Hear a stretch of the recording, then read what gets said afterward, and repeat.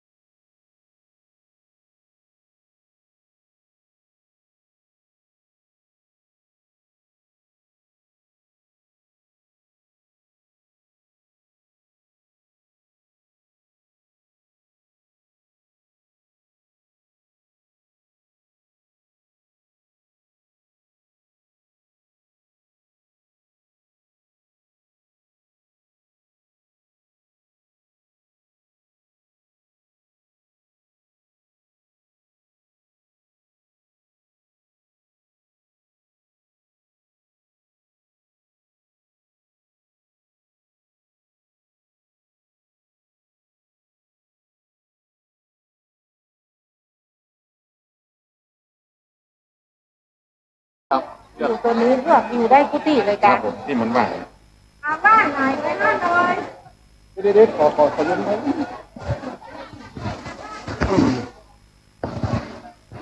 ครับขอประชาสัมพันธ์น้อยนะครับสมาชิกกลุ่มสาวทุกกลุ่มทุกวัดนะครับมาถึงแล้วก็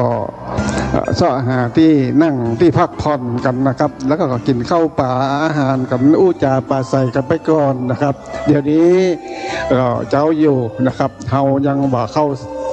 ในพิธีการพิธีการเฮาก็จะเริ่มประมาณเที่ยงนะครับเที่ยงดำเนินการต่อไปนะครับแล้วก็ท่านมาถึงแล้วโต๊ะทะเบียนนะครับโต๊ะทะเบียนอยู่ตั้งหน้าปุ้นนะครับตั้งหน้าตั้งใต้นะครับ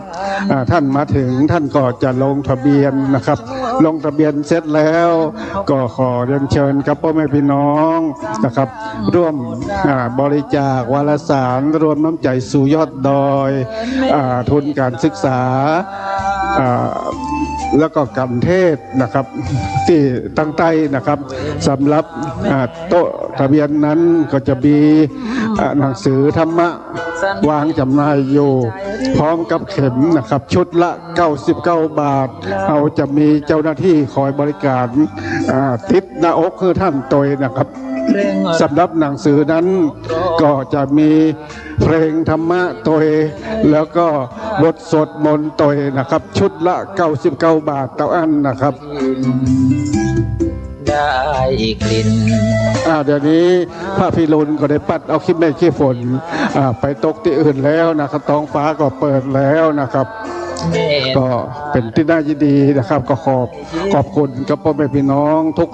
กลุ่มทุกท่านนะครับ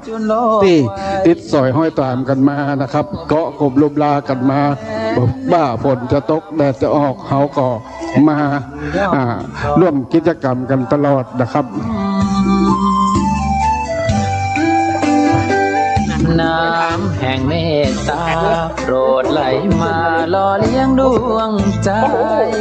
มาช่วยยุติเหตุร้ายปรับใจให้เกิดสุขล้ำถึงจนเงินทองแต่พองเราไม่ใจดำโลกสวยด้วยเมตตาธรรมใจช้ำก็คงชุ่มชื่น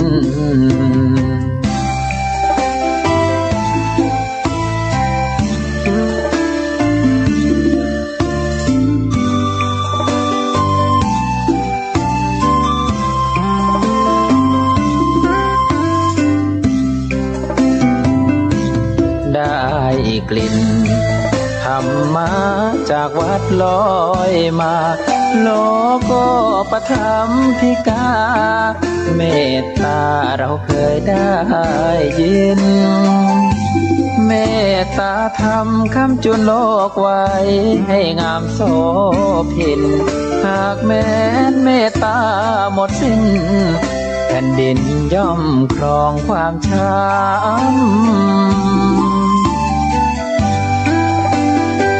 น้ำแห่งเมตตาโปรดไหลมาหล่อเลี้ยงดวงใจมาช่วยยุติเหตุร้ายปรับใจให้เกิดสุขล้ำถึงจนเงินทองแต่พองเราไม่ใจดำโลกสวยด้วยเมตตาธรรมครับขออนุญาตประชาสัมพันธ์นะครับเจ้าของรถที่จอดนะครับถ้าหากว่าจอดยาวขอความกรุณาจอดให้เป็นระเบียบเรียบร้อยนะครับครับก็ขออนุโมทนาสาธุนะครับกับบรรดาเจ้าของโรงทานก็มีมาเพิ่มเติมนะครับมีวัดเหล่ามนทาทิพย์เหล่าเป้าหมู่ที่3ตำบลดอยหล่ออันนี้ก็ได้นำขนมเส้นหรือว่าขนมจีนมานะครับขอกราบอนุโมทนาสาธุกับบรรดาเจ้าภาพที่ได้ร่วมกันนะครับบริจาคและนำสิ่งของเพื่อที่จะได้นำไปสู่ยอดดอยในวันที่13-14 ธันวานะครับ ขมาธรรมา ก็มีกลุ่มวัดยางกวง กลุ่มวัดป่า ทรงชี้ทุกสิ่งนี้มีใจนำพาก่อนคิด ป่าพริกในอีกอะครับ ถ้าอ่านว่าบาชัดบาถูกขอสุมาภัยด้วยเนอร์เพราะว่าคนเขียนนั้นบ่ได้อ่าน คนอ่านนั้นก็บ่ได้เขียนนะครับ ชั่ว ตัวหนังสืออาจจะวัดไปตามความเคยชินลายมือของผู้เขียนนะครับ ใคร คุณพันศักดิ์คุณบานเย็นนะครับ ก็ดีจะทำ สีใจ ก็ อันนี้ผมอ่านรายชื่อที่เพิ่นได้ร่วมบริจาคชุมชนหนองเซงฟ้าห้าม ดุดล้อที่หมุนตามรอยเท้าโคนั้นไงผลกรรมนั้นขอให้จัดให้ใจกายอย่าหลง ครับตัวหนังสือมันน้อยนะครับ ก็จะมีกลุ่มวัดยางกวงนั้น60 บาท เป็น วัดป่าพริกใน50 บาท คุณพันศักดิ์คนบันเย็นสีใจ20 บาท น้ ชุมชนหนองเส้งฟ้าห้าม50 บาทนะครับ วัด ำสายใจเหมือนสองฟ้า หนองเต่าคำ100 บาท เดิน วัดท่าสะตอย40 บาท ครอบครัว เลย มนัสชัยธิดาวงเทวัน 100 บาท แม่อุ้ยค เศรษฐามโนมยาบาลีพระพุทธองค์ทรงชี้ ำแม่อุ้ยคำ2 เผ่า มี ยางกวงอีกครับ ผม มีใจเป็น 200 บาท สำเร็จด้วย แม่ แน่ชัวร์สุข อัชรามนทิชุมชนเทียมพร หัวก็ใจ 20 บาท มา แม่ออดหลวงแดง7 ยอด 20 บาท ชุมชนเทียมพร 50 บาท คุณแม่ปิมปามาลัยข้าวสาร5 ถุง ใจ ผ้าห่ม1 ผืนนะครับ รวมเป็น900 บาทนะครับ ทำใจ แม่อุ้ยแม่อัมพรอินทชัย40 บาท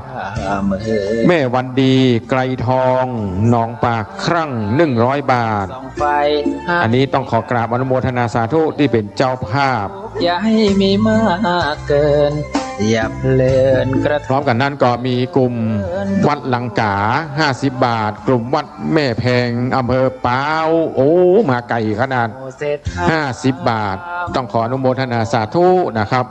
บาลี แม่จะอยากจะได้ พุทธองค์ทรงชี้ หอมก้าหยัง ทุกสิ่งนี้ แม่จะหอมหยังตัวลงทะเบียนปุ่นอ๋อแม่มาร่วมทำบุญ เสร็จด้วย บริจาคยอดดอยเนาะ ทุกข์และความ ขอชื่อแม่ด้วยเนอะขอ มอง อาจารย์เขียนนะครับ ก็ใจสั่งมา ดีชั่วหัว แม่เพ็ญศรีพวงมะลิเนี่ยร่วมทำบุญ รวมน้ำใจสู่ยอดดอย จากอำเภอแม่ริมแห่ม200 บาท อนุโมทนาสาธุกับคุณแม่เนอะครับ อยู่เย็นเป็นสุขเป็นร่มโพร่มใสฮือกับลูกกับหลาน ได้กินได้ทานนะครับ อย่าเจ็บอย่าจนสาธุสาธุครับ ใครที่จะมาร่วมทำบุญที่กองอำนวยการนี้ก็ได้นะครับสำรับสตางค์ที่เปิ้นเอาใส่กับยอดลงทานท่านว่าคุณเจ้าเปิ้นบอกว่าเอาใส่ตัวกันเต้ตอนนี้อยู่ที่ผมนี่นะครับกำเดียวเราจะได้ร่วมกันใส่กันเต้ด้วยกันนะครับเนาะขออนุโมทนาสาธุเน้อนะครับผมยื้อท่านประธานเอาไปใส่กันเต้นะครับ ความสุข ขอ ที่ใจ อะไรก็เริ่ม ประชาสัมพันธ์นะครับ ขอบคุณกับบรรดาพ่อแม่พี่น้องนะครับ สิ่งดี ที่ได้ร่วมกัน มา ทำบุญ หลงทางเรื่อย รวมน้ำใจสู่ยอดดอย ปีนี้ก็ไปที่โรงเรียนบ้านนาห้องตำบลแม่ซึกอำเภอแม่แจ่มจังหวัดเชียงใหม่ ดังว่ามา ในวันที่ 13-14 ธันวา ลองถามใจดูสักครั้ง พอหรือยังในวันนี้ พอใจกับสิ่งที่มี ยินดีในสิ่งที่ใช่ โลภโมโทสันเข้าตา เห็นข้าคดโกงวุ่นวายทำชั่วก็อันตรายจิตใจไปอเวจี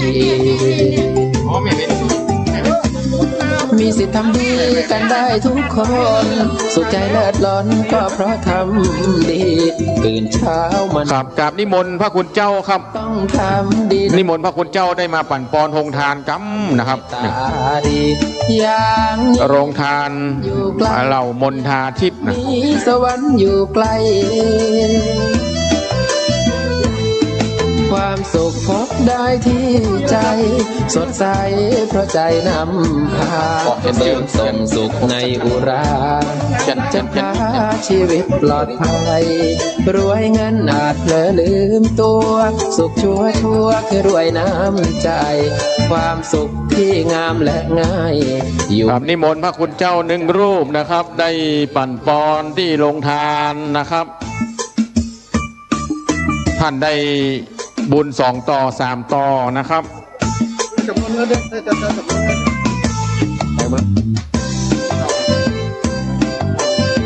สำหรับปัจจัยที่ท่านได้ร่วมกับโรงทานนะครับ ท่านได้ทำบุญโรงทานเป็นที่เรียบร้อย แล้วท่านยังจะได้ปัจจัยของท่านยังจะได้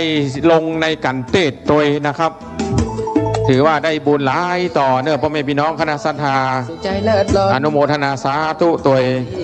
ขอขอบคุณคุณจิรศักดิ์จักสุวรรณนะครับ ดีนะวันนี้ คณะศรัทธาได้ร่วม ตาดีอย่างนี้สวรรค์ นปค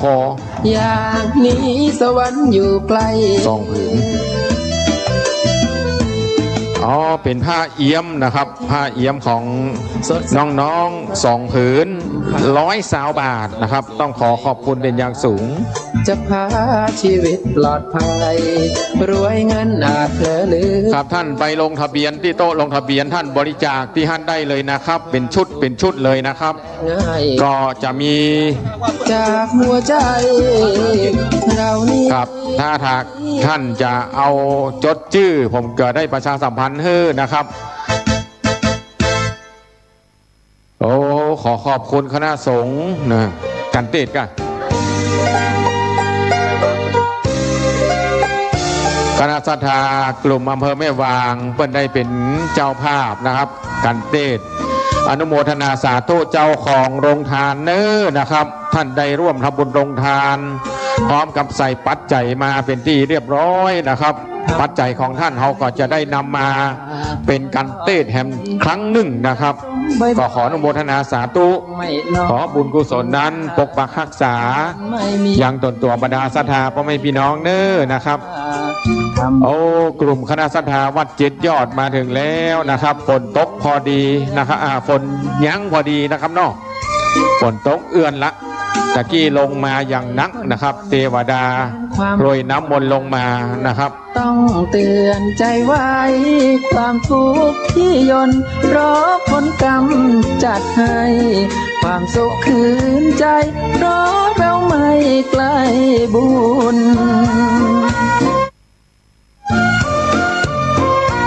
ครับคุณแม่เปิ้นก็ได้เดินทางมา เราถึงฝัน พอมาหันผมประชาสัมพันธ์เปิ้นก็ได้โอ้มาทำบุญโดวยกันว่ะ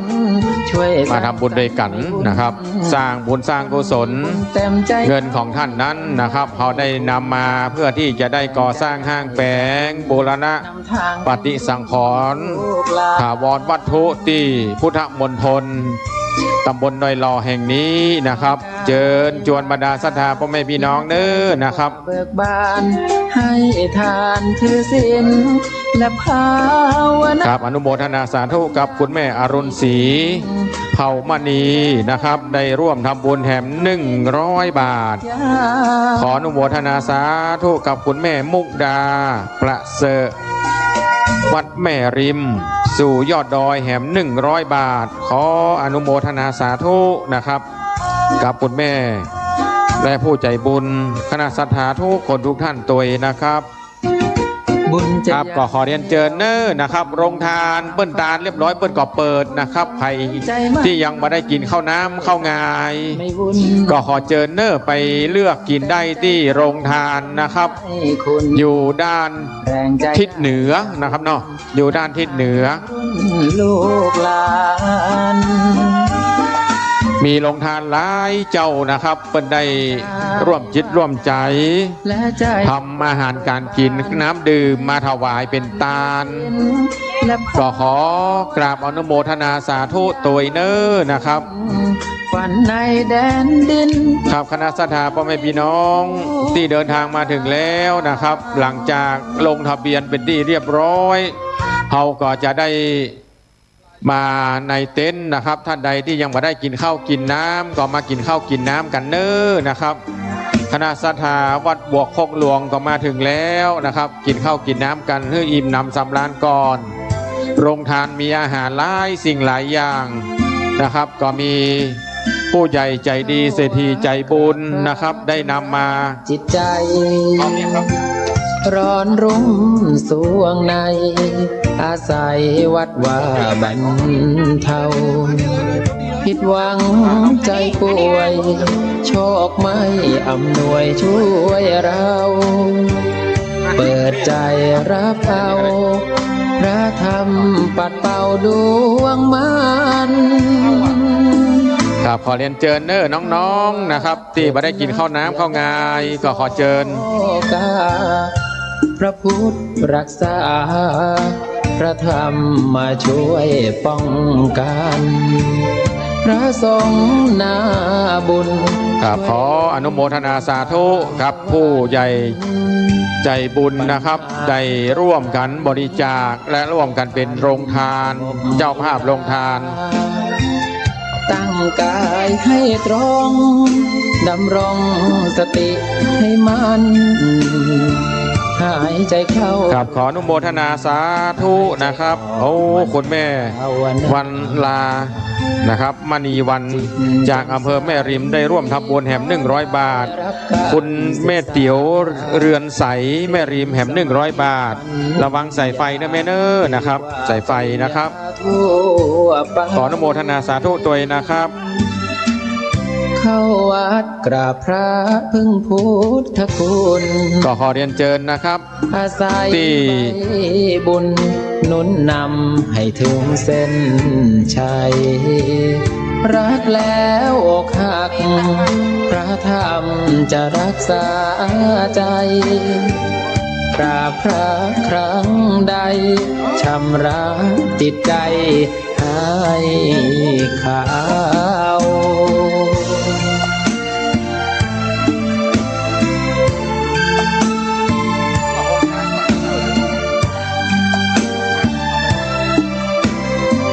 กับขออนุญาตประชาสัมพันธ์นะครับ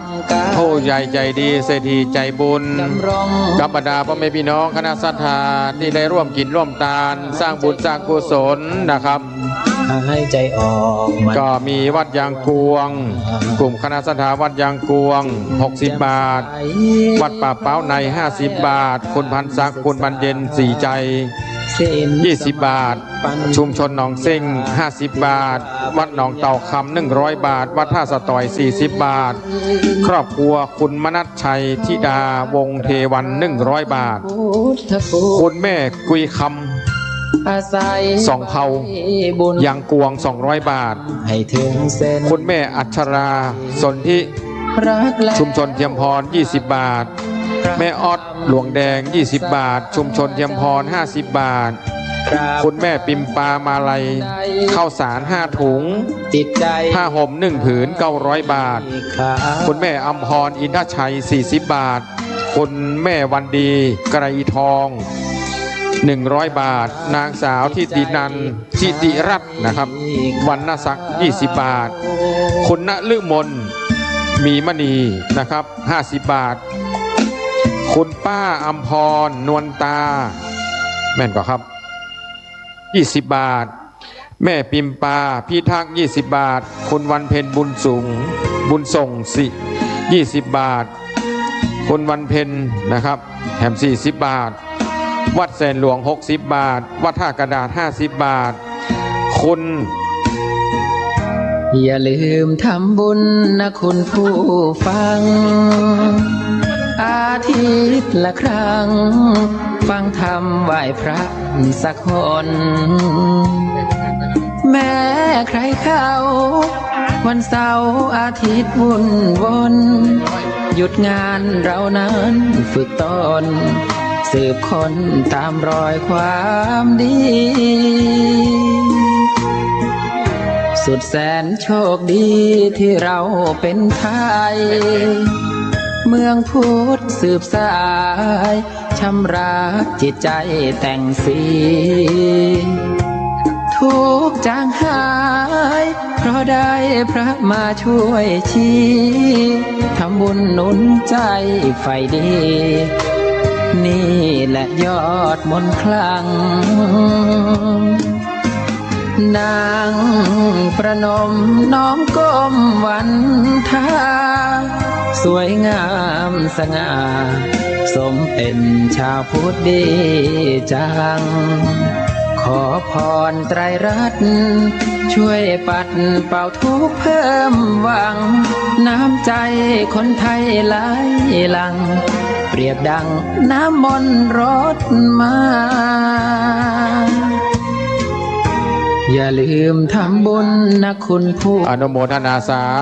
ธุกับแม่ทองม้วน กันอีกครั้ง กัน มีบุญให้โมทนา กันทะปินตาพร้อมกับครอบครัวได้มาร่วมทำบุญเพิ่มเติมแถม100 บาทขออนุโมทนาสาธุกับบรรดาสถาพ่อแม่พี่น้องตัวเนอตากระดาษนะครับ มาจากตากระดาษ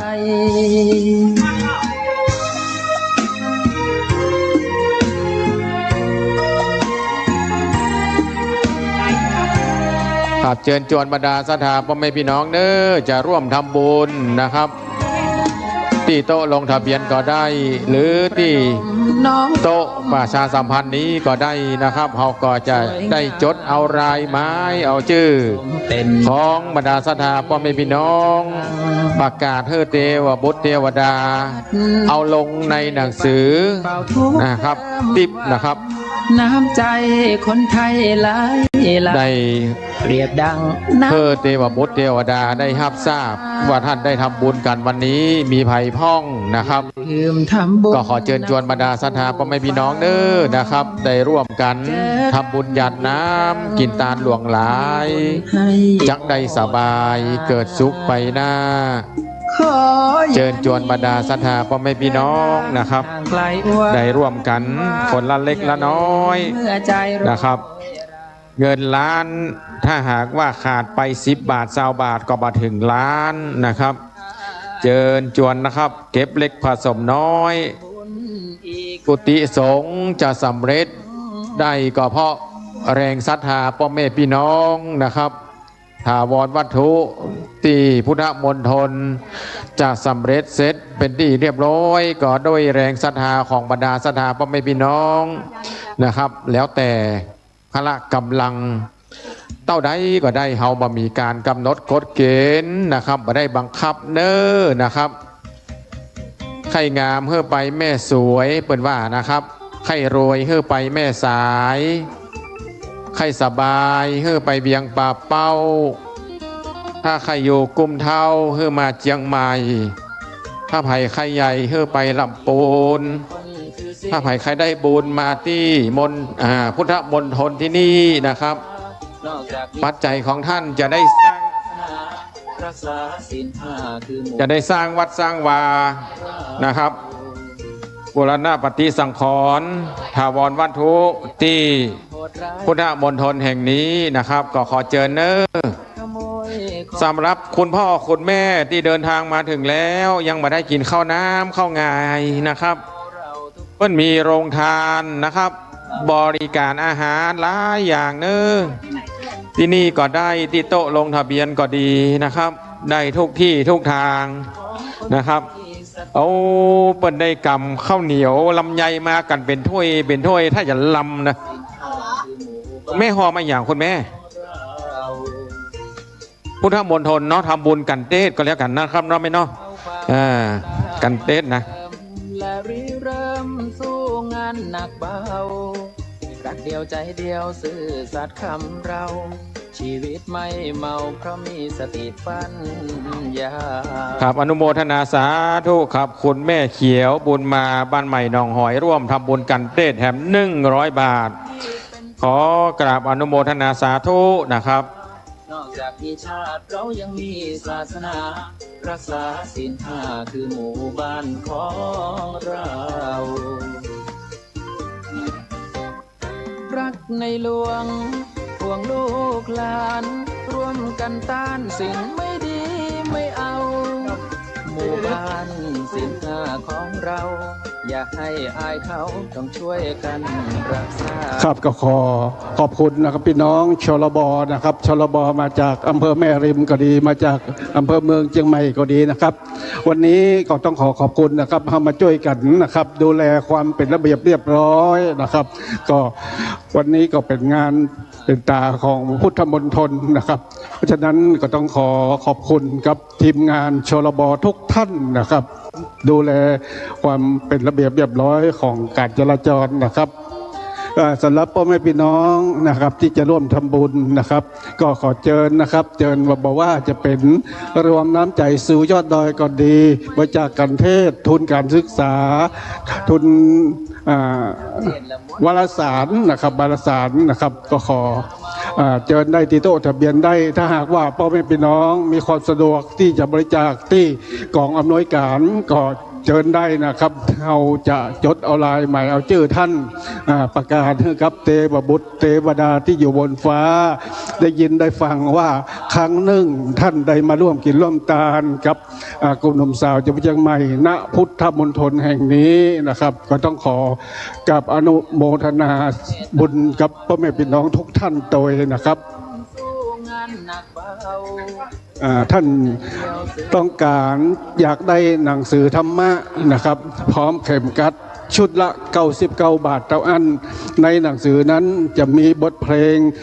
งธรรมะหลายๆเพลงที่เราจะฮ้องดังกันที่ต่อไปนี้นะครับแล้วก็มีบทสวดมนต์โดยนะครับเพราะฉะนั้นก็ต้องขอประกาศประชาสัมพันธ์กับพ่อแม่พี่น้องโดยนะครับที่จะร่วมทำบุญนะครับบอกว่าทุนการศึกษาก็ดี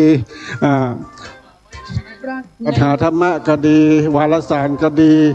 กันเทศก็ดีนะครับเชิญที่โต๊ะทะเบียนนะครับถ้าหากว่าท่านสะดวกมาที่กองอำนวยการที่ประชาสัมพันธ์แห่งนี้ก็ดีเราจะได้จดเอาลายหมายเอาชื่อท่านนะครับหมู่บ้านนี้มีแต่คนถือศีลที่นี่เป็นถิ่นของคนมีศรัทธานอกจากมีชาติเรายังมีศาสนารักษาศีลห้าคือหมู่บ้านของเรานอกจากมีชาติเรายังมีศาสนารักษาศีลห้า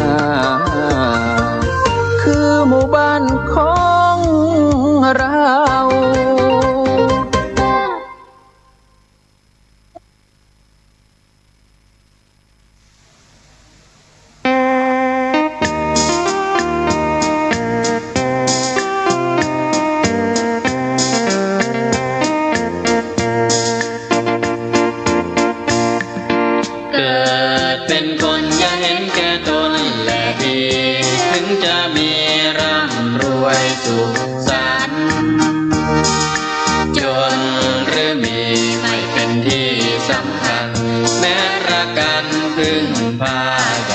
ตัดไม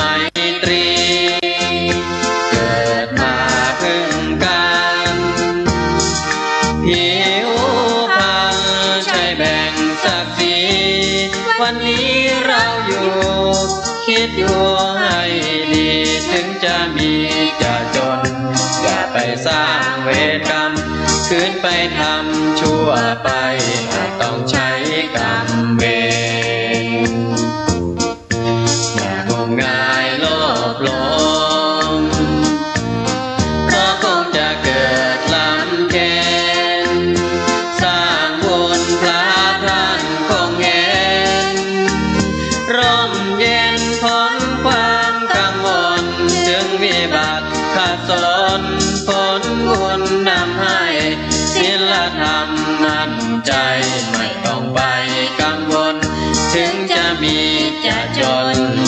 กุศลดลใจ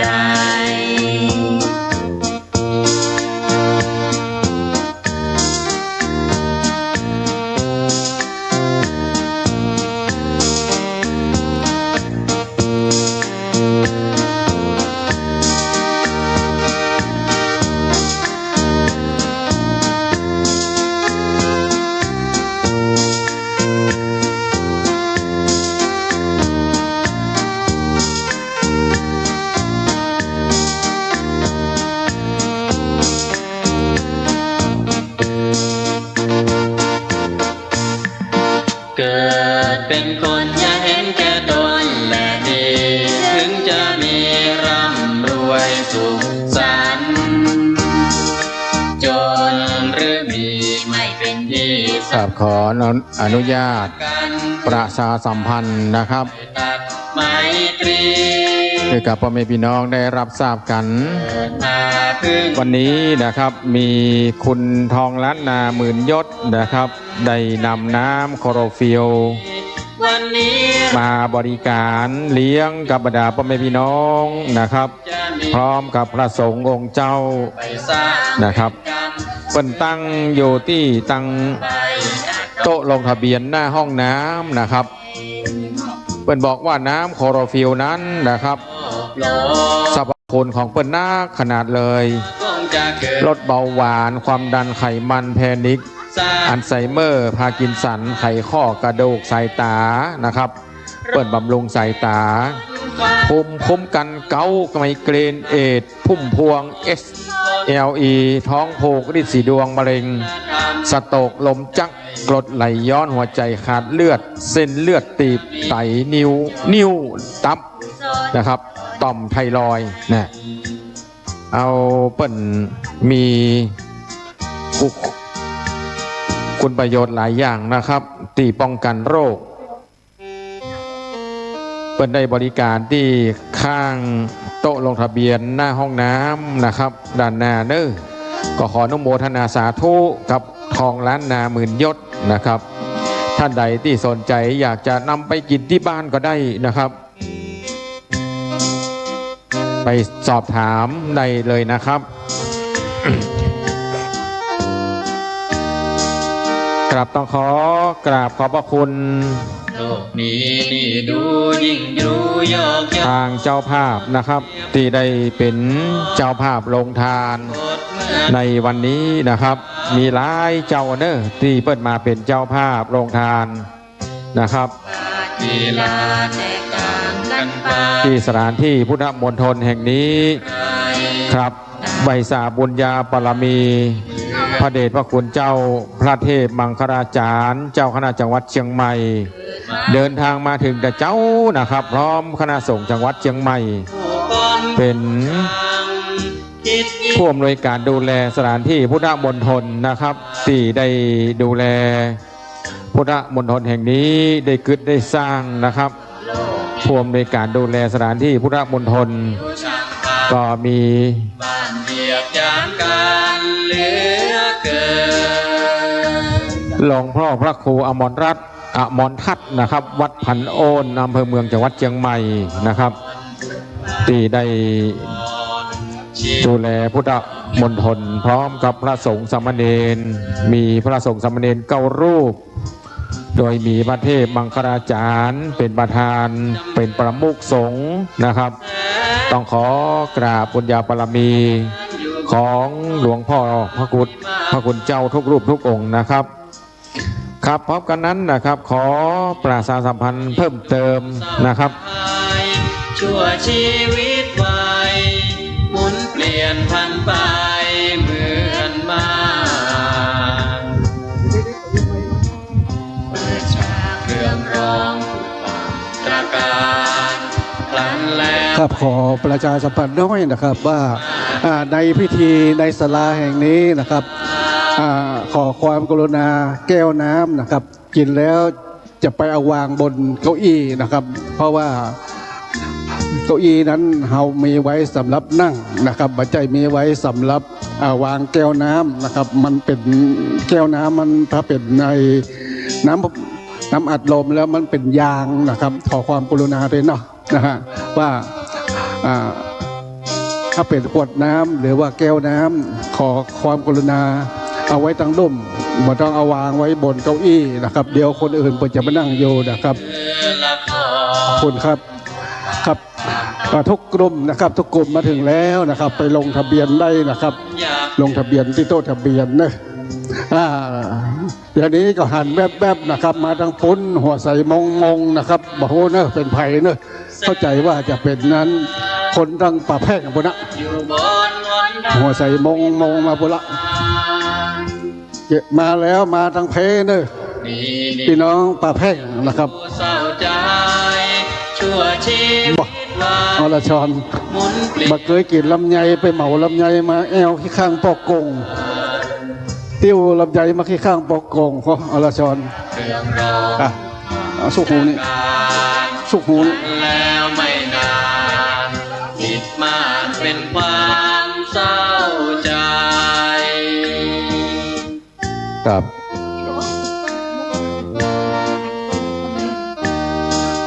ครับขอบคุณนะครับเจ้าของโรงทานลำไยโอ้เม็ดบะเละบะเล่นนะครับถ้าจะเป็นลำไยกะโหลกครับขออนุโมทนาสาธุกับแม่แอดทิตินันเชื้อเมืองพานและเพื่อนๆนะครับได้ร่วมกันออกโรงทานข้าวเหนียวลำไยขอบคุณแม่น้อยณัฐนิตแส่เตียและเพื่อนๆร่วมออกโรงทานน้ำลำไยนะครับ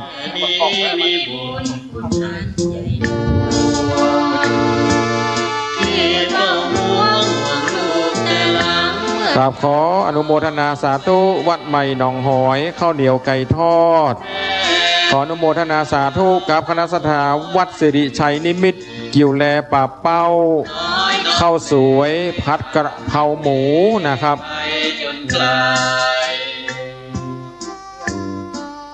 แต่เล็กจนโตแม่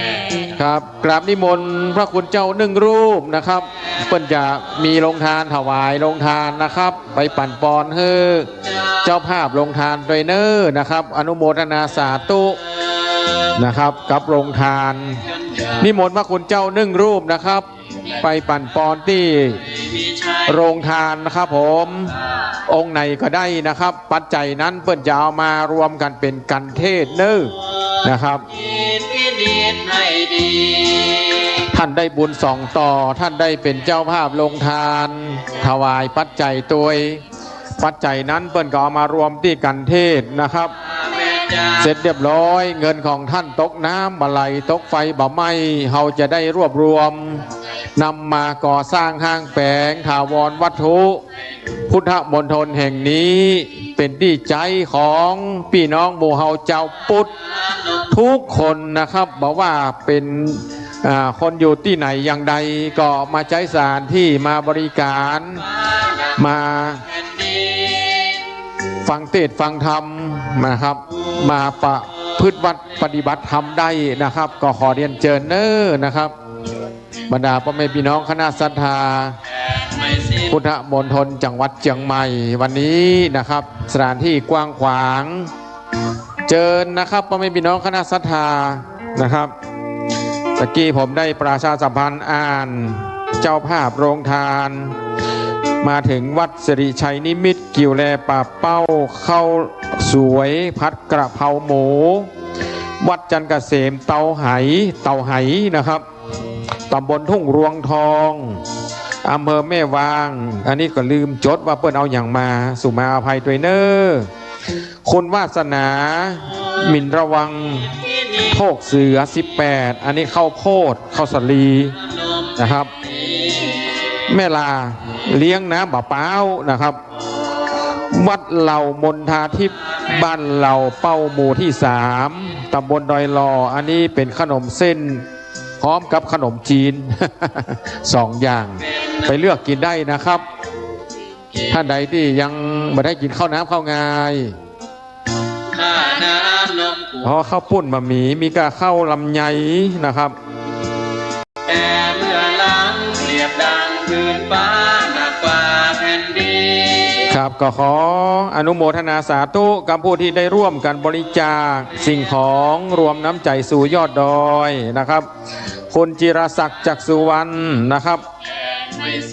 ผ้ากันเปื้อน2 ผืน120 บาทหรือว่า100 ซาวแม่มุกดาประเสริฐวัดแม่ริมสู่ยอดดอย100 บาทคุณวันลามณีวันแม่ริม100 บาทคุณเตี๋ยวเรือนใสคุณแม่เตี๋ยวเรือนใสแม่ริมแหม100 บาทคุณเมตามั่นแม่ริมแหม100 บาทวัดลังกา50 บาทวัดแม่แพง50 บาทคุณแม่ทองม้วนกันทะปินตา100 บาทนี่อยู่ฟ้าห้ามนะครับคุณแม่ศรีวิมลนางมูล20 บาทคุณไพลินสุขุมกับมนจันทร์นะครับ20 บาทคุณแม่เขียวบุญมา100 บาทอันนี้เป็นกันเต้เป็นบอกมานะครับอนุโมทนาสาธุกับบรรดาศรัทธาพ่อแม่พี่น้องนะครับพร้อมกันนั้นก็ยังมีรวมน้ำใจสู่ยอดดอยนะครับวัดป่าแดง60 บาทคุณจุธามาศอินตทา20 บาทป่าเหียวคุณพัทรากุมาร20 บาทวัดฝ่ายหิน20 บาทใส่ใจเมาลำประเสริฐ20 บาทแสงอรุณขันวิชัยไม่ก่อนเนี่ยถ้าอ่านบัตรถูกสุมาอภัยตัวเองนะครับ20 บาทคุณวิเชียรบุญมี100 บาทคนสิริกัญญาปิงพิสาร50 บาทคุณวรัญญา50 บาท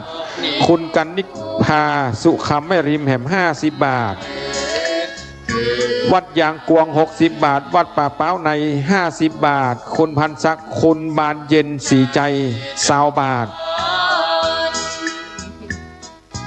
ชุมชนหนองเซ้ง50 บาทวัดหนองเต่าคำ100 บาทวัดท่าสะต่อย40 บาทครอบครัวคุณมนัสชัยธิดาวงเทวัน100 บาทคุณแม่กุยคำ2 เผายางกวง200 บาทแม่อัชราสนธิชุมชนเทียมพร20 บาทชุมชนเทียมพรแหม50 บาทแม่ปิมปามาลัยข้าวสาร5 ถุงผ้าห่ม1 ผืนเป็นเงิน900 บาทคุณแม่พิมพรอินทชัยแหม40 บาทแม่วันดีไกรทอง100 บาทนางสาวทิตินันทิติรัตน์วรรณศักดิ์20 บาทคุณณฤมลมีมณี50 บาทคุณป้าอัมพรนวลตา20 บาทแม่ปิมปาพิทักษ์20 บาทคุณวันเพ็ญบุญสูงบุญส่ง20 บาทคุณวันเพ็ญแหม40 บาทวัดแสนหลวง60 บาทวัดท่ากระดาษ50 บาทคุณแม่วราวดีวังประภา50 บาทอันนี้ก็เป็นรายชื่อที่ได้ร่วมทำบุญนะครับขออนุโมทนาสาธุกับบรรดาศรัทธาพ่อแม่พี่น้องทุกคนทุกท่านนะครับปัจจัยของท่านนะครับเงินของท่านที่ได้มาด้วยหยาดเหงื่อแรงกายตั้งใดก็ดีนะครับที่ได้มาร่วมสร้างบุญสร้างกุศลของบุญกุศลนั้นจงมาปกปักรักษาตนตัวบรรดาศรัทธาพ่อแม่พี่น้องเพื่อได้อยู่เย็นเป็นสุขเจริญการกุ้งรุ่งเรืองคิดสิ่งใดทำสิ่งใดสมคำมุ่งมา่ปรารถนาไปทางเหนือก็ขอให้ได้ไปทางใต้ก็ขอให้รวยซื้อหวยก็ขอให้ถูกมีลูกก็ขอให้อยู่ถ้อยฟังกรรมเป็นคนดีของสังคมนะครับขออนุโมทนาสาธุกับบรรดาศรัทธาพ่อแม่พี่น้องทุกคนทุกท่าน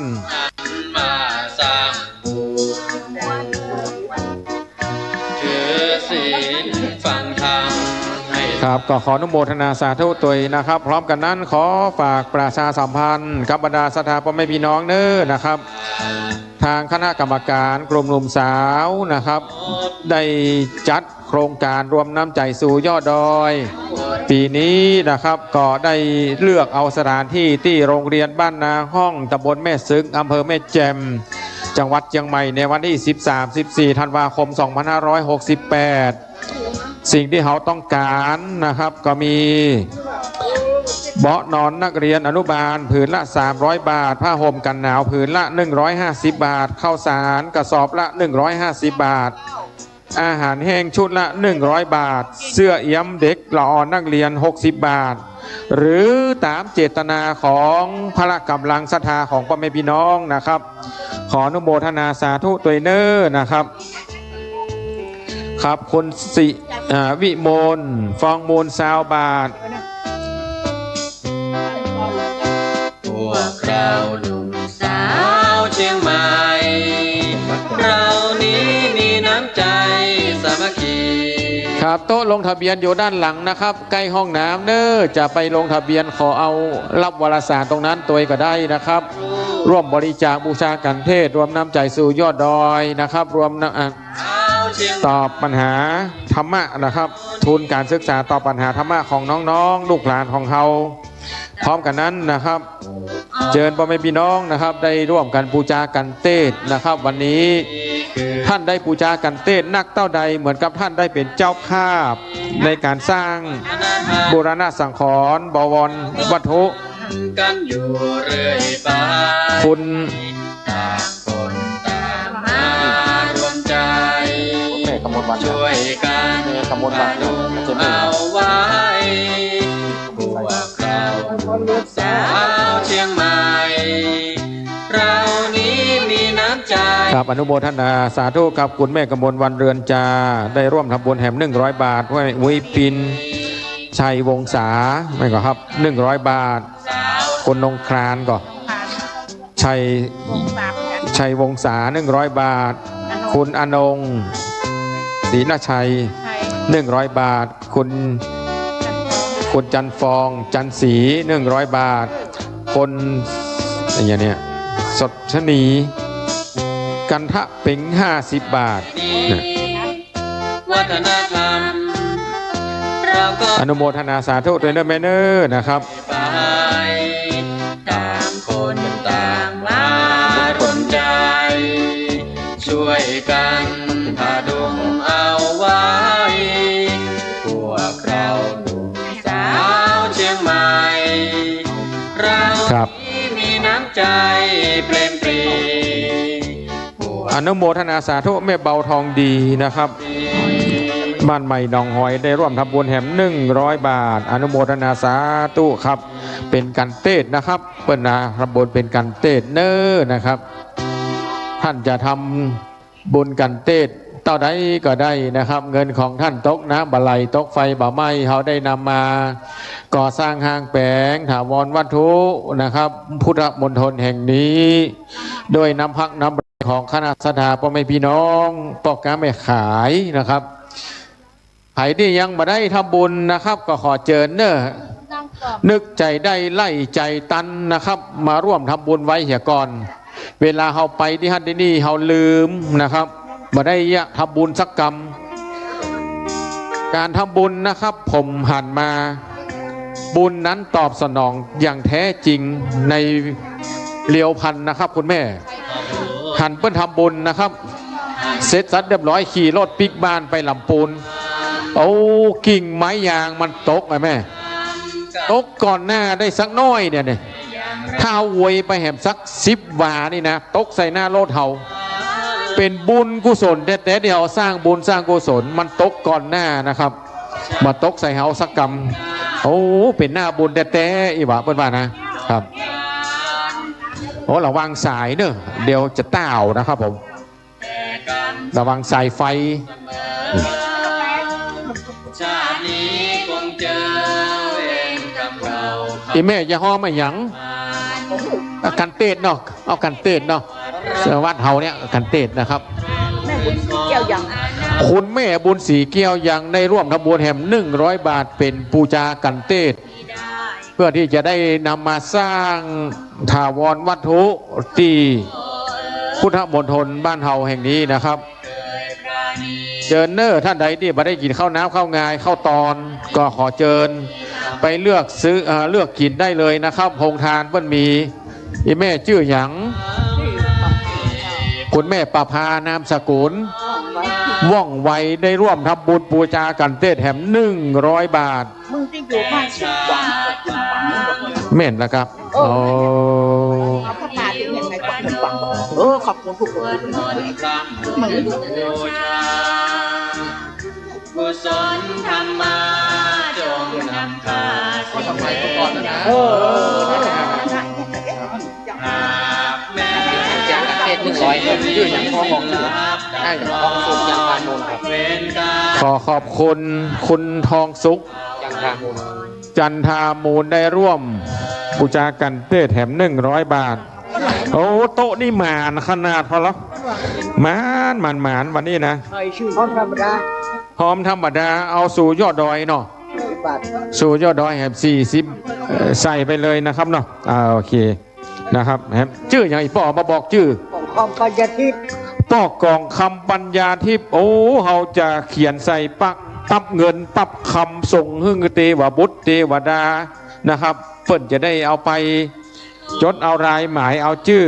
นะครับ40 บาท50 บาทผมทอน50 บาทเนาะคุณแม่อย่างครับคุณพี่อย่างครับแม่ของคุณพี่ของสี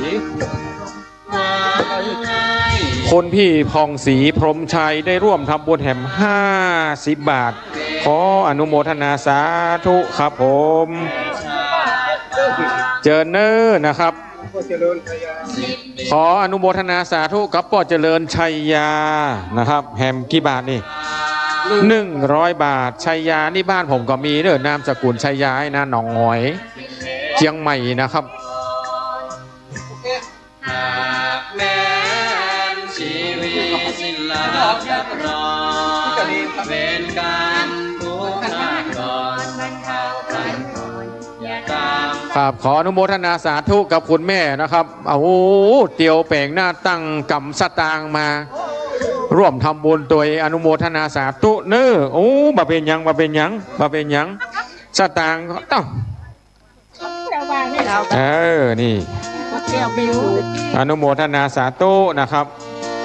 ขอเอากระสอบมาใส่สตางค์นี่กำเตอครับบัดเดี๋ยวนี้โอ้เจ้าศรัทธาเปิ้นได้มาร่วมกินร่วมทานทำบุญอย่างมากปวงหลวงหลายนะครับสตางค์ปิ๋ววุ่นพ่อแม่ปิกไปนี่นะผมว่าแหมวันพกวันฮือมีหลายคนเป็นมหาเศรษฐีแน่นอนเนอะนะครับเกิดสิ่งใดทำสิ่งใดสมปรารถนามันจะออกวันโพกวันเฮออีแม่ก็จะได้โอ้คนยายไปเดียวนี่นะเปิ้นถูกหวยนะเปิ้นไปกินไปตามที่ผู้ทำมณฑลเปิ้นสำบุญวันนี้เปิ้นถูกหวยในบักห้องน้ำอยู่ตั้งหลังศาลานี่เนอะตีโต๊ะลงทะเบียนนะครับห้องน้ำนักขนาดโอ้มากันมาเป็นสายเลยนะเนี่ยทำบุญสายบุญแท้ๆนะครับก็ขอให้บุญกุศลนั้นสะท้อนย้อนปิกมาปกปักตนตัวของคุณแม่คุณพ่อนะครับโชคดีมีชัยนะครับ ไม่เห็นได้ดีเหมือนว่า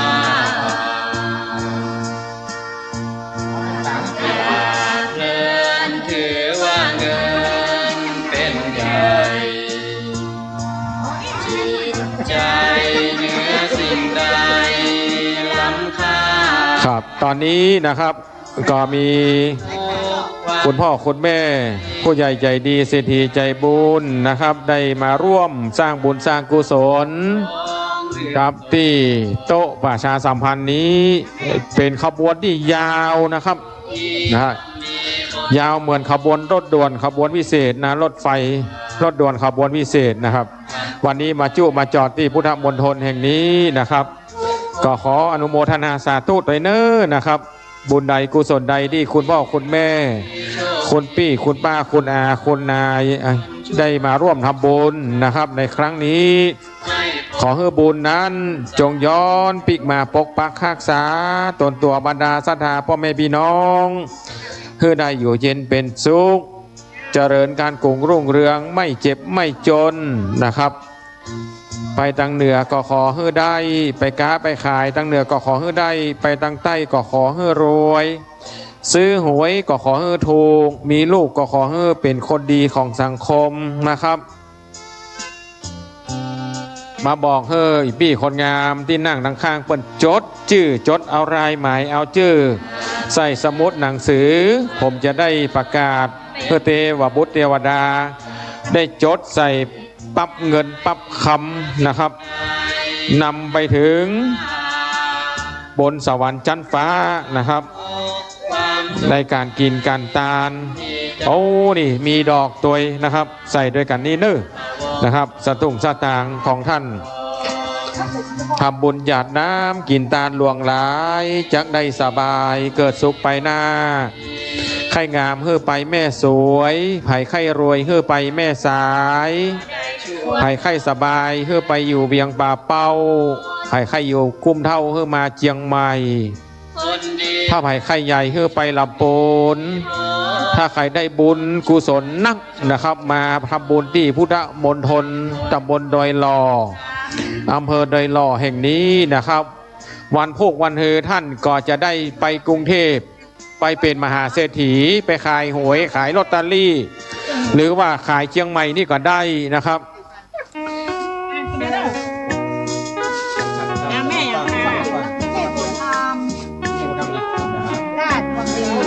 ขอบคุณอนุโมทนาสาธุแม่บุญธรรมล่าดวงดีได้ร่วมบริจาคอนุโมทนาสาธุตัวนะครับใส่ในถุงนี่เลยครับคุณแม่อนุโมทนาสาธุนะครับครับจำนวน100 บาทนะครับขออนุโมทนาสาธุโดยเน้อนะครับทำบุญหยาดน้ำกินตาลหลวงหลายจักได้สบายเกิดสุขไปหน้าวิสาขบูชาน้อมวันทาพุทธองค์โดยพร้อมสาธุนำส่งศาสนาเดือน6ครับขออนุโมทนาสาธุกับคณะสัทธาพ่อหนานตาปูเหลืองพร้อมด้วยครอบครัวทำบุญสร้างพุทธมณฑล200 บาทสาธุสาธุสาธุครับช่วยกันเผยแผ่พระธรรมทั่วสถานสร้างผลบุญเกื้อกูลแต่สุนทรทานครับปัจจัยพ่อแม่พี่น้องได้ร่วมทำบุญนั้นนะครับเป็นกำแพงแก้วเป็นกำบังเคราะห์ภัยสิ่งเลวร้ายนะครับมาฮือมาต้องมาต่ำตนตัวบรรดาศรัทธาพ่อแม่พี่น้องเน้อสวัสดีพ่ออาจารย์นะครับพ่ออาจารย์เข้ามาแล้วกุศลผลจะเพิ่มสุขเสริมใจครับพ่ออาจารย์ดูสิกินข้าวระยังนะครับเดินทางมาถึงแล้วน้อนะครับครับอนุโมทนาสาธุกับบรรดาศรัทธาพ่อแม่พี่น้องนะครับทุกคนทุกท่านบุญใดกุศลใดนะครับที่พ่อแม่พี่น้องได้ทำมาเมื่อครั้งก่อนตลอดจนถึงวันนี้ปัจจัยของท่านเป็นแบงค์ร้อยแบงค์ซาวแบงค์10ก็ดีนะครับก็ขอเป็นกำแพงแก้วปกป้องคุ้มครองคุ้มภัยตนตัวบรรดาศรัทธาพ่อแม่พี่น้องเสริมบารมีคือกับตนตัวของพ่อแม่ศรัทธาได้อยู่เย็นเป็นสุขเจริญการกุ้งรุ่งเรืองพุทธคุณโดยพร้อมจิตเจือจุนพุทธศาสตร์ตลอดสมัยประกอบจิตกุศลผลจะเพิ่มสุขเสริมใจ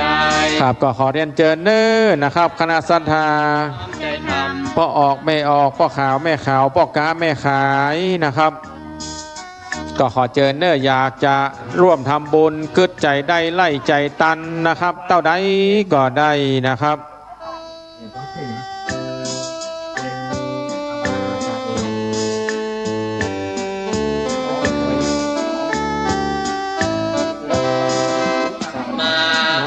บูชาวันภูวาพระปาติโมกข์ชาวพุทธทั่วโลกต่างคำนึงถึงความหมายพระพุทธตรัสคำบาปกรรมครับตอนนี้เวลา 11:48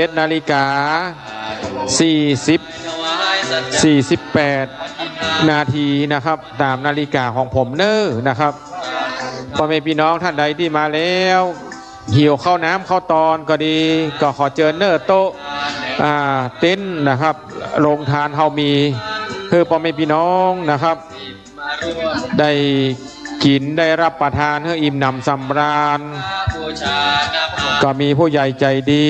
นะครับเจ้าศรัทธาแม่แอดทิตินันเชื้อเมืองผานและเพื่อน เป็นข้าวเหนียวลำไยแม่น้อย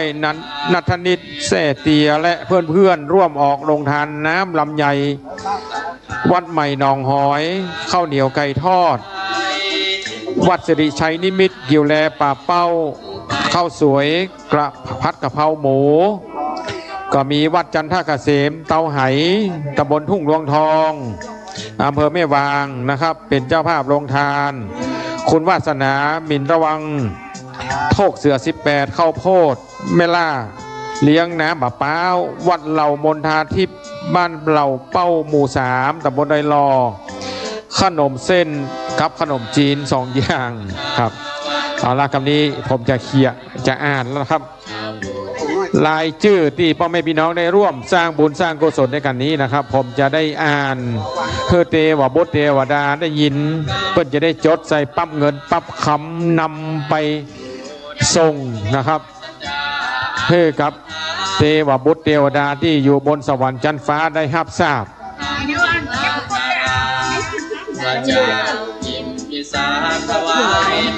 ครับอนุโมทนาสาธุบุญญาบารมีท่านหลวงพ่อเจ้าคุณพระเทพมังคลาจารย์เจ้าคณะจังหวัดเชียงใหม่พร้อมคณะสงฆ์ทั้งจังหวัดเชียงใหม่นะครับเป็นประธานดำเนินงานที่พุทธมณฑลดอยลอแห่งนี้นะครับแล้วกันนั้นก็ขออนุโมทนาสาธุบุญญาบารมีไวสาบุญญาบารมีท่านพระครูอมรธรรมทัศน์วัดผันโอนนะครับผู้อำนวยการดูแลสถานที่พุทธมณฑลมีพระสงฆ์จำพรรษา9 รูปนะครับโดยมีหลวงพ่อพระเทพมังคลาจารย์เป็นประมุขสงฆ์ขอไวสาบุญญาบารมีทุกรูปทุกองค์นะครับอนุโมทนาสาธุกับคุณแม่เนอเดี๋ยวผมจะได้อ่านเอารายชื่อของคุณแม่ไปเฮือเทวบุตรเทวดาลงในปั๊บเงินปั๊บคำนำไปขึ้นไว้ในสวรรค์นะครับบุญกุศลของพ่อแม่พี่น้องได้ทำในวันนี้นะครับตกน้ำบะไหลตกไฟบะไหม้ไปทางใดก็มีโชคมีใจนะครับคิดสิ่งใดก็สมคำมุ่งมั่นปรารถนาโรคภัยไข้เจ็บบ่ต้องถามหาจึงบ่เข้ามาใกล้มากายพ่อแม่พี่น้องพ่อแม่พี่น้องได้ถวายปัจจัยเป็นกำแพงแก้วมาเกิดมาเกิ้งสิ่งบดีเพื่อกับพ่อแม่พี่น้องเป็นที่เรียบร้อยนะครับ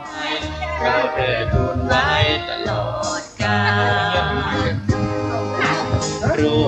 วมกันเสริมสุขพุทธศาสนาไปด้วยใจสมัครสมานสัญลักษณ์นพกาจะเป็นสีวิญญาณการกระแสคำสอนโลกา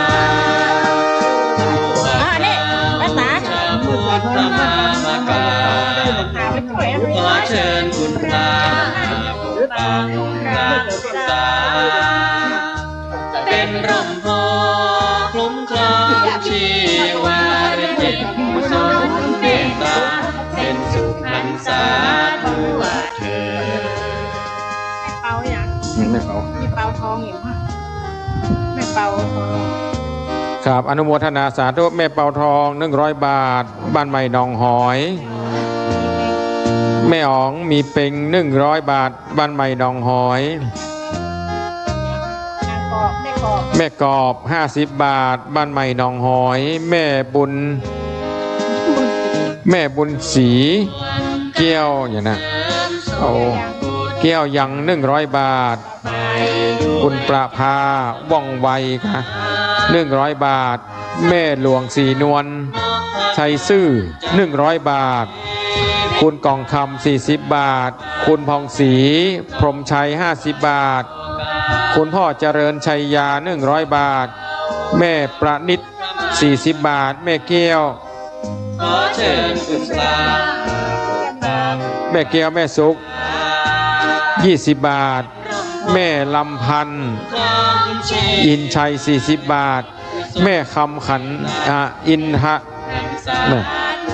แม่คำอินทาอีก40 บาท ถ้าผมอ่านผิดไปสุมาอภัยด้วยไม่เนอข้อคนเขียนมาได้อ่านคนอ่านมาได้เขียนคนเขียนเปิ้นวัดน้ำไปเขียนไว้พวกคนมันมาหลายมานั่งนะแม่คำปันอินใจมา100 บาท แม่บัวชื่น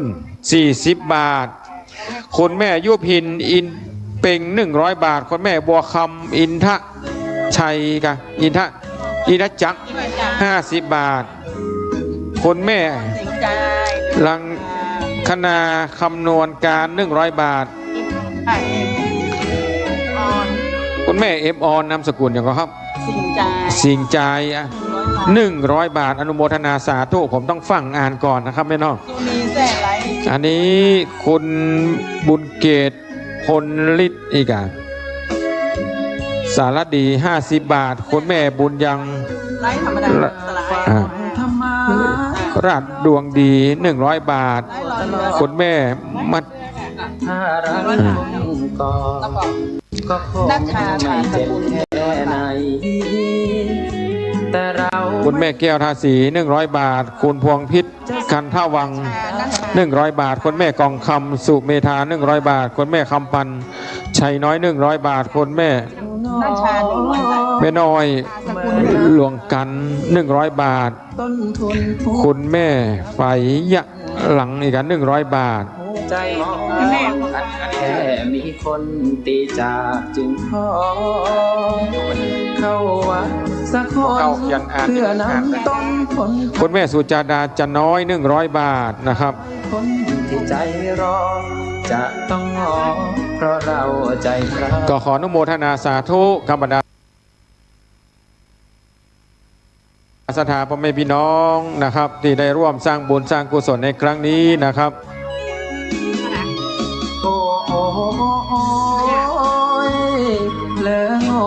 ตลอดครับขออนุโมทนาสาธุคุณพ่อนาวาอากาศสนองอาจารย์พรพันธ์ทีตัดผมล้างสวยยิ่งบ้าควรหาปัญญาคุ้มลอดทอง200 บาทพ่อหลวงธงชัยสารดีหีทุ่งรวงทอง100 บาทศรัทธาป้อหนานตัวปูเหลือง200 บาทแม่บุญยงอินชัยพร้อมลูกหลาน100 บาทคนรัชนีอินทกุล100 บาทเนี่ยหลายชื่อทั้งหมดนี้นะครับเป็นได้มาร่วมสร้างบุญสร้างกุศลเขาอนุโมทนาสาธุคุณแม่ยังก็กี่บาทเนี่ยคุณแม่จันแม่จันมันนี่บาทแดงเนาะแม่แสงจันนามสกุลมณีวันได้ร่วมทำบุญแห่ม100 บาทอนุโมทนาสาธุครับเงินของท่านแบงค์100แบงค์ปันแบงค์20แบงค์50เป็นกำแพงแก้วนะครับปกปักรักษาปกป้องคุ้มครองตนตัวของเจ้าศรัทธาเนอคนพี่นิตานามสกุลยังก็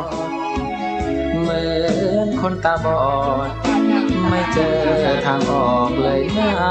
คนพี่นิตาพงพี่พัดแหม100 บาทถูกเกณฑ์เข้าฟังธรรมมาตัดผมล้างสวยยิ่งบ้าควรหาปัญญาคุ้มใจไม่ต้องไปเรียนวิชาอกหากษาสตร์แค่เราใช้ธรรมชาติรับมือกับทุกหลากหลายครับขอบคุณอนุโมทนาสาธุคุณเอ็มออนชื่นใจ100 บาทโฆษณีแค่ลองตรองคิดเรื่องตายทุกในหัวใจก็ถูกลบเลือนอาจารย์โรงเรียนนันดารา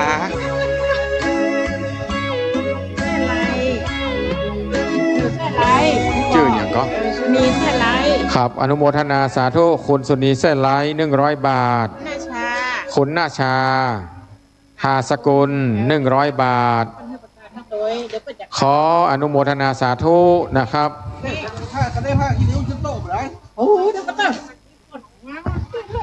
ทางอื่นผมก็ได้เด้อสวัสดีครับ สวัสดีจ้าสวัสดีค่ะสวัสดีค่ะ โอ้ประธานการท่าอาจารย์ครับผม เดี๋ยวนะไปนี่นะขาดไปจบรอนี่ค่ะ ครับคณะศรัทธาที่เดินทางมาถึงใหม่ๆนะครับ จอดรถแล้ว น้ำท่วม ไปลงทะเบียนที่โต๊ะลงทะเบียนนะครับ รับวารสารมาอ่าน ใจนับวันยิ่งเกิดเหตุร้ายหญิงชายเจ็บไม่ต่างกันอกหักยากจนสับสนเพราะคนทางกันซ้ำยังโหดร้ายห้ามทันคืนวันมาเหินเมตตา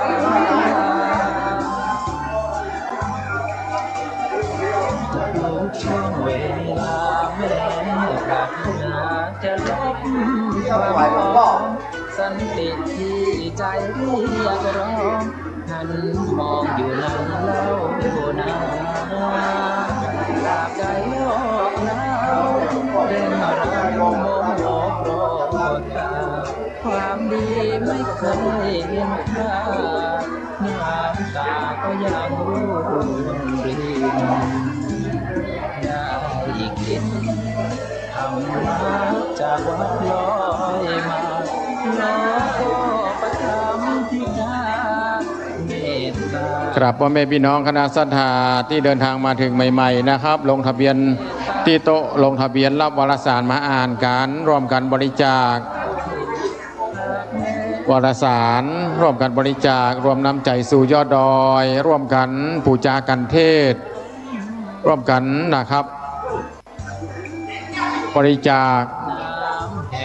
ทุนการศึกษาต่อปัญหาธรรมะของน้องๆเยาวชนที่จะมาตอบปัญหาในวันนี้ ก็ขอเรียนเชิญเนอที่โต๊ะลงทะเบียนนะครับ ตอนนี้เจ้าหน้าที่ได้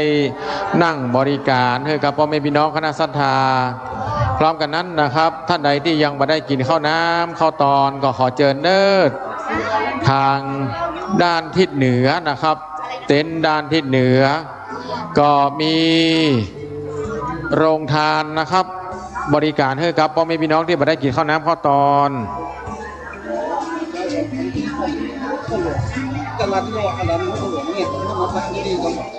ครับขออนุญาตประชาสัมพันธ์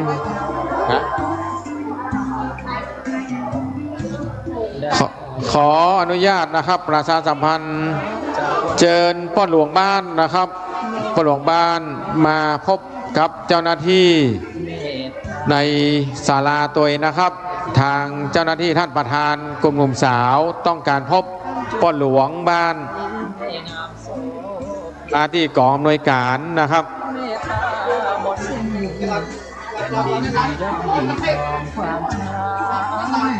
พ่อหลวงจรัญนะครับพ่อหลวงจรัญอยู่ตังใดขอมาที่กองอำนวยการประชาสัมพันธ์ตัวเองนะครับโอ้คุณแม่ได้มาร่วมทำบุญขอให้บุญกุศลที่คุณแม่เขาทำในวันนี้นะครับ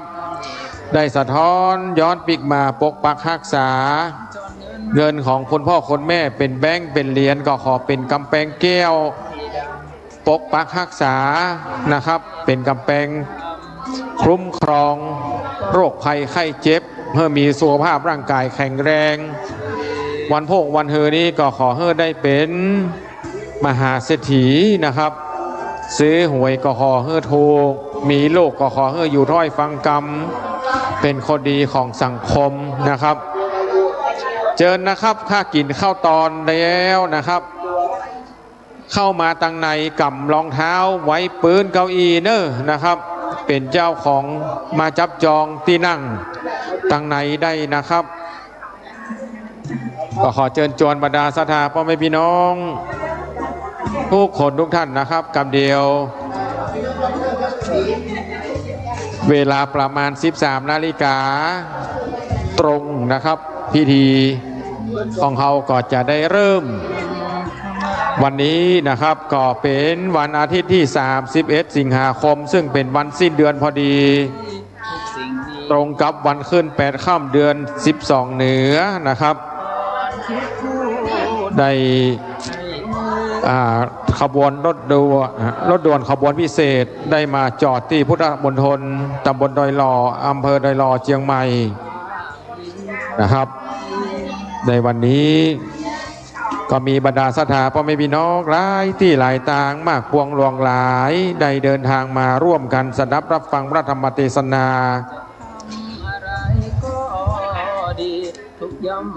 โอ้แม่ก้าหวยเปิ่นจะร่วมทำบุญอนุโมทนาสาธุขอให้ปันล่ำปันรวยขายหวยก็ขอให้ขายดิบขายดีเนองวดไหนก็ขอให้ขายได้ประมาณสัก50 เล่มก็พอละเนาะครับขอบคุณจัดหนักขอบคุณจัดหลายนะครับ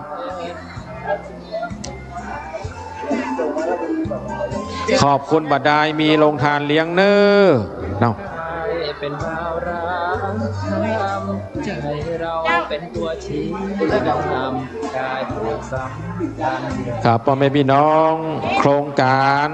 รถด่วนขบวนพิเศษในฤดูกาลเข้าพรรษาประจำปี 2568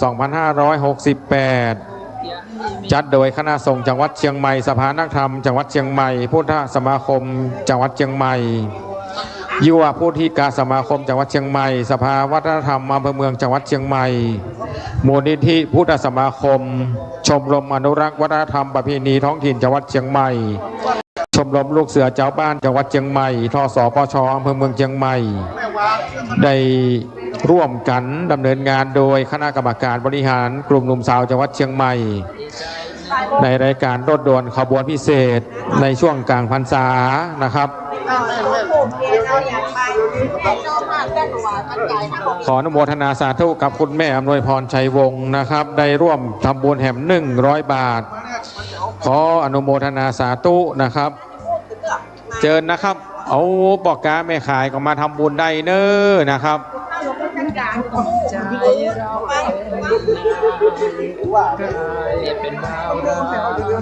เอาสวัสดีกับคุณแม่สวคนนะครับ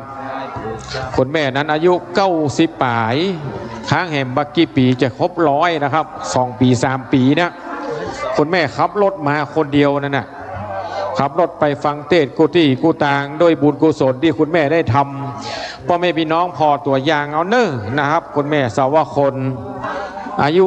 90 ป่าย98แล้วก็ได้ข่าวมานะครับขับรถมาฟังเทศน์ทุกวันพระนะครับทุกที่ทุกทางไปหมดนะครับอนุโมทนาสาธุกับบรรดาศรัทธาพ่อแม่พี่น้องเนอะนะครับประกาศเกียรติบัตรก็ดีเนาะครับถ้าทางในจะใจไม่ก็ขอเรียนเชิญนะครับท่านอาจารย์นะครับอาจารย์มานิตไปอยู่ด้านนอกอาจารย์ดุสิตนะครับหรือท่านที่จะประชาสัมพันธ์ด้านทางในก็ขอเรียนเชิญนะครับ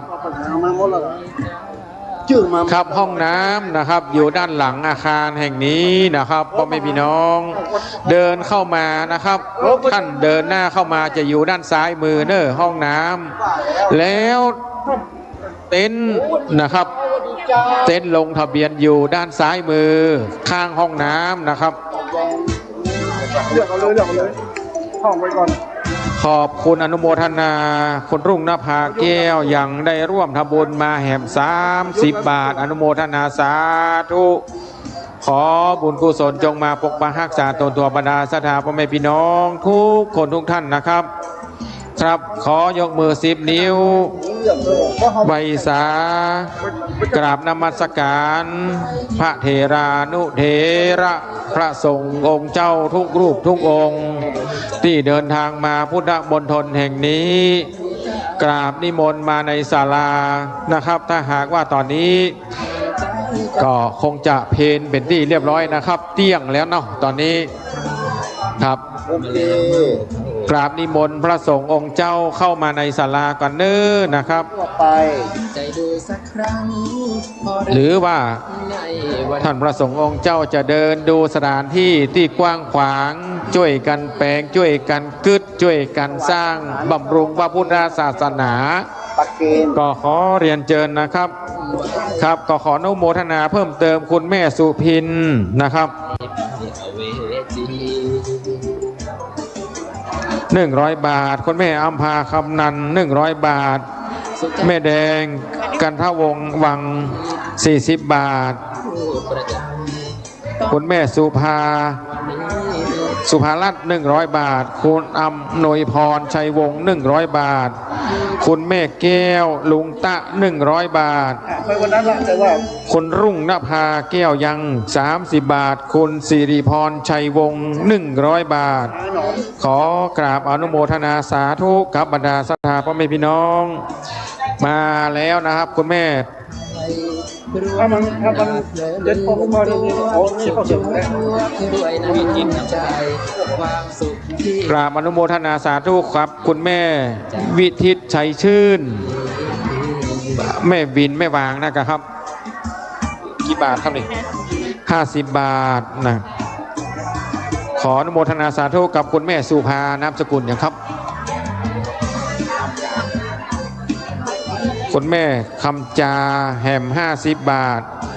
คุณแม่อย่างก็หนึ่ง ถ้ามันเก่าแล้ว สอง เดียวกันแล้วนะครับ 3-4 แบงค์500ทอน400 คุณแม่คำผิว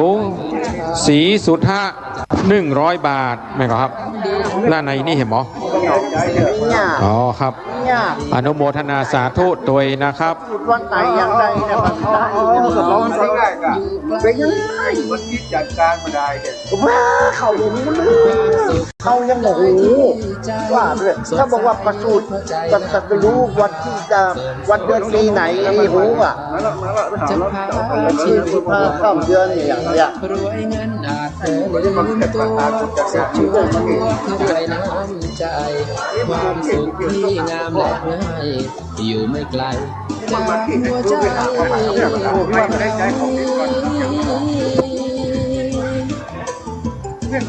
ปิดก่อนปิดเราไว้ฮะนะ ไม่ไหวบาดใจอันนี้ละการกูถาม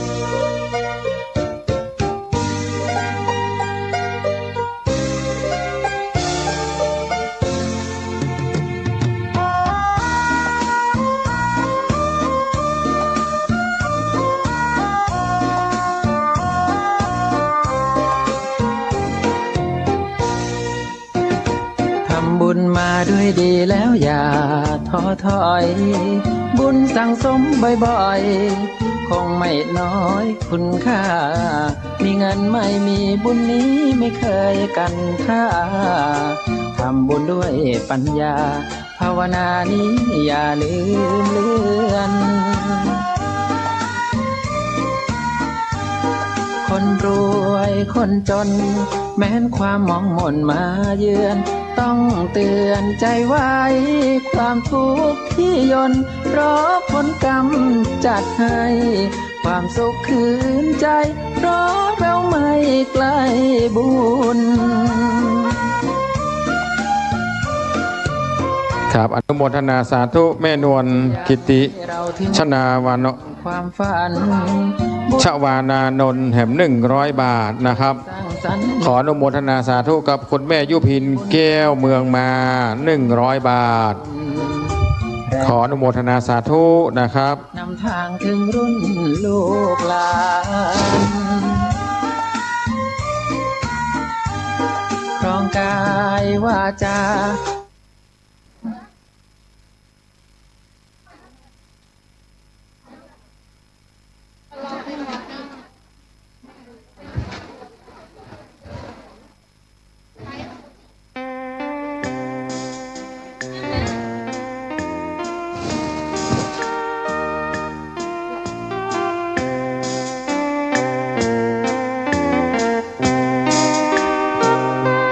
ครับน้องๆที่อยากตอบปัญหาธรรมะเจิญนะครับ เข้ามาทางใน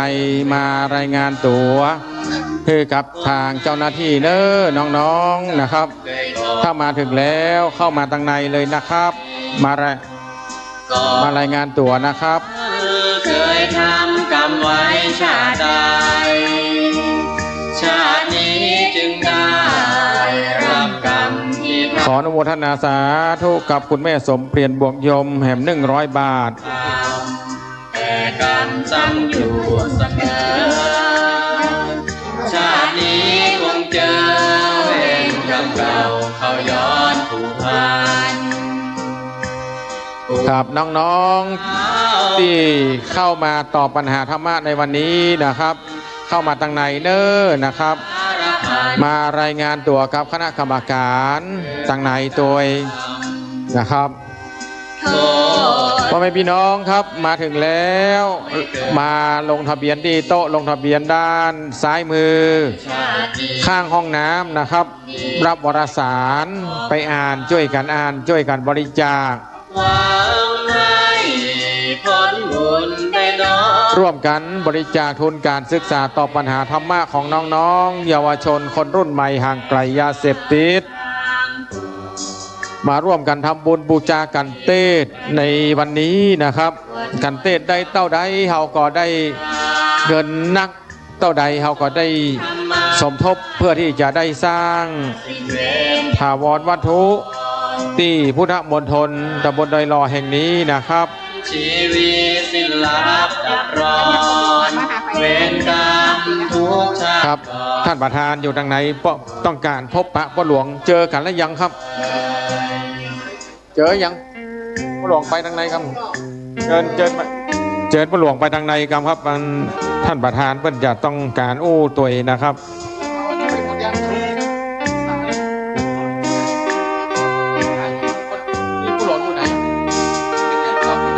พ่อหลวงไม่บินพ่อหลวงบ้านที่นี่นะครับชื่อพ่อหลวงอย่างก้อนลืมไปละพ่อหลวงอย่างพ่อหลวงจรัญได้ยินเสียงนี้แล้วนะครับขอมาที่กองอำนวยการนี่ตัวเนอร์นะครับพอดีพ่อเจ้าเลขรางวัลที่1เฮ้อพ่อหลวงนะครับในชาตินี้ทำดีไม่เคยครับอนุโมทนาสาธุนะครับผู้ใหญ่บ้านณพระศิลป์จอบล่าพีละพิกุล100 บาทผู้ช่วยชูชาติจันมูล100 บาทคุณพัชรินชัยยาเลิศ100 บาทกราบอนุโมทนาสาธุกรรมดาสถาพ่อแม่พี่น้องนะครับกุศลธรรมาจงนำพาสิ่งเร้นดังวอนหากแม้นชีวิตสิ้นลับดับร้อนเวรกรรมทุกชาติก่อนบรรเทาพันผ่อนอย่าตามซ้ำเลย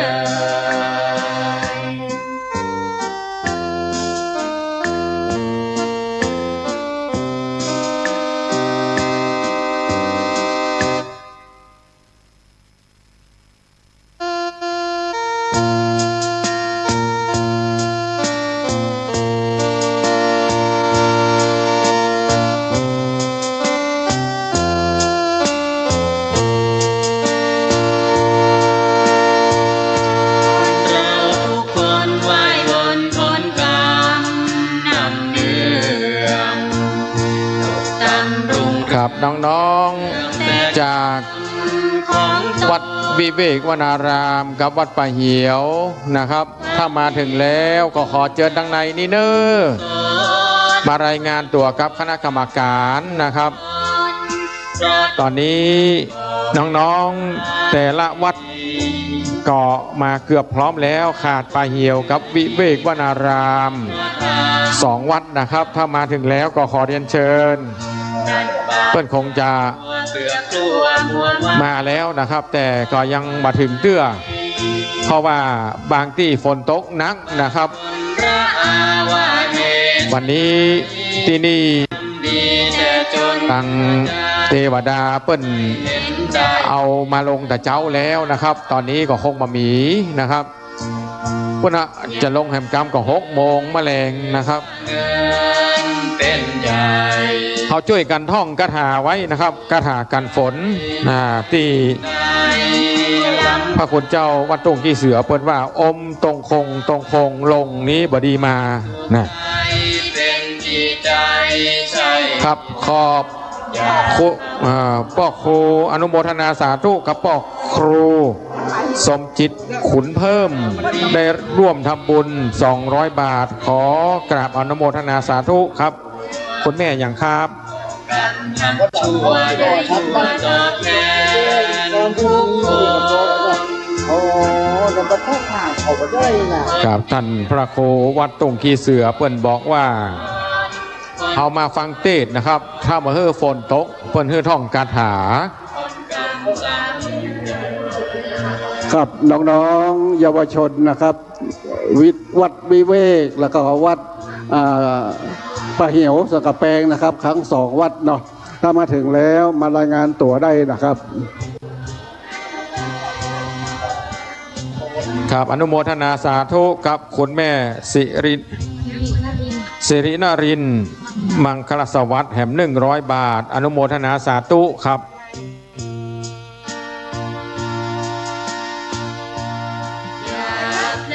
ครับตะกี้ฝนมันลงเย็นนะครับเนาะอากาศเย็นดีตอนนี้มีความอบอุ่นขึ้นมาอบอุ่นด้วยบุญด้วยกุศลของพ่อแม่พี่น้องคณะศรัทธามากันนะครับอย่างคับครั่งมาเอาบุญเอากุศลกันนะครับอากาศก็เลยอบอุ่น วงหลงลืมตนทำดีทุกทีย่อมมีผลดีโดยทั่วก่อกรรมทำชั่วได้ชั่วตอบแทนทุกคน คนดีรักดีโชคดีมีผลคนชั่วโชดเช้าชนไม่พ้นผลกรรมซ้ำเดิม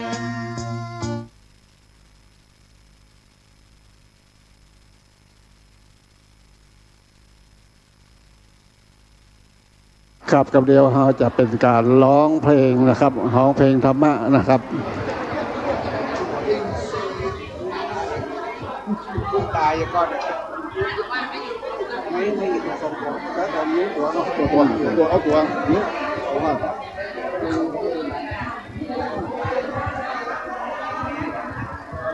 ฮัลโหลครับก็ใกล้จะได้เวลาที่จะเริ่มพิธีการแล้วนะครับเราจะมาร่วมกันร้องเพลงธรรมะร่วมกันนะครับสำหรับท่านที่อยู่ทางนอกกินข้าวแล้วขอเชิญเข้ามาทางในเลยนะครับห้องทางในนี้ยังว่างแถมนักเลยนะครับก็ใครขอเรียนเชิญทุกท่านเข้ามาด้านในนี้เลยนะครับสำหรับวันนี้การร้องเพลงธรรมะเราได้คณะครูจากโรงเรียนอนุบาลดารุนิมิตรนะครับมาช่วยกันร้องจะม่วนมาม่วนก็เดี๋ยวก็แนฟังเอาเนาะครับเนาะพร้อมไหมยังครับอนุบาลดารุนิมิตร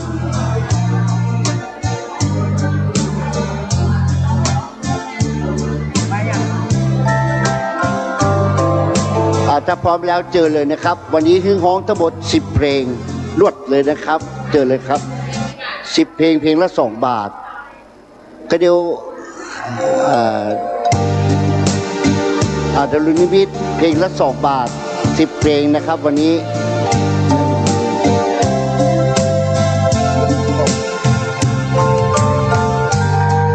พร้อมหรือยังครับ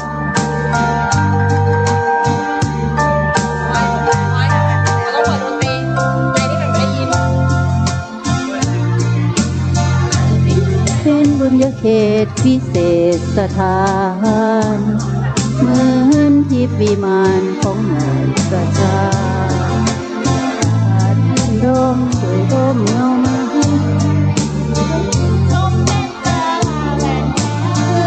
ใจเห็นเธอประทานเนื้อเช่นทำโรงเหมือนผู้ชมเหนืออาไทย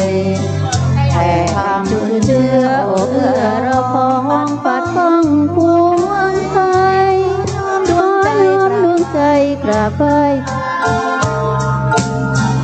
วัดเล็กหรือใหญ่นั้นไม่สำคัญวัดเท่าเทียมกันด้วยแรงพัฒนาพระสงฆ์เข่งคัดทำกิจวัตรทุกวันเวลามีจิตเมตตาต่อทางสังคมระฆังวังเวงเหมือนเร่งศรัทธา คิดพัฒนาวัดให้เหมาะสม ดื่มด่ำธรรมะขจัดตัณหาอย่าติดอารมณ์ขอเชิญชื่นชมสู่ลมอาราม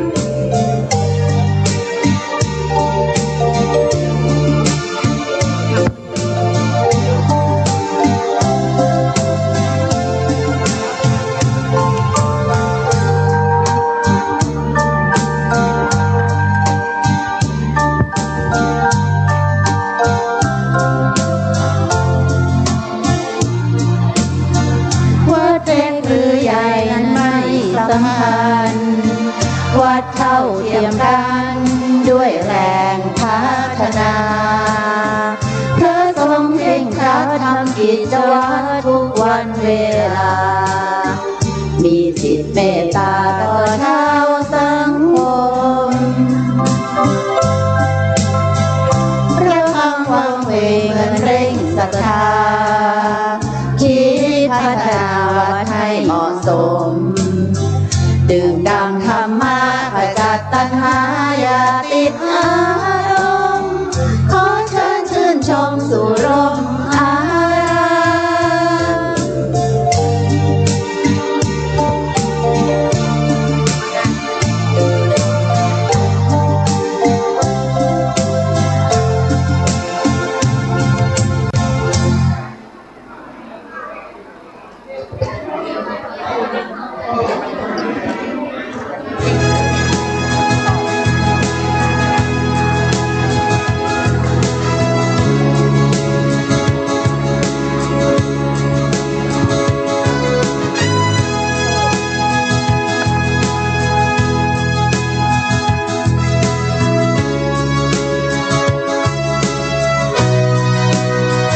เราทำความดีหัวใจน้องพี่กลมเกลียว คุณธรรมยึดเดียว ไม่ไปเลี้ยวทางต่ำจะบำเพ็ญตนมุ่งพ้นหนทางสว่างล้ำเรามิอาจกระทำการคิดชั่วสิ่งใด สองมือพนมน้อมใจก้มกราบบูชาหวังสร้างความดีฝึกตนเรื่อยมาพัฒนาเต็มที่ให้ตัวเรานี้ความได้ดีดังปองเกิดมาเป็นคนดิ้นรนหวังสิ่งสุขใจอบายมุขไม่ไกลใจข้าขอไกลห่างจะมีจะจนจะขอสู้ทนทุกอย่างใจมิหน่ายจืดจางเพียรสรรสร้างความดีพัฒนาตัวเองมิเคยที่จะหวั่นเกรงความทุกข์ยากอันใดอีกอย่างพวกเราพัฒนาดวงใจสุขยิ่งสิ่งใดใช้พระธรรมนำทาง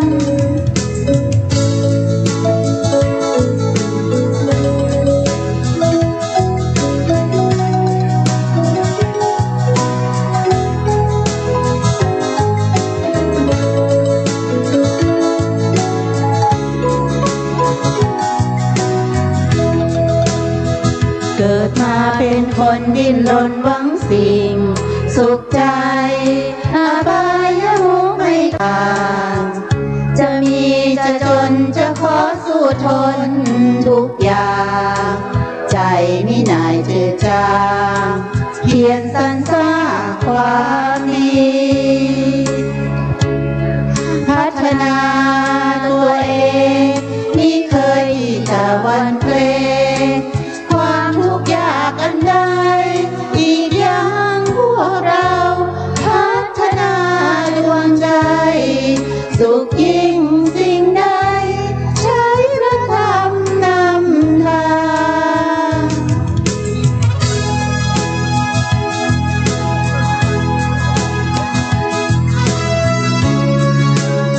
ไม่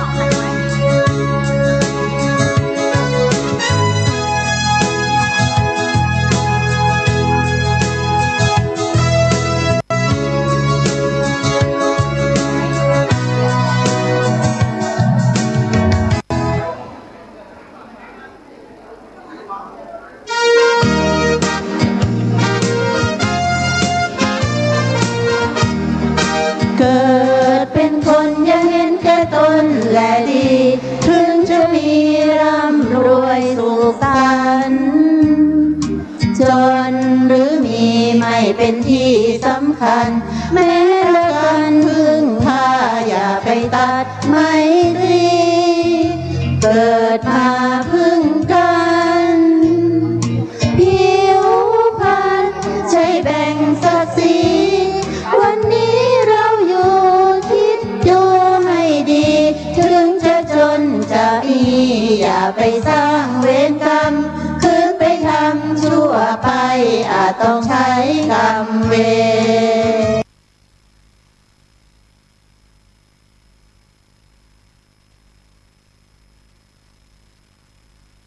งมงายโลภหลงเพราะคงจะเกิดลำเค็ญสร้างบุญพระท่านคงเห็นร่มเย็นพ้นความกังวลถึงวิบัติขัดสนผลบุญนำให้ศีลธรรมมั่นใจไม่ต้องไปกังวลถึงจะมีจะจนเกิดกุศลดลใจ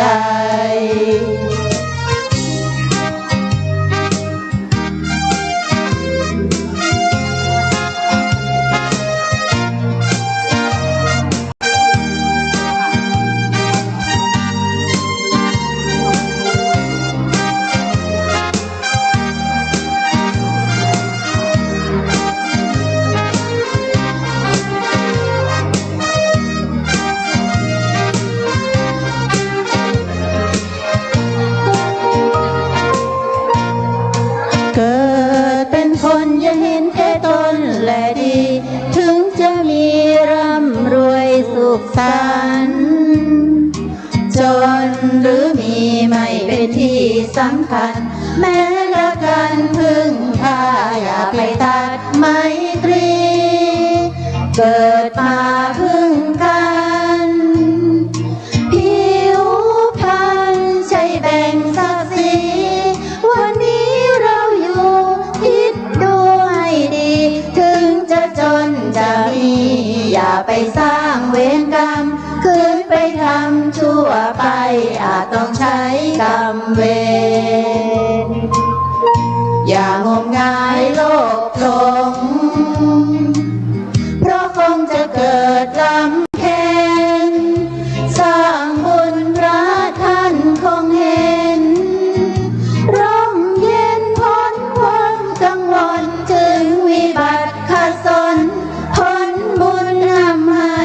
ศีลธรรมมั่นใจไม่ต้องไปกังวลถึงจะมีจะจนเกิดกุศลดลใจ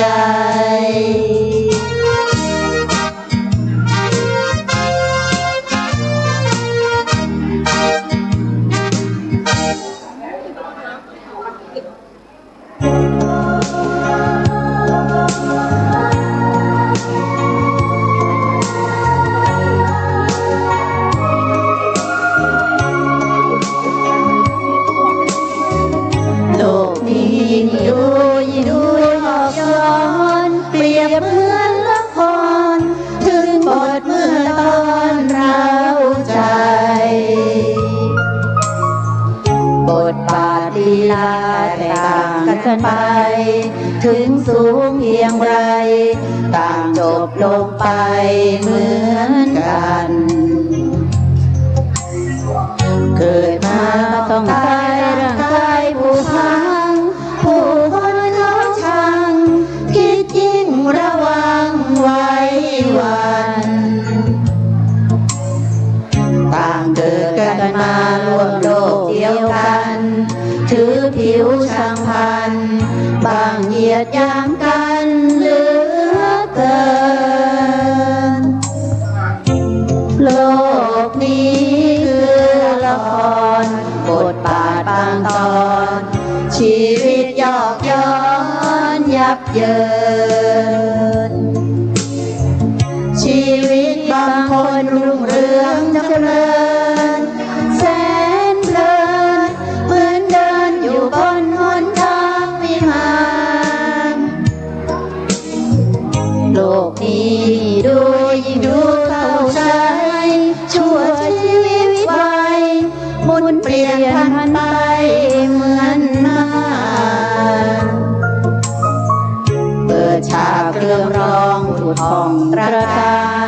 ครั้นแล้วไม่นาน ปิดม่านเป็นความเศร้าใจ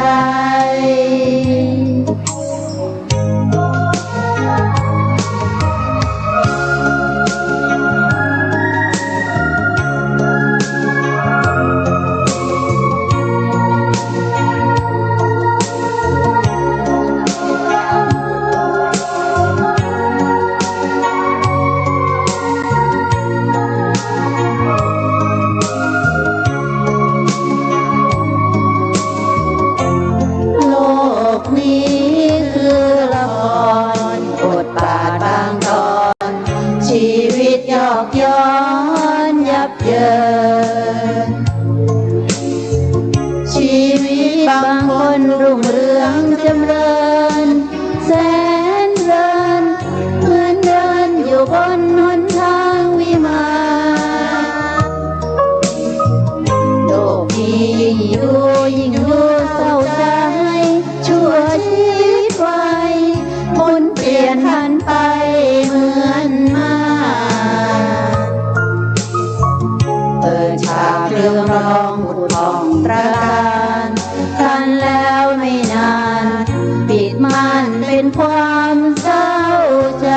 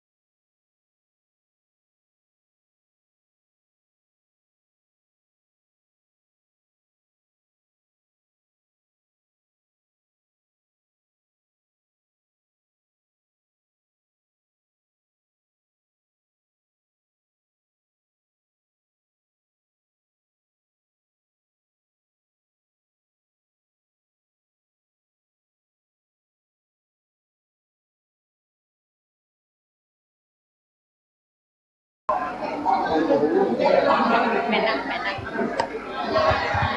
โอเคละ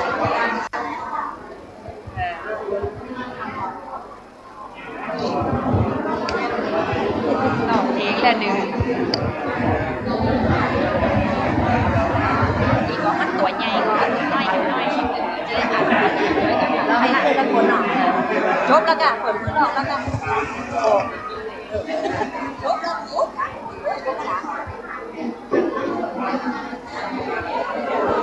หนังตอนนี้ค่ะที่เจ้าอู้ถ่ายรูปอันนั้นมันอะไรอย่างก็วิดีโอก็รูปภาพแล้วกันย้อนแสงก็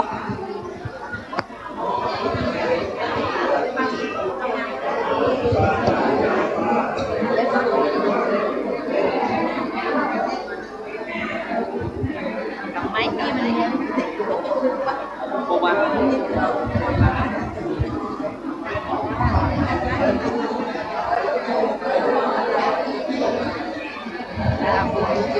ยยืมไม้หน่อย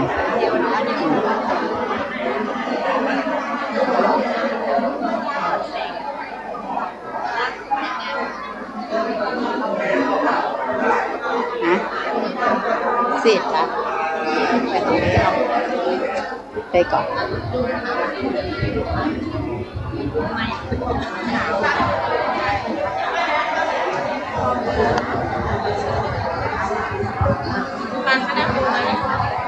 ได้อ่ะ โอ้อ้าวผมหลับแล้วจิ้มตะกี้ตีถังมา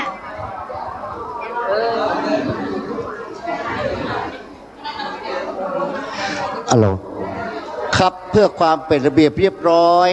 ในการจัดกิจกรรมทุกอย่างในวันนี้ ผมใครขอความกรุณาดังนี้นะครับ ขอกราบอาราธนานิมนต์นะครับกราบนิมนต์พระสงฆ์ทุกรูปได้โปรดเมตตามานั่งเก้าอี้ทางด้านขวามือของศาลาฉันหอฉันแห่งนี้นะครับขอกราบนิมนต์พระสงฆ์ทุกรูปเลยนะครับเพื่อความเป็นระเบียบเรียบร้อยแล้วสำหรับศรัทธาที่มาร่วมกิจกรรมฟังเทศน์ในวันนี้เมื่อท่านเสร็จภารกิจต่างๆแล้วนะครับด้านในนี้ยังพอจะมีที่นั่งว่างอยู่ผมใครขอเรียนเชิญทุกท่านเข้ามาด้านในด้วยความเคารพวันนี้เราจะสร้างระเบียบนะครับแล้วก็วินัยในการฟังเทศน์อย่างมีระเบียบมีวินัยพระสงฆ์องค์ข้าเจ้านะครับท่านจะเป็นผู้นำที่ดีให้กับเราในวันนี้นะครับโดยท่านจะนั่งอยู่ร่วมกิจกรรมของเราจนเสร็จสิ้นนะครับเหมือนกับเราฮ้องเพลงสรรเสริญพระบารมีจบแล้วเราถึงจะลุกขึ้นไปพร้อมกันอันนั้นคือวิสัยของชาวพุทธที่เป็นคนไทยชาวพุทธที่แท้จริงเราจะบาระเลยนะครับวินัยต่างๆอันเป็นสิ่งสำคัญของชาวพุทธคนไทยของหมู่เราเพราะฉะนั้นวันนี้เราจะสร้างภาพดีงามนะครับนับตั้งแต่คณะสงฆ์ท่านก็จะเมตตามานั่งอยู่ด้านขวามือทุกอย่างด้วยความเรียบร้อยถ้าเก้าอี้บปขอท่านประธานกลุ่มสาวช่วยดูแลเก้าอี้คือพระสงฆ์องค์ข้าเจ้าและหลังจากนั้นคณะศรัทธาหมู่เฮานะครับถ้ามาถึงแล้วด้านในนี้เก้าอี้ยังว่างแถมประมาณสัก50 คนเนาะขอเชิญเข้ามาเลยนะครับสำหรับเสียงโทรศัพท์เมื่อเข้ามาในห้องนี้แล้วเราจะขออนุญาตให้ท่านปิดเสียงเนาะแต่เปิดได้ครับแต่เปิดแบบสั่นปิดเสียงไว้ถ้ามันมีเหตุด่วนเหตุร้ายอย่างต่างบ้าน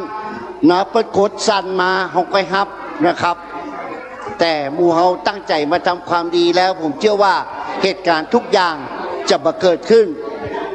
เหมือนกรรมที่ป่อ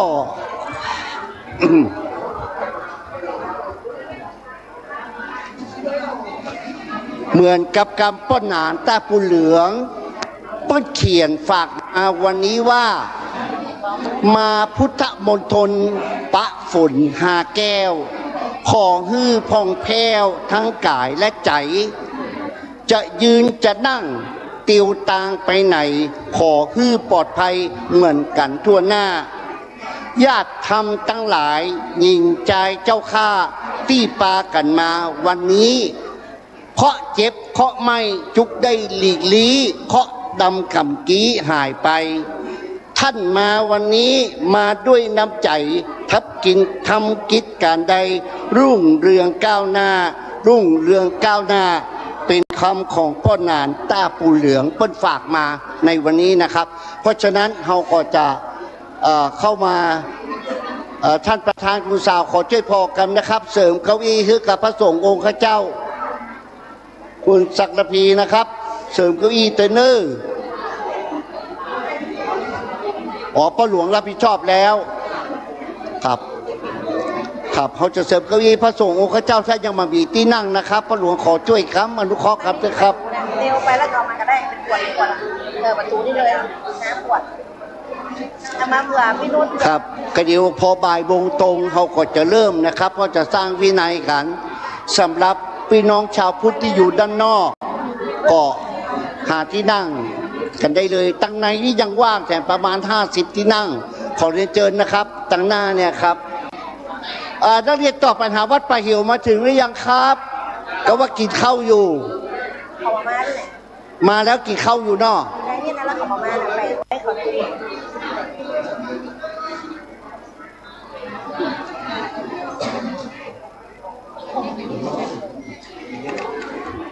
1 วันกาเกี่ยงเกิน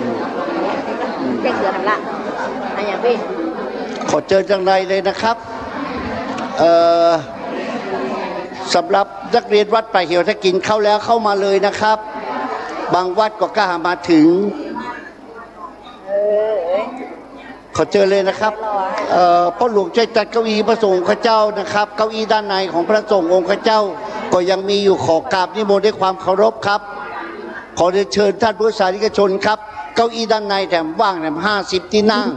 ขอเชิญเข้ามาทางด้านในนี้เลยนะครับขอเรียนเชิญมาด้วยความเคารพครับเขาพี่เหมือนแบบนี้แจ้งเตือนเพื่อมีนะเอาไปที่ไหนเอาไปที่ไหน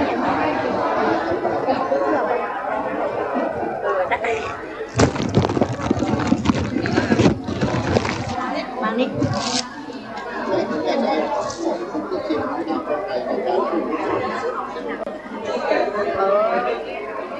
เอามาเข้ามากะเดี๋ยวบอกเข้ามา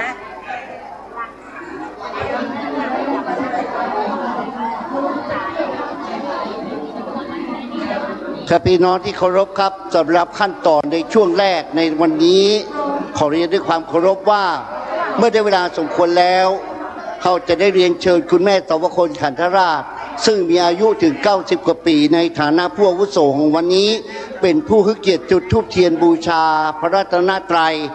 นะครับจากนั้นป้าอาจารย์ดุสิตเจวชาติจะนำไหว้พระสวดมนต์เมื่อนำไหว้พระสวดมนต์เสร็จแล้วเขาก็จะได้รับความเมตตาจากพระเดชพระคุณเจ้าพระเทพมังคลาจารย์นะครับในฐานะที่เป็นเจ้าของสถานที่พุทธมณฑลนะครับจังหวัดเชียงใหม่เขาในวันนี้จะได้เมตตากล่าวต้อนรับแล้วก็กล่าวสัมโมทิกถาหลังจากที่หลวงพ่อกล่าวแล้วจะได้เชิญอาจารย์พันนีบุญประเสริฐท่านนายกพุทธสมาคมได้กรุณาให้เกียรตินะครับอ่านตราตั้งซึ่งหลวงพ่อพระเดชพระคุณเจ้าคณะจังหวัดจะได้ตั้งนะครับพระสงฆ์รูปหนึ่งที่อยู่ในอำเภอแม่ริมได้รับตำแหน่งใหม่นะครับแล้วหลังจากนั้นก็จะเข้าสู่วิธีการแข่งขันตอบปัญหาธรรมะซึ่งวันนี้มีทั้งหมด1 2 3 4 5 6 7โรงเรียนนะครับมอบเป็นการ7โรงเรียนนะครับแข่งขันตอบปัญหาธรรมะวันนี้ซึ่งวันนี้ก็จะมีพิธีกรที่มาช่วยพี่นานสะอาดท่านติดภารกิจสำคัญนะครับสามารถมาได้ผมขออนุญาตเป็นพิธีกรแต่ในวันนี้ครับเรียนเชิญเลยนะครับคณะสงฆ์มีที่นั่งยังครับท่านพระหลวงจัดที่นั่งคณะสงฆ์เรียบร้อยแล้วยังครับเราจะสร้างความเป็นระเบียบวินัยแม่ชาวพุทธทั้งหลายมาด้านหน้าเก้าอี้ด้านหน้ายังว่างนะครับขอเชิญเข้ามาทางในเลยนะครับครับขอเรียนเชิญเลยครับครับก่อนที่จะเริ่มขอเพลงหนึ่ง เนาะเพลงธรรมะเข้าสู่รายการในเพลงหนึ่งเลยนะครับเป็นเพลงสุดท้ายต่อจากนี้ไปเจอเลยครับของดิบ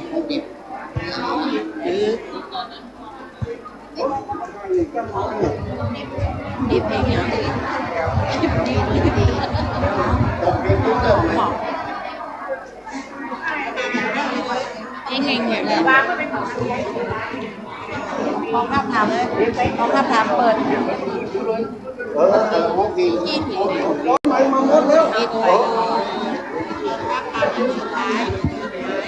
เอากองทัพแล้วกองทัพถาม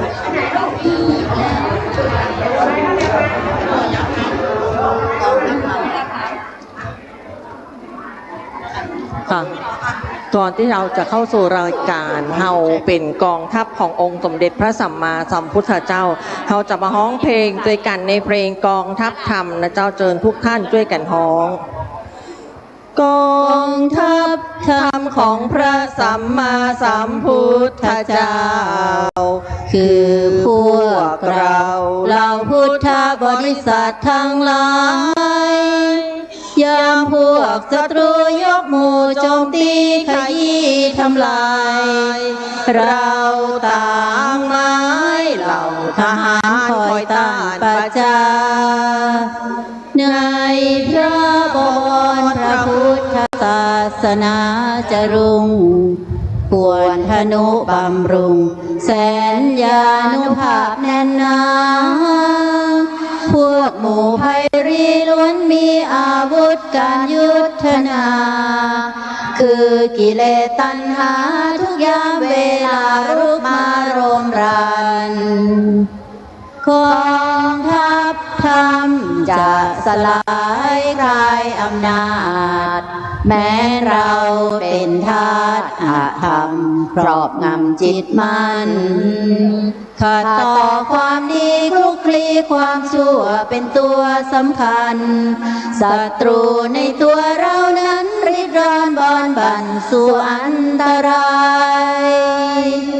เรานี้เป็นดังเช่นอาสาสมัครช่วยพิทักษ์พระรัตนตรัยน้อมใจถวายเพื่อเกียรติธรรมคุณนุนเนื่องในชาติศาสนามีใครจวบชีพมาลายน้อมใจกายถวายพระธรรมกองทัพธรรมจะสลายคลายอำนาจแม้เราเป็นทาสอาธรรมครอบงำจิตมันขาดต่อความดีคลุกคลีความชั่วเป็นตัวสำคัญศัตรูในตัวเรานั้นริดรอนบอนบั่นสู่อันตรายเรานี้เป็นดังเช่นอาสาสมัครช่วยพิทักษ์พระรัตนตรัยน้อมใจถวายเพื่อเกียรติธรรมคุณนุนเนื่องในชาติศาสนามีใครจวบชีพมาลายน้อมใจกายถวายพระธรรม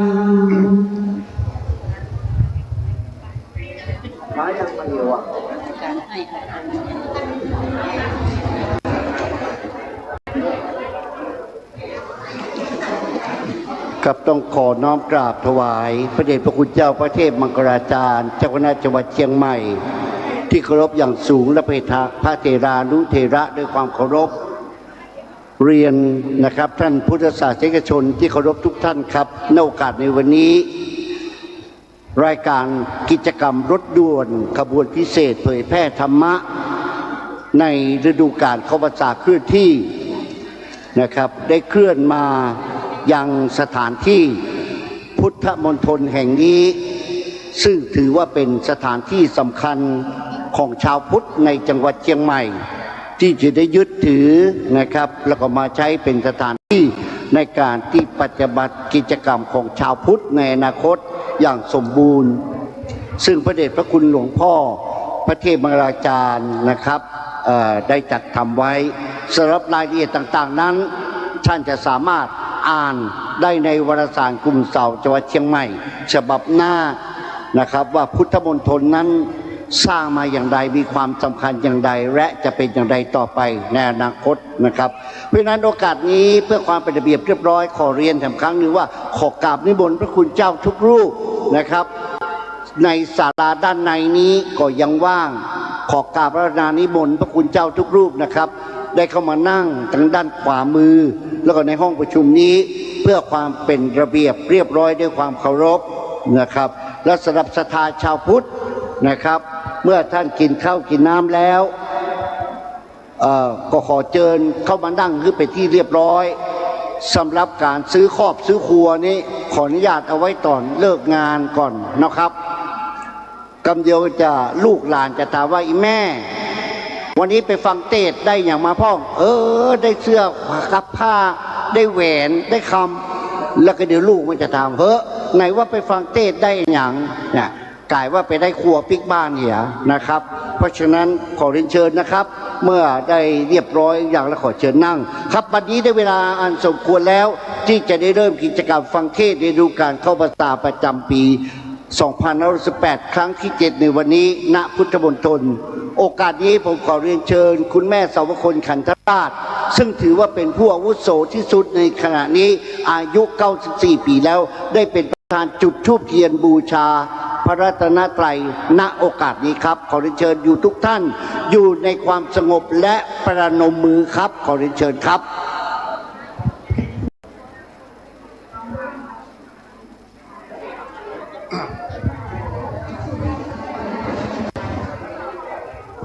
เชิญทุกท่านพนมมือเนอะอยู่ในความสงบ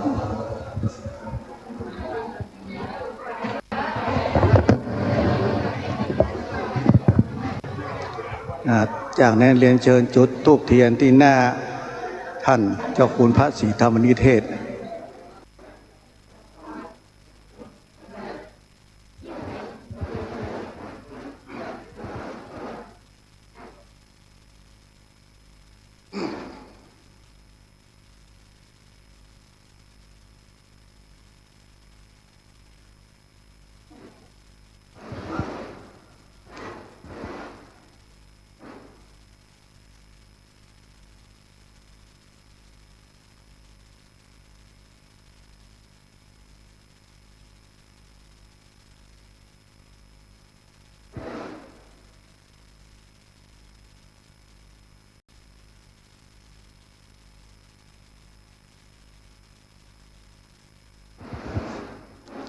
อันดับต่อไปเรียนเชิญทุกท่านได้กล่าวคำบูชาพระรัตนตรัยโดยพร้อมเพรียงกันนะครับ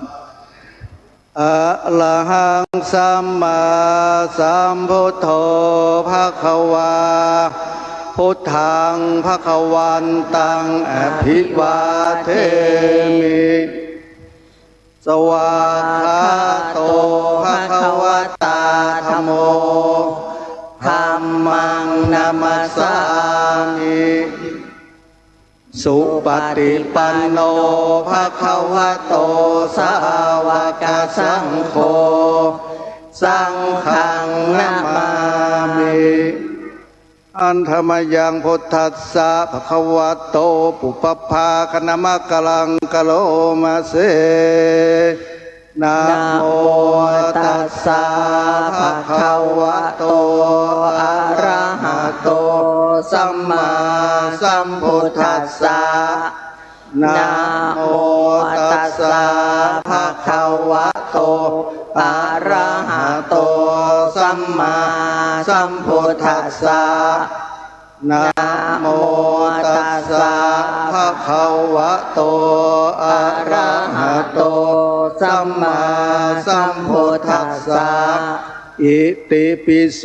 ภะคะวาอะระหังสัมมาสัมพุทโธวิชาจารณสัมปันโนสุขโตโลกวิทูอนุตตโรปุริสธรรมสารถิสัทธาเทวมนุษย์สานังพุทโธภควาติองค์ใดพระสัมโพธิสุวิสุทธาสา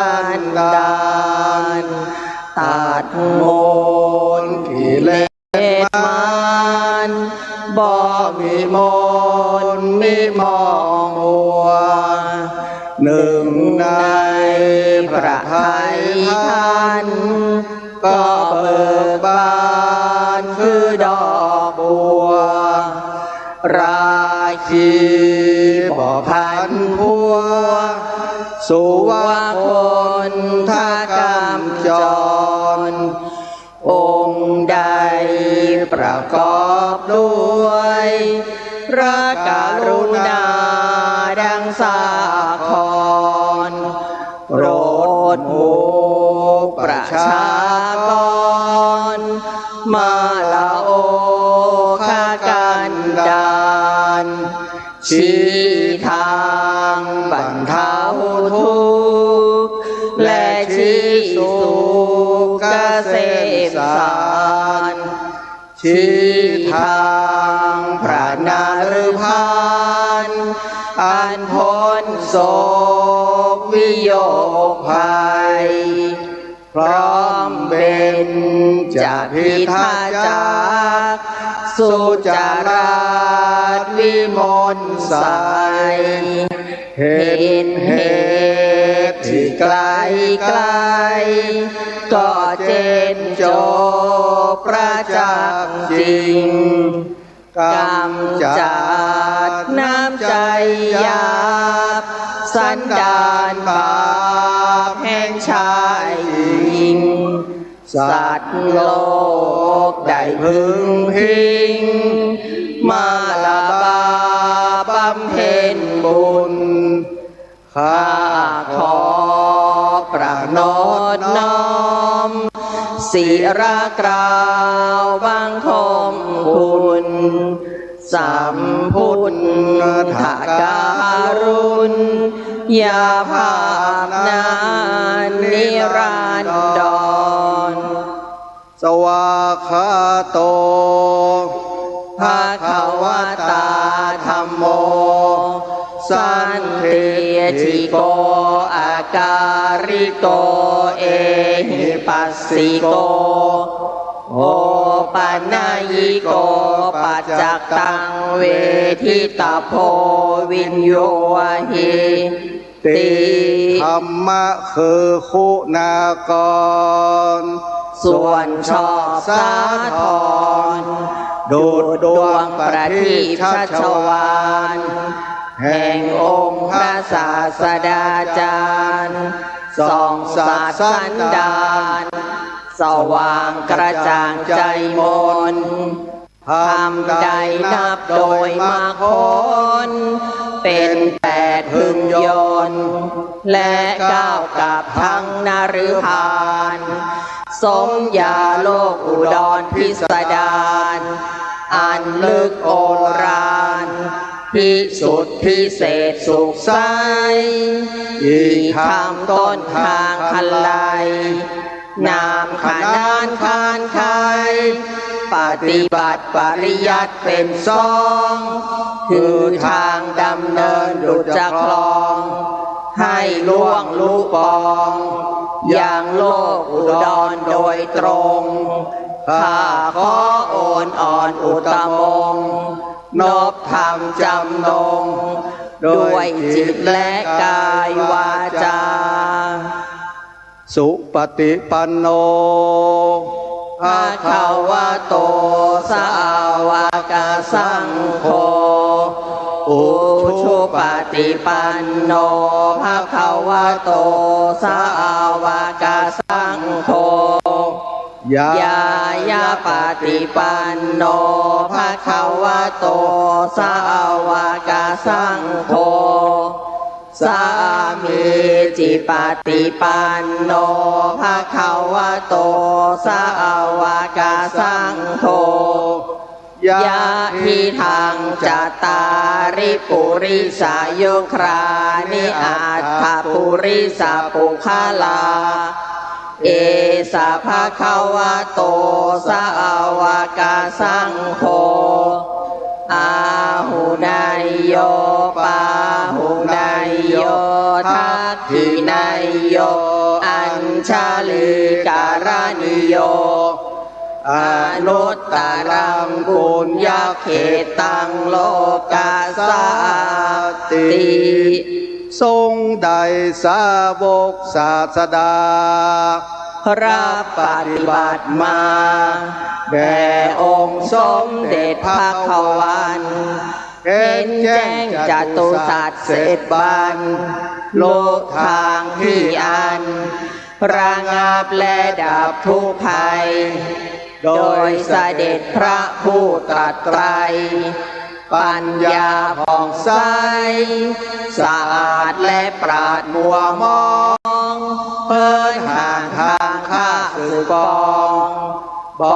มีลำพองด้วยกายและวาจาใจเป็นเนื้อนาบุญอันไทยสานแด่โลกัยและเกิดพิบูลพูนพ้นสมอย่าเอารถทศพลมีคุณอานนท์อเนกจะนับเลือตราข้าขอนบหมู่ภักษราพกทรงคุณานุคุณประดุจรำพันด้วยเดชบุญข้าอภิวันพระไตรรัตน์อันอุดมดิเรกนิรัสไสจงช่วยขจัดโพยภัยอันตรายใดๆจงดับและกลับเสื่อมสูญนิด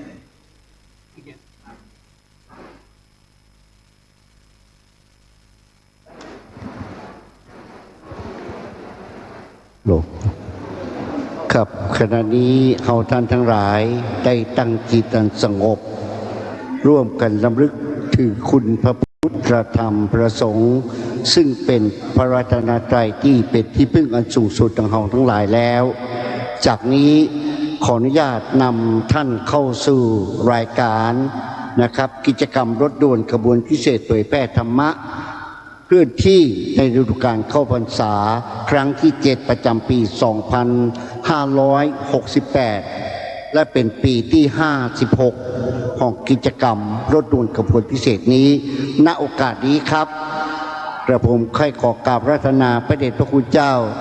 พระเทพมังคลาจารย์เจ้าคณะจังหวัดเชียงใหม่ซึ่งเป็นเปรียบไปเหมือนท่านจะเป็นเจ้าอาวาสของพุทธมณฑลแห่งนี้นะครับเป็นพระสงฆ์นะครับดูแลสถานที่แห่งนี้และเป็นประธานสงฆ์ในวันนี้ได้โปรดเมตตากล่าวต้อนรับและกล่าวสัมโมทิกถาเพื่อเป็นบุญกุศลแก่เราทั้งหลายณโอกาสนี้ครับขอกราบรัตนาขอ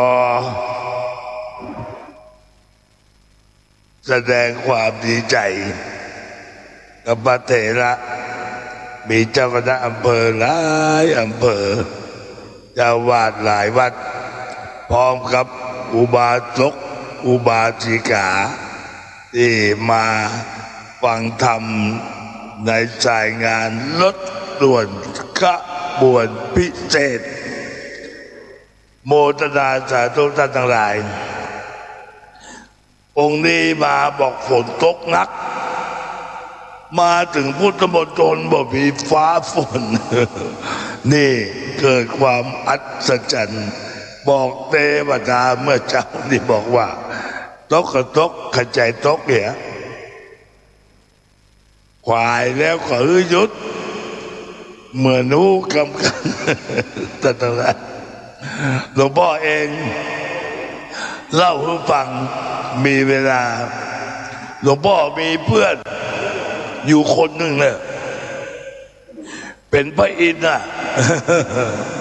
เพื่อนเป็นพระอินทร์เนี่ยอู้เลยเหมือนตลก ท่านทั้งหลายหลวงพ่อมีเพื่อนเป็นด็อกเตอร์ชื่อว่าด็อกเตอร์ทวีพระด็อกเตอร์ทวีอยู่วัดป่านิไลเปิ้นทำถนนอ่ะจากพัทลุงเนี่ยข้ามทะเลน้อย16 กิโลทำสำเร็จมาระยะหลังก็บ่สบาย มรณภาพหลังทำสะพานและถนน2 ปีมรณภาพหลวงพ่อก็ไปรดน้ำศพและทำบุญ7 วันมีอยู่ไม่ขึ้นมาโทรศัพท์ของหลวงพ่อดร.ที่เป็นเพื่อนหลวงพ่อเนี่ยโทรมาหาโทรไปกันมันเป็นสัมพัทธ์เป็นอย่างเขาอย่างพอโทรศัพท์มันเป็นสัมพัทธ์กันแต่มันบอกว่าไปคำเดียวเนอะในฝันไม่ใช่นิมิตในฝันเรือนแก้วเป็นซุ้มเรือนแก้วผ่านหน้าหลวงพ่อมาหยุดหลวงพ่อก็บอกว่าหลวงพ่อดร.ทวีไปไหนท่านก็บอกตอบหลวงพ่อดร.ทวีไปไหนก็บอกตอบก้าวออกมาเอาขาขวาเข้าออกมาดังก้าวออกมามันเป็นพระอินทร์มันไม่ใช่หลวงพ่อดร.ทวีก้าวขาขวาออกมามันตี 5พอดีเขาบอกห้องหลวงพ่อตื่นหลวงพ่อครับตี 5แล้วครับหลวงพ่อตื่นได้แล้วพี่ได้กิจกรรมแล้วเปิดมารับหลวงพ่อก็มาได้ไปเป็นเพื่อนอันนี้คือความฝันทั้งหลายเมื่อเจ้าได้บอกทวีไว้บ้างปาฝนยุดเด้อทวีพอพุทธมณฑลหลวงพ่อบางทีแล้วก็ว่าเล่นว่าหัวมันก็เป็นแท้เลยยุดมารอบพุทธมณฑลนี่มีแต่พาฝนทั้งหลาย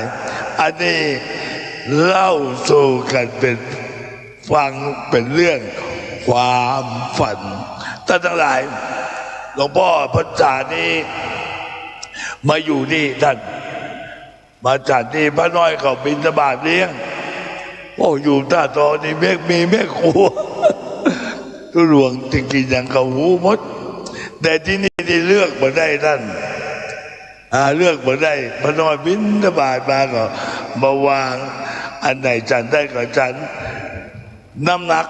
ไปตรวจเช็คบนชื่อทุกอย่างดีหมดตับดีไตดีก็ดีไขมันก็บักเกินวัดเบาหวานก็ตามไวแต่มามีปัญหาเรื่องกระดูกด้านหลังพุหลวงพ่องานหลวงพ่อนักลำบากกระดูกพุไม่ใช่เป็นไปตามวัยอายุมาก76แล้วท่านทั้งหลายหลวงพ่อมีบุญที่มาสร้างพุทธมณฑลเนี่ยอยู่แหม5 ปีนะคนที่มาบริจาคคนแรกนี่นะนายกพุทธมณฑลกับพ่อสมบูรณ์กันตปาเนี่ยครอบครัวกำลังปรับพื้นที่ท่านได้เงินล้านพุทธมณฑลจากพ่อสมบูรณ์กันตปาพร้อมกับครอบครัว1,300,000ช่วยกันหลวงพ่อปั๊บเนี่ยมาระยะหลังวัดพันอ้นบริจาคสำนักงานห้องประชุมไม่ได้หอฉัน13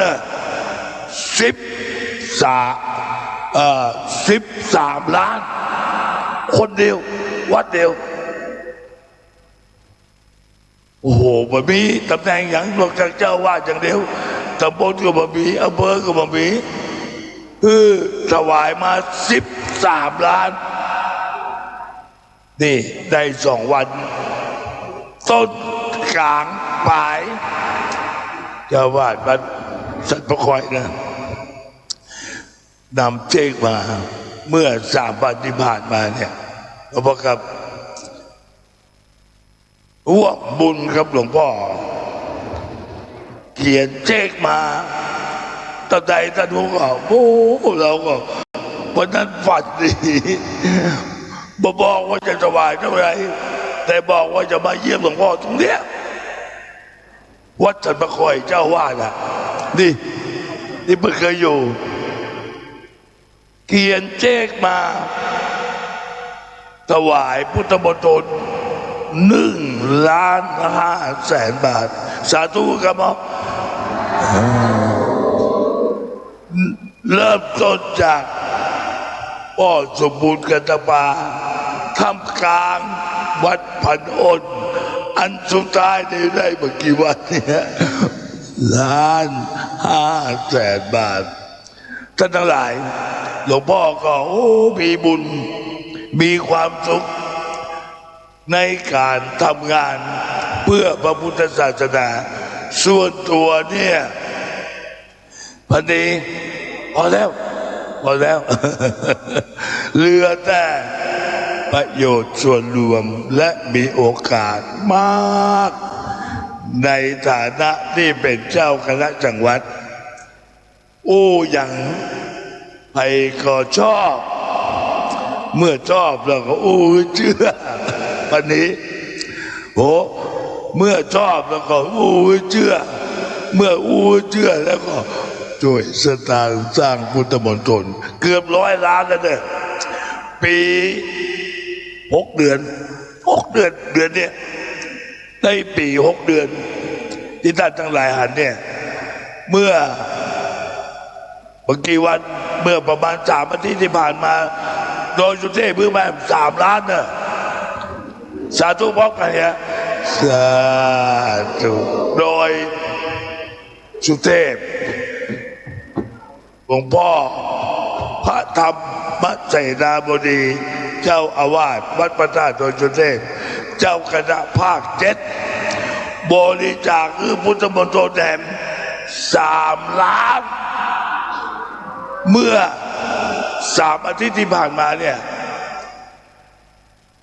เงินไหลมาเทมาในระยะนี้เขาว่าเศรษฐกิจบ่ดีแต่ศรัทธาทั้งหลายยังมั่นคงในพระศาสนาเหตุการณ์บ้านเมืองก็บ่มีดี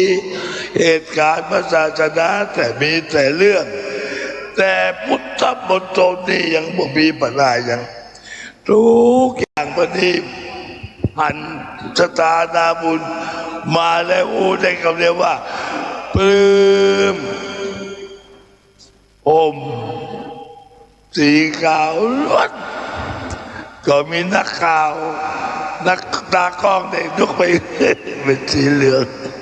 โมทนาสาธุขอบคุณแถมเรื่องหนึ่งคณะสงฆ์อำเภอดอยหล่อคณะสงฆ์อำเภอแม่วางที่ดูแลรับผิดชอบอย่างใกล้ชิดเต็นท์เปิดมาตั้งเก้าอี้เปิดมาจัดอาหารเป็นพระสงฆ์อาหารกลางวันสถานบุญหมู่เลี้ยงอย่างแต่หลวงพ่อกินทั้งหมดและแห่ที่หนึ่งคือแม่ริมที่เพิ่งจะมารับการตั้งเจ้าวาดแบบนี้เอาครัวมาจากแม่ริมทำอาหารมาหลายอย่างโดยเฉพาะไก่น้ำปลาไก่ต้มน้ำปลาอร่อยขอบคุณบอกว่าทำไมตั้งใจมาหลวงพ่อใดๆก็จะมาเลี้ยงพระสงฆ์องค์เด่นแล้วตัวที่น้ำนองรับสถาบไหววันนี้น้ำหนักขึ้นโมทนาสาธุแอบรอบหนึ่งท่านทั้งหลายสาธุเอาละต่อนี้ไปก็อยากจะได้อ่านไปประกาศการตั้งเจ้าวาดและขอพระสงฆ์ชยโตเลยนะชยโตเอาไปบุญไปไหน เอานี่ไปโยบันนี่ใบกำใบกำใบกำใบกำมันต้องใบกำอ่านแล้วเอามาหลวงพ่อมาถนัดพี่ไหนคนจะรับพี่ไหนตราตั้งเจ้าอาวาสที่ 64 ทับพุทธศักราช 2568 อาศัยอำนาจตามความในข้อ 27 แห่งกฎมหาเถรสมาคม ฉบับที่ 24 พุทธศักราช 2541 ว่าด้วยการแต่งตั้งถอดถอนพระสังฆาธิการออกตามความในพระราชบัญญัติคณะสงฆ์พุทธศักราช 2505 แก้ไขเพิ่มเติมโดยพระราชบัญญัติคณะสงฆ์ฉบับที่ 2 พุทธศักราช 2535 จึงแต่งตั้งให้พระครูวรสุตตสุนทรด็อกเตอร์ฉายาอัคคจิตโตนามสกุลมงคลอายุ 58 พรรษา 28 วิทยาฐานะนักธรรมเอกปรริญญาธรรม 4 ประโยคพุทธศาสตร์บัณฑิตพุทธศาสตร์มหาบัณฑิตพุทธศาสตร์ดุษฎีบัณฑิตวัดแม่ริมอำเภอริมใต้อำเภอแม่ริมตำบลริมใต้อำเภอแม่ริมจังหวัดเชียงใหม่ปัจจุบันดำรงตำแหน่งเป็นผู้รักษาการเจ้าอาวาสวัดแม่ริมให้ดำรงตำแหน่งเจ้าอาวาสวัดแม่ริมตำบลริมใต้อำเภอแม่ริมจังหวัดเชียงใหม่มีหน้าที่และอำนาจตามพระราชบัญญัติคณะสงฆ์พุทธศักราช 2505 แก้ไขเพิ่มเติมโดยพระราชบัญญัติคณะสงฆ์ฉบับที่ 2 พุทธศักราช 2535 พระภิกษุสามเณรและคฤหัสถ์ที่อยู่ในวัดดังกล่าวข้างต้นจงอยู่ในโอวาทของเจ้าอาวาสที่ได้รับแต่งตั้งแล้วนั้นซึ่งปฏิบัติการโดยชอบด้วยพระธรรมวินัยกฎหมายกฎมหาเถรสมาคมข้อบังคับระเบียบมติประกาศของมหาเถรสมาคมขอจงถึงความเจริญงอกงามไพบูรณ์ในพระพุทธศาสนาตลอดกาลเทินแต่งตั้งณวันที่ 31 สิงหาคม พุทธศักราช 2568 พระเทพมังคลาจารย์เจ้าคณะจังหวัดเชียงใหม่ยันโตโพธิยาโมเลสกยานังนันติวัตโนเอวังตวังวิชโยชยาสุชยมังคะเลอปัลลาจินตปันลังเกสิเสปันตวิปคะเลอภิเสเกทานังอาคาปัตโตปมวันทันติสุนากัตตังสุมังคลังสุปภาตังสุโหติตังสุโมโหโตจะสุเยตังบามัญจาลิสุปันตาคินังกายกรรมังวาจากรรมังบันดาคินังมโนกรรมังปันเนตินเต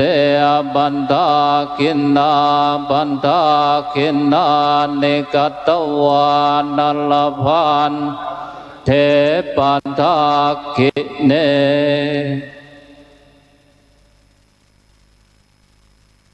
ครับต้องกราบนมัสการขอบพระคุณพระเดชพระคุณเจ้าในเมตตาของพระเดชพระคุณหลวงพ่อพระเทพมังคลาจารย์ที่ได้โปรดเมตตากล่าวสัมโมทิกถาและก็อู้ถึงความเป็นไปเป็นมานะครับ ของการสร้างพุทธมณฑลในครั้งนี้และก็ความสำเร็จของงานกิจกรรมรถด่วนวิเศษในวันนี้ซึ่งเราทราบสำหรับความเป็นไปเป็นมาของการสร้างพุทธมณฑลอย่างละเอียดนั้นท่านจะสามารถติดตามได้ในการพิมพ์ลงในวารสารกรุงสาวฉบับหน้านะครับเราจะได้เรียนรู้ทราบว่าพุทธมณฑลมีความเป็นไปเป็นมาอย่างไรนะครับและเริ่มสร้างตรงไหนอย่างไรนะครับอันนี้ก็ขอได้เรียนทราบครับโอกาสนี้ขออนุญาตที่จะนำเข้าสู่รายการแข่งขันตอบปัญหาธรรมะซึ่งเป็นกิจกรรมประจำของเราในวันนี้มีโรงเรียนทั้งสิ้นที่มาร่วมแข่งขันทั้งหมด7โรงเรียนนะครับซึ่งถือได้ว่าวันนี้หนักที่สุดนะครับจะเป็นไผ่ละออนจากไหนมากิจจักเรียนไหนพ่องโอกาสนี้เรียนเชิญอาจารย์ยุทธ42เมืองได้เกียรติเป็นผู้ประกาศและก็แนะนำรายชื่อละออนที่เข้าร่วมแข่งขันในวันนี้ขอเรียนเชิญครับกับกล่าวนมัสการพระเดชพระคุณเจ้าพระเดชมังคลาจารย์เจ้าคณะจังหวัดเชียงใหม่พระมหาเถราธิราชเจ้าพระ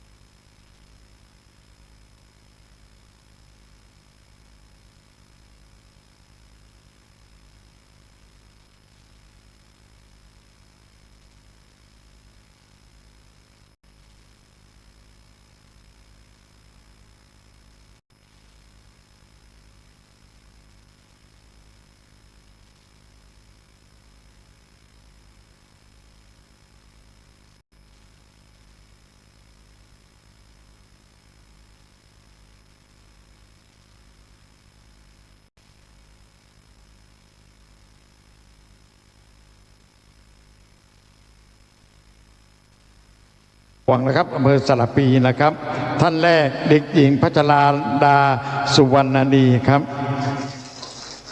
ท่านที่สองครับเด็กหญิงพิรัญญาโพธิวันครับ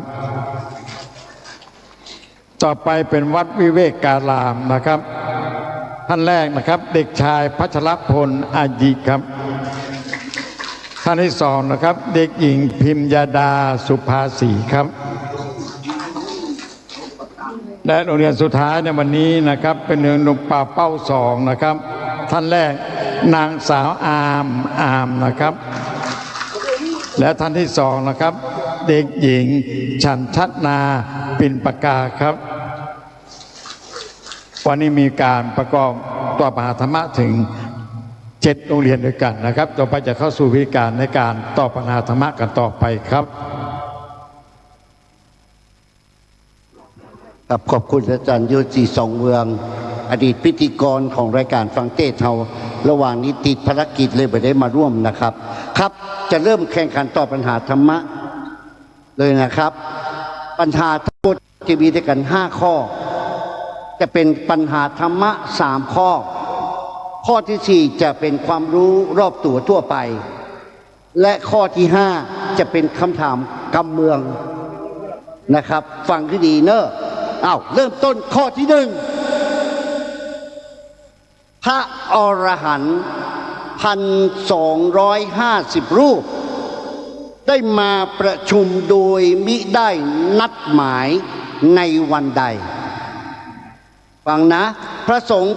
1,250 รูปมาประชุมพร้อมกันโดยมิได้นัดหมายในวันใดกวิสาขบูชาขออาสาหบูชาขอ มาฆบูชา งอ อัฐมีบูชานะครับเลือกเอามาข้อหนึ่งพระสงฆ์1,250 รูปได้มาประชุมพร้อมกันโดยไม่ได้นัดหมายในวันใดกวิสาขบูชา ขออาสาหบูชาคอมาฆบูชางอ อัตมีบูชา30 วินาทีส่งคะแนนครับ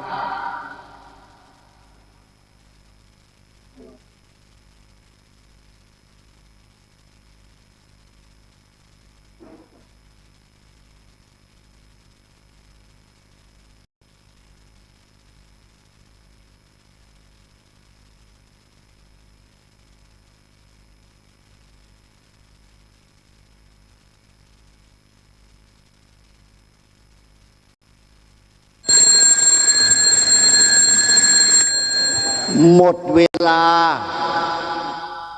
ขอเก็บก่อนนะลูกเดี๋ยวมีกรรมการมาเก็บเอาเลยนะครับพระสงฆ์1,250 รูปได้มาประชุมโดยพร้อมกันโดยไม่ได้นัดหมายในวันใดคำเฉลยคือข้อคอควายวันมาฆบูชาอะก็ชอบใจบ้านโรงเรียนเหล่าเป้านี่คือเหล่าเป้า1หรือว่าเหล่าเป้า2เนี่ยจะได้กรรมการโดยที่2เหล่าเป้ารูปต้องเป็นเหล่าเป้า1เหล่าเป้า2นั่นมาจากคะแนนซ้ำกันนี่เป็นลายมือเหล่าเป้า1หรือเหล่าเป้า2เอาแต่เหล่าเป้า1ขอโทษนะครับมันมีเหล่าเป้า1เหล่าเป้า2แล้วเราไม่เขียนก็มีเหล่าเป้า2เนาะถ้าเป็น1ละอันนั้นก็เป็น1เนาะเป็น2โอเคเอาละเราเป้า2ตอบว่ามาฆบูชาถูกต้อง2คะแนนวิเวกวนารามมาฆบูชา2คะแนนโรงเรียนกรมการอุปถัมภ์อันนี้โรงเรียน1-2กรมการอุปถัมภ์เนี่ยอันนี้2ต้องมีบอกเอาเสียงเร็วกรมการกรม2โรงเรียนนะครับเอกพล1-2ด้วยกรมการอุปถัมภ์2ตอบมาฆบูชาสำหรับวัดแสนหลวงบ่ใจข้อกอไก่วิสาขบูชาบ่ถูกอุ้มดุมสาวกรปกลางอุปถัมภ์1ใช่กับเจ้าก็ตอบเหมือนกันมาด้วยกันก็ตอบวิสาขบูชาบ่ได้คะแนนวัดป่าเหวตอบข้อคอควายได้2คะแนนเบ้าเหล่าเป้า1ไปดูเขียนเลขกับตัวเดลูกเนอะตอบมาฆบูชาได้2คะแนนครับลูกเขียนเราเป้า1เราเป้า2แล้วก็ฟังถึงเราเรียบร้อยเนาะจะได้ประสับสนครับข้อ2ต่อไปเลยนะครับข้อใดคือความหมายของคำว่าพระไตรปิฎกข้อใดคือความหมายของคำว่าพระไตรปิฎกกศีลสมาธิปัญญาขอพระวินัยพระสูตรพระอภิธรรมขอพระพุทธปิฎกพระธรรมปิฎกพระสังฆปิฎกงอทานศีลภาวนาฟังกันรอบนะครับข้อใดคือความหมายของคำว่าพระไตรปิฎกกศีลสมาธิปัญญาขอพระวินัยพระสูตรพระอภิธรรมขอพระพุทธปิฎกพระธรรมปิฎกพระสังฆปิฎกงอทานศีลภาวนา30 วินาทีใจเย็นๆเจ้า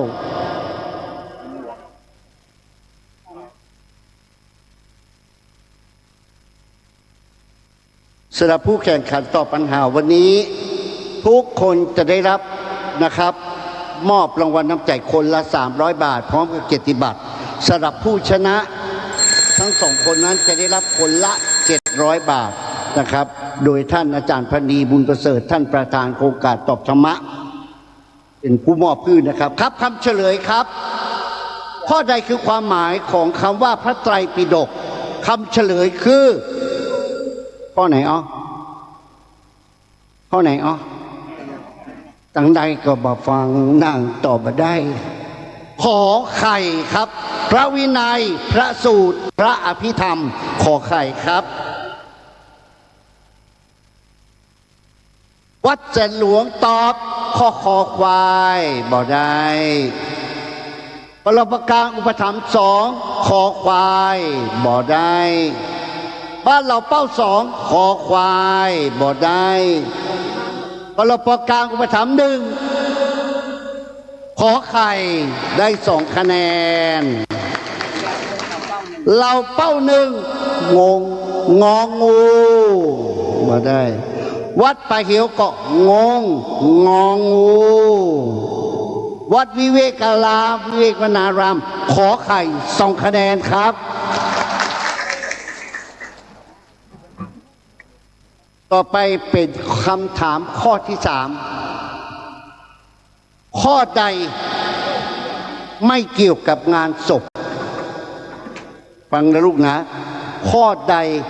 ไม่เกี่ยวกับงานศพคือคำที่ใช้กับงานศพเนี่ยข้อใดเปิ้นบัดใช้กับงานศพก็สวดมนต์ขอสวดพระพุทธมนต์ขอสวดมาติกางอสวดสิยาฟังเนอะข้อใดไม่เกี่ยวกับงานศพก็สวดมนต์ขอสวดพระพุทธมนต์ขอสวดมาติกางอสวดสิยา30 วินาที2 คะแนนครับ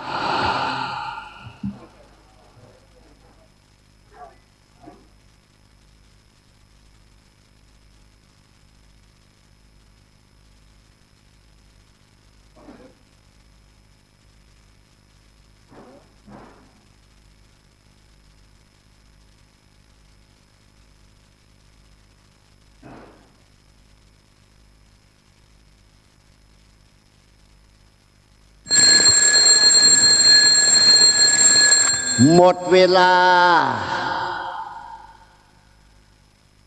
คำเฉลยข้อใดไม่เกี่ยวกับงานศพ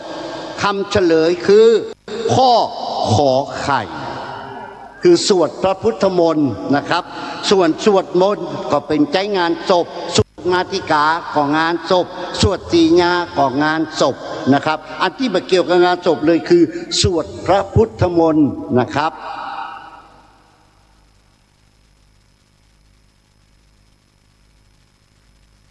วัดวิเวกมนารามอยู่ไหนอะอ๋อตอบก็กอไก่บ่ได้เราเป้า1ก็บ่ได้งองูวัดป่าเหียวยิ้มขอไข่2 คะแนนวัดป่าอัมพวันโรงเรียนกรปกลางอุปถัมภ์1ตอบกอไก่สวดมนต์ก็บ่ได้คะแนน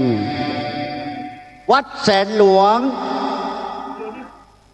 ตอบขอไข่2 คะแนนเราเป้า2งองูก็บ่ได้คะแนน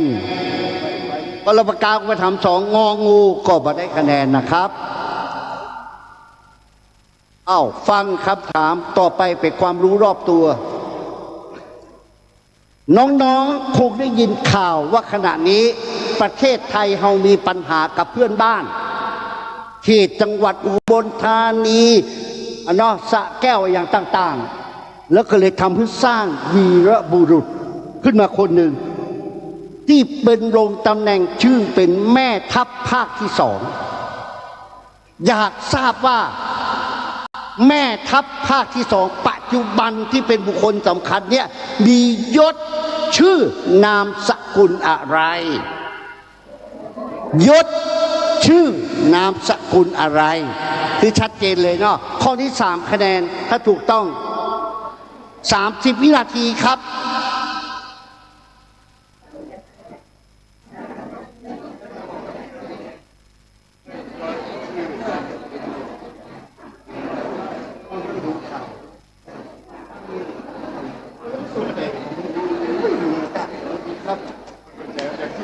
คนฟังพี่เด็กว่าจะมีไหนเขาไม่ถูกก็จะเดี๋ยวลงข่าวไปแล้วกันเราทราบว่าเสียไปเป็นมาผมถวายหลวงพ่อไว้2 ชุดขอที่จะไปลงมาแล้วกันรถติดต้อง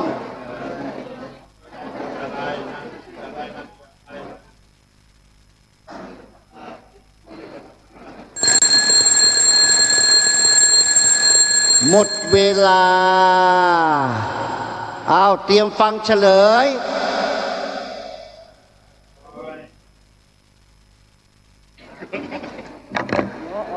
คำเฉลยยศคือพลโทชื่อบุญศิลป์นามสกุลภาคกลางสรุปแล้วก็คือพลโทบุญศิลป์ภาคกลางดังไปทั่วประเทศถ้าข้อนี้ใครตอบมาถูกจะไม่แทรกเคียนออกสอบเลยบอกก่อนออกข้อสอบแน่ๆเหล่าเป้า2เขาเจ้าอยู่ตั้งนอกหมูเรื่องเจ้าขอบตอบกลปกลางอุปถัมภ์2ข้าเจ้าก็อยู่ไก่เจ้าจำได้ก็ว่าพลเอกประยุทธ์จันทร์โอชาบาทูเจ้าส่วนวัดวิเวกคณารามแม้ข้าเจ้าจะอยู่ตั้งสันทรายแต่ก็บ่ไก่เวียงล้ำตอบว่าพลโท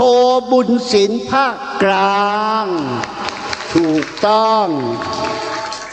ส่วนวัดป่าอัมพวันกำลกาอุปถัมภ์1ข้าเจ้าก็อยู่ไก่เจ้าจะหมูเรื่องหมูเหลาขอบ่ตอบเจ้า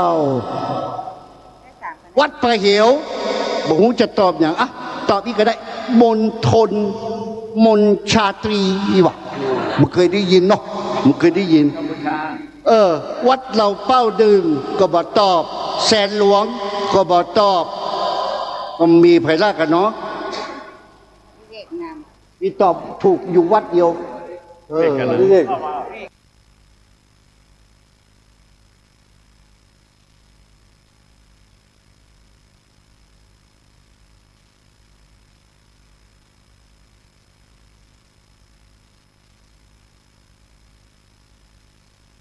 ามคะแนน3 คะแนนครับ ขอต่อไปข้อสุดท้ายเลยเนาะข้อที่5เป็นกำเมืองฟังให้ดีเด้อกำเมืองนะอีแม่บอกว่าน้อยไปเก็บลำไยแล้วเอามาจ้อมกันไว้ดิอยากรู้ว่าคำว่าจ้อมภาษาภาคกลางแปลว่าอย่างไรต้มหรือจ้อมนะต้มเอามาต้มเอามาจ้อมจะกันนะครับเนาะภาคกลางว่าอย่างไรเขียนตัวเจ้ารวมกัน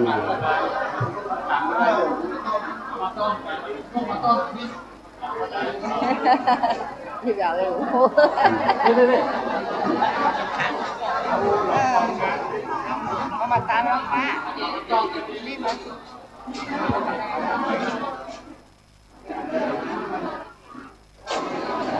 นี่5 คะแนนที่2แล้วมันตอนนี้หมดเวลา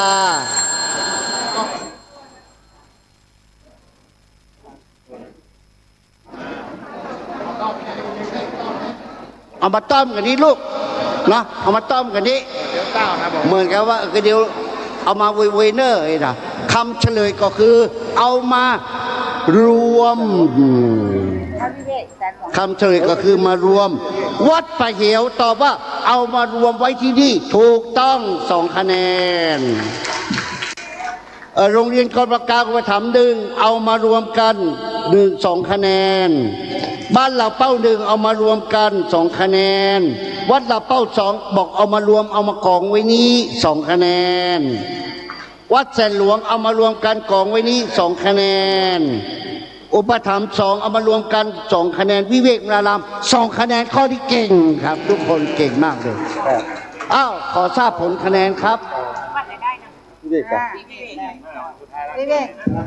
9 คะแนนวิเวกอะ 5 6 7 9 5 ข้อมาต้องตอบแล้วครับมีผู้ชนะเลิศเรียบร้อยวัดที่ชนะเลิศในวันนี้ขอช่วยกันปรบมือขึ้นดังๆนะครับได้แก่วัด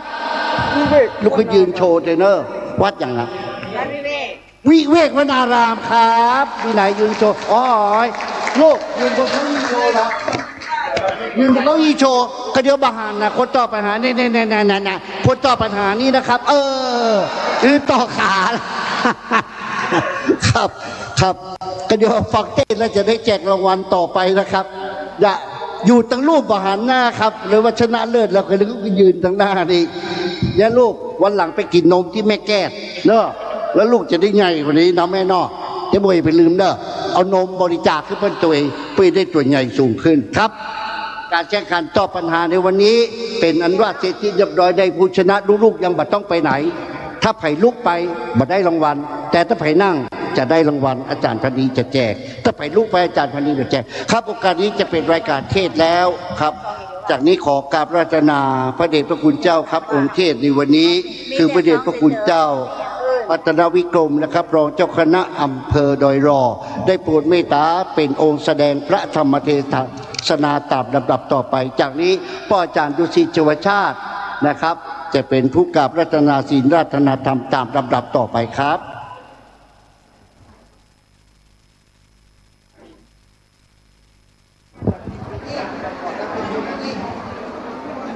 เอาไม้ไปพุทธปัด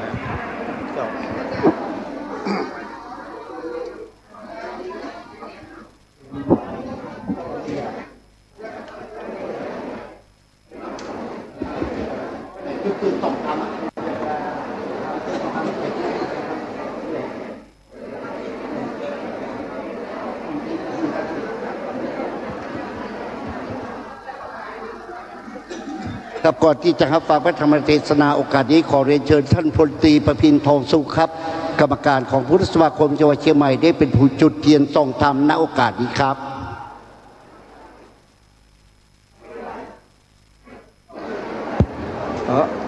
ไปตามเตียนชนวน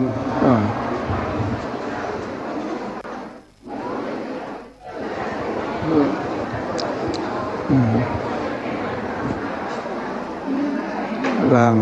จุดเทียนส่องธรรมแล้วประเคนพานดอกไม้ขอนขอศีลตัวเนอร์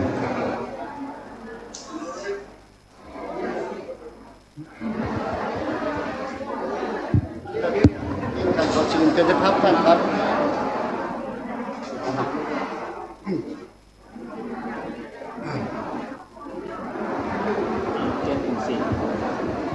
นี่บอก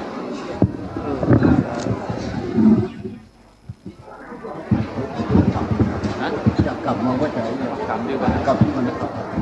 ต่อไปเชิญทุกท่านได้กล่าวคำอาราธนาศีลและสมาทานศีลพร้อมกันนะครับมะยังพันเตวิสุงลักขณาทายาติสารเนนะสหปัญจศีลานิยาจามาตุติยมปิมะยังพันเตวิสุงลักขณาทายาติสารเนนะสหปัญจศีลานิยาจามาตติยมปิมะยังพันเตวิสุงลักขณาทายาติสารเนนะสหปัญจศีลานิยาจามานะโมตัสสะภะคะวันโตอะระหันโตสัมมาสัมพุทธัสสะ นะโมตัสสะภะคะวันโตอะระหะโตสัมมาสัมพุทธัสสะนะโมตัสสะภะคะวะโตอะระหะโตสัมมาสัมพุทธัสสะนะโมตัสสะภะคะวะโตอะระหะโตสัมมาสัมพุทธัสสะนะโมตัสสะภะคะวะโตอะระหะโตสัมมาสัมพุทธัสสะนะโมตัสสะภะคะวะโตอะระหะโตสัมมาสัมพุทธัสสะพุทธังสรณังกัจฉามิ พุทธังสรณังกัจฉามิ ธัมมังสรณังกัจฉามิ ธัมมังสรณังกัจฉามิ สังฆังสรณังกัจฉามิ สังฆังสรณังกัจฉามิ ตุติยัมปิพุทธังสรณังกัจฉา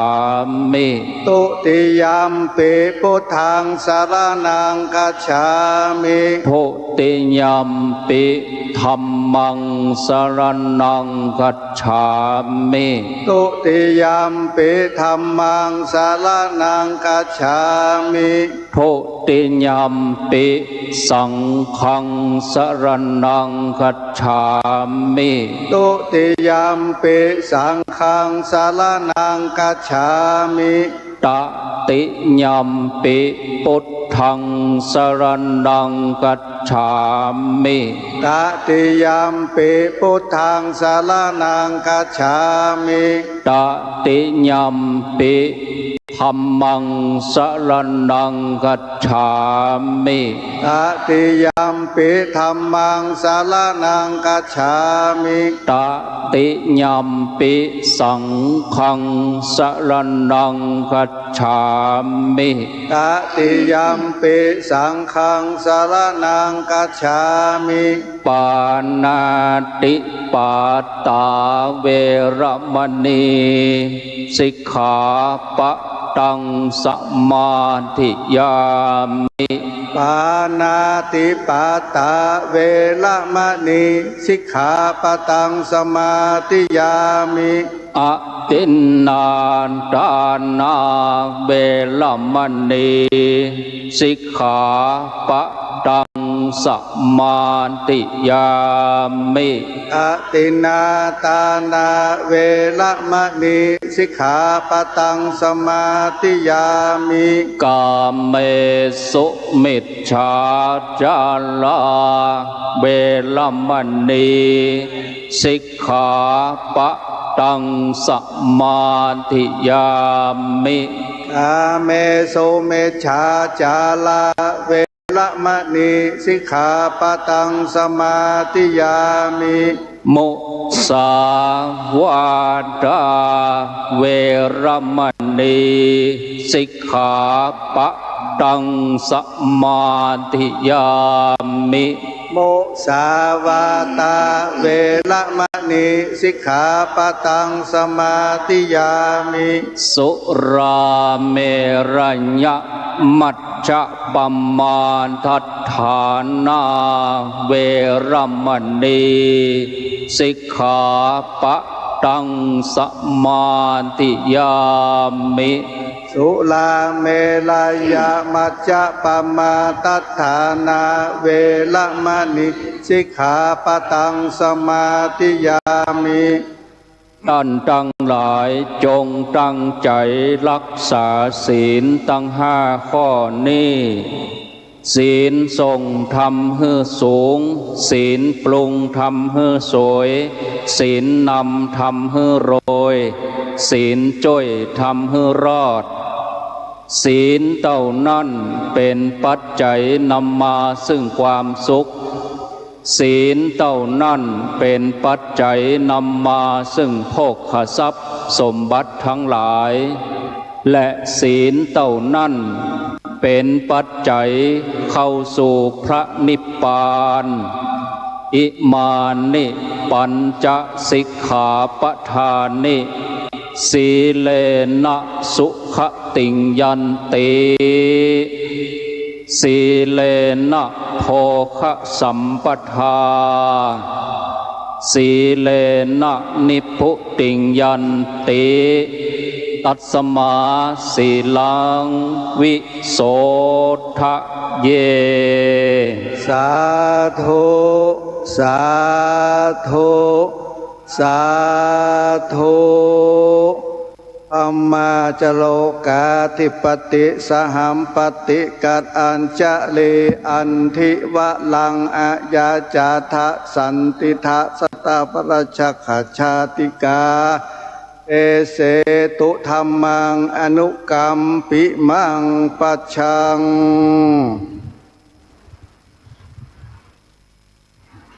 นะโมตัสสะภะคะวะโตอะระหะโตสัมมาสัมพุทธัสสะนะโมตัสสะภะคะวะโตอะระหะโตสัมมาสัมพุทธัสสะนะโมตัสสะภะคะวะโตอะระหะโตสัมมาสัมพุทธัสสะปฏิโลปเทสวาโสจะเอตัมมังคลมุตตมันติขอนอบน้อมเอาคุณพระแก้วเจ้าทั้งสามประการ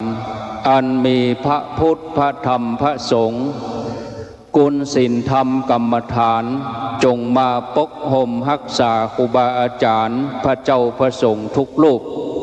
ปกห่มรักษาศรัทธาญาติโยมท่านสาธุชนทุกคนทุกท่านขอถวายความเคารพพระเดชพระคุณหลวงพ่อพระเทพมังคลาจารย์เจ้าคณะจังหวัดเชียงใหม่ประธานสงฆ์ณที่นี่หลวงพ่อพระครูสุทธิยานรังสีเจ้าคณะอำเภอแม่วาง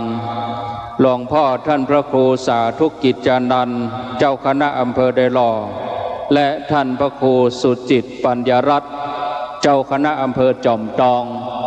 พร้อมกับเจ้าคณะพระสังฆาธิการทุกรูปณที่นี้ครูบาอาจารย์ที่มีอายุพรรษามีการศึกษามีภูมิธรรมที่สูงกว่าเก้ากับผมขอถวายความเคารพแสดงความนับถือจุตนจุองค์เจริญพร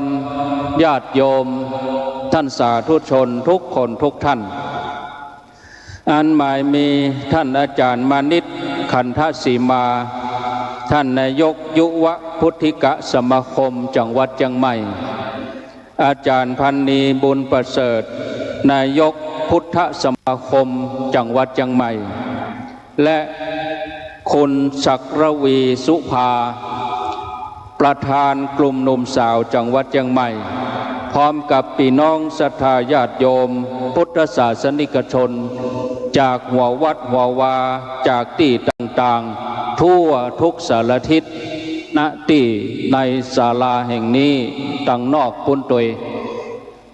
ณโอกาสบัดนี้เก้ากับผมอาตมาภาพจักได้แสดงธรรมเทศนาพรรณนาถึงน้ำธรรมคำสอนขององค์สมเด็จพระชินวรสัมมาสัมพุทธเจ้าเพื่อเป็นการเฉลิมฉลองในกุศลเจตนา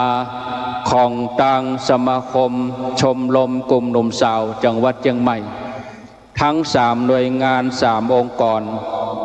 ที่ท่านได้ตั้งเจตนาจัดรถด่วนขบวนพิเศษมาที่พุทธมณฑลจังหวัดเชียงใหม่ในวันนี้ก่อนอื่นนั้นก็จะต้องขอขมาครูบาอาจารย์และขออภัยกับญาติโยมที่บรรยากาศการฟังเทศน์อาจจะเป็นอุปสรรคอาจจะฮ้อนพ่องแออัดพ่องแต่หมู่เฮาทั้งหลายก็เสียสละเวลามาอยู่ร่วมกันตั้งแต่เริ่มต้นนับจังแต่เวลานี้เป็นต้นไปอาตมาภาพ จักแสดงธรรมในเวลาที่พอสมควรบ่รบกวนเวลาญาติโยมทั้งหลายบางท่านก็เดินทางไกลด้วยความตั้งใจอันดีบางท่านเดินทางมาตั้งแต่เมื่องายเพราะไขหันพุทธมณฑลจังหวัดเชียงใหม่ที่ต่างคณะสงฆ์จังหวัดเชียงใหม่โดยพระเดชพระคุณหลวงพ่อพระเทพมังคลาจารย์หลวงพ่อได้เป็นประธานนำคณะสงฆ์ทั้งจังหวัดเชียงใหม่25 อำเภอมาร่วมกันพัฒนาสถานที่แห่งนี้อาตมาภาพได้ยกภาษิตบาลีขึ้นมาตะกี้ว่าปฏิรูปเทสวาโสจะเอตัมมังคลมุตตมังปรากฏในบทที่เฮาเจริญพระพุทธมนต์มงคล38ท่านจะยกมาถึงหมด38ข้อก็เก่งว่าศรัทธาจะฟังแล้วมันจะเมินล้ำไปจะยกขึ้นมาข้อนี้สำคัญอย่างยิ่งที่บอกว่าประเทศที่สมควรเหมาะสมเป็นมงคลประเทศที่สมควรเหมาะสมมงคลนั่นก็เริ่มต้นจากในบ้านเฮาก่อนในครอบครัวของเฮานี่จัดเป็นประเทศในครอบครัวเป็นสถาบันสำคัญมีพ่อมีแม่มีลูกมีปู่มีย่ามีอุ้ยถ้าอยู่ด้วยกันม่วนมันก็เป็นมงคลขยายจากครอบครัวก็มาชุมชนหมู่บ้านตำบลอำเภอและจังหวัดเชียงใหม่ของเฮานั้น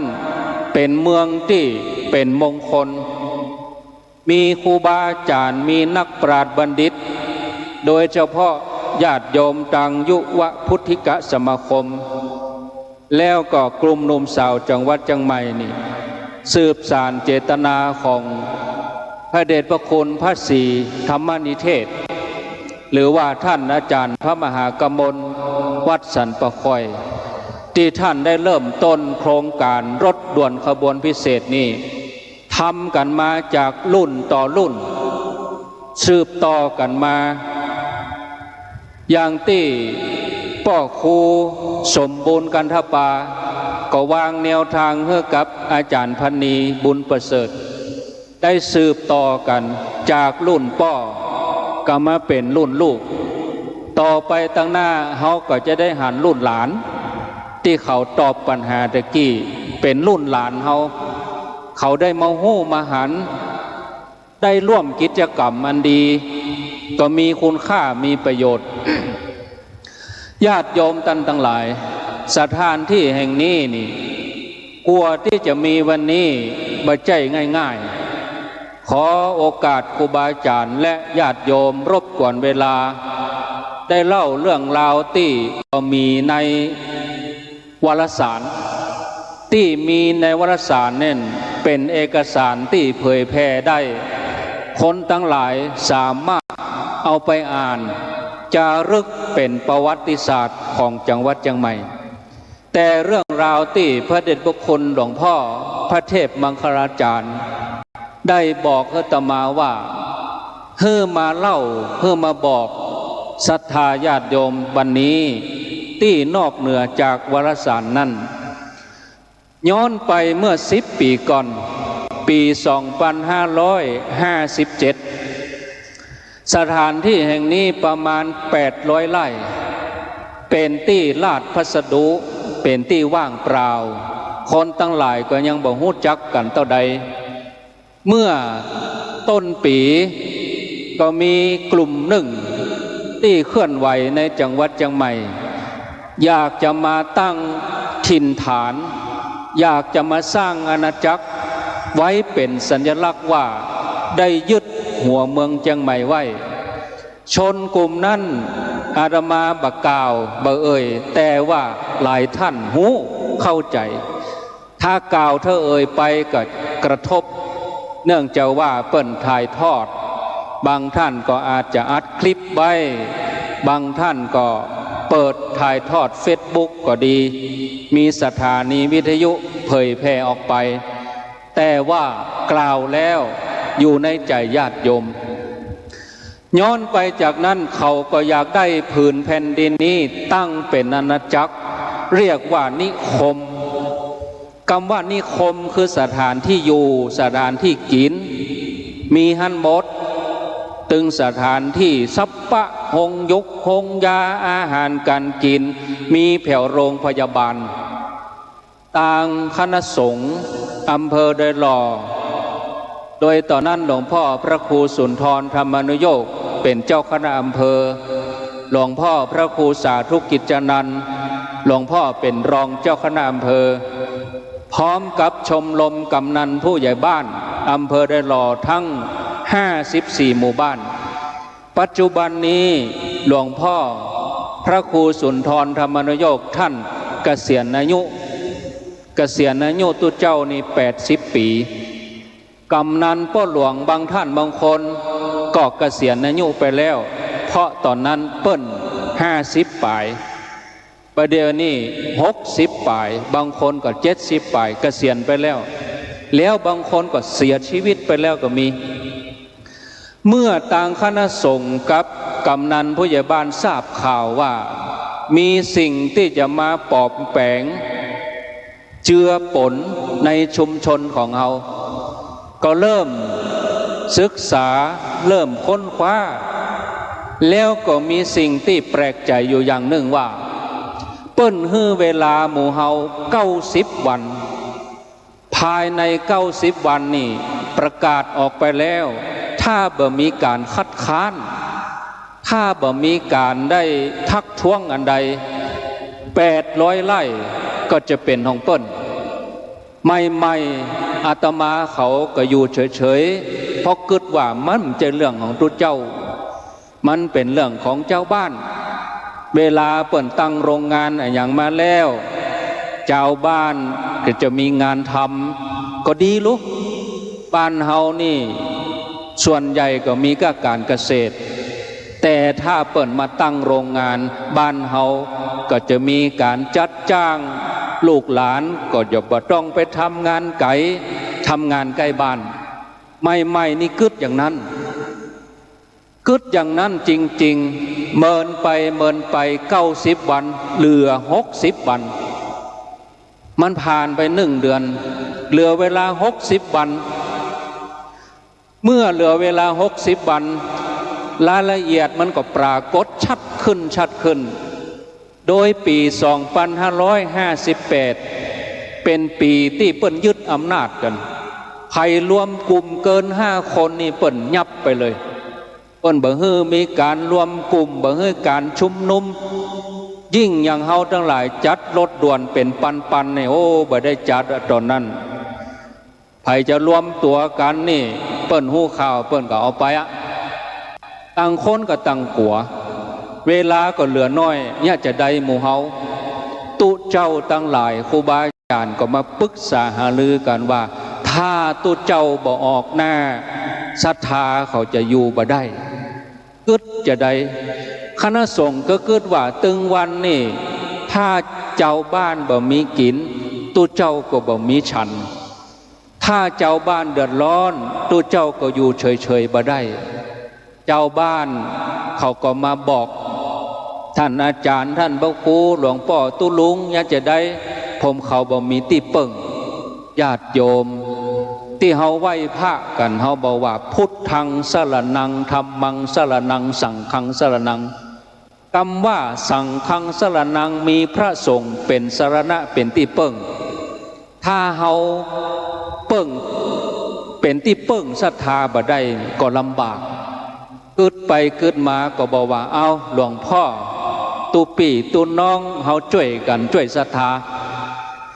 รวบรวมกันออกสตางค์ตุเจ้าปากันจกยามญาติโยมคนละ2,000คนละ1,000เอากันไปซื้อป้ายมาติดตาม3 แยก4 แยกติดสะพานลอยติดได้ชั่วโมงเดียวเปิ้นก็เอาทหารมาล้อนลงทุนไปหลายพันหลายหมื่นเฮาก็ใจวิธีเอาขึ้นเมื่อคืนเนาะมาร้อนเมื่อวันก็ขึ้นเมื่อคืน เอาขึ้นติดสะพานลอยปากตังเจริญโดยหลอน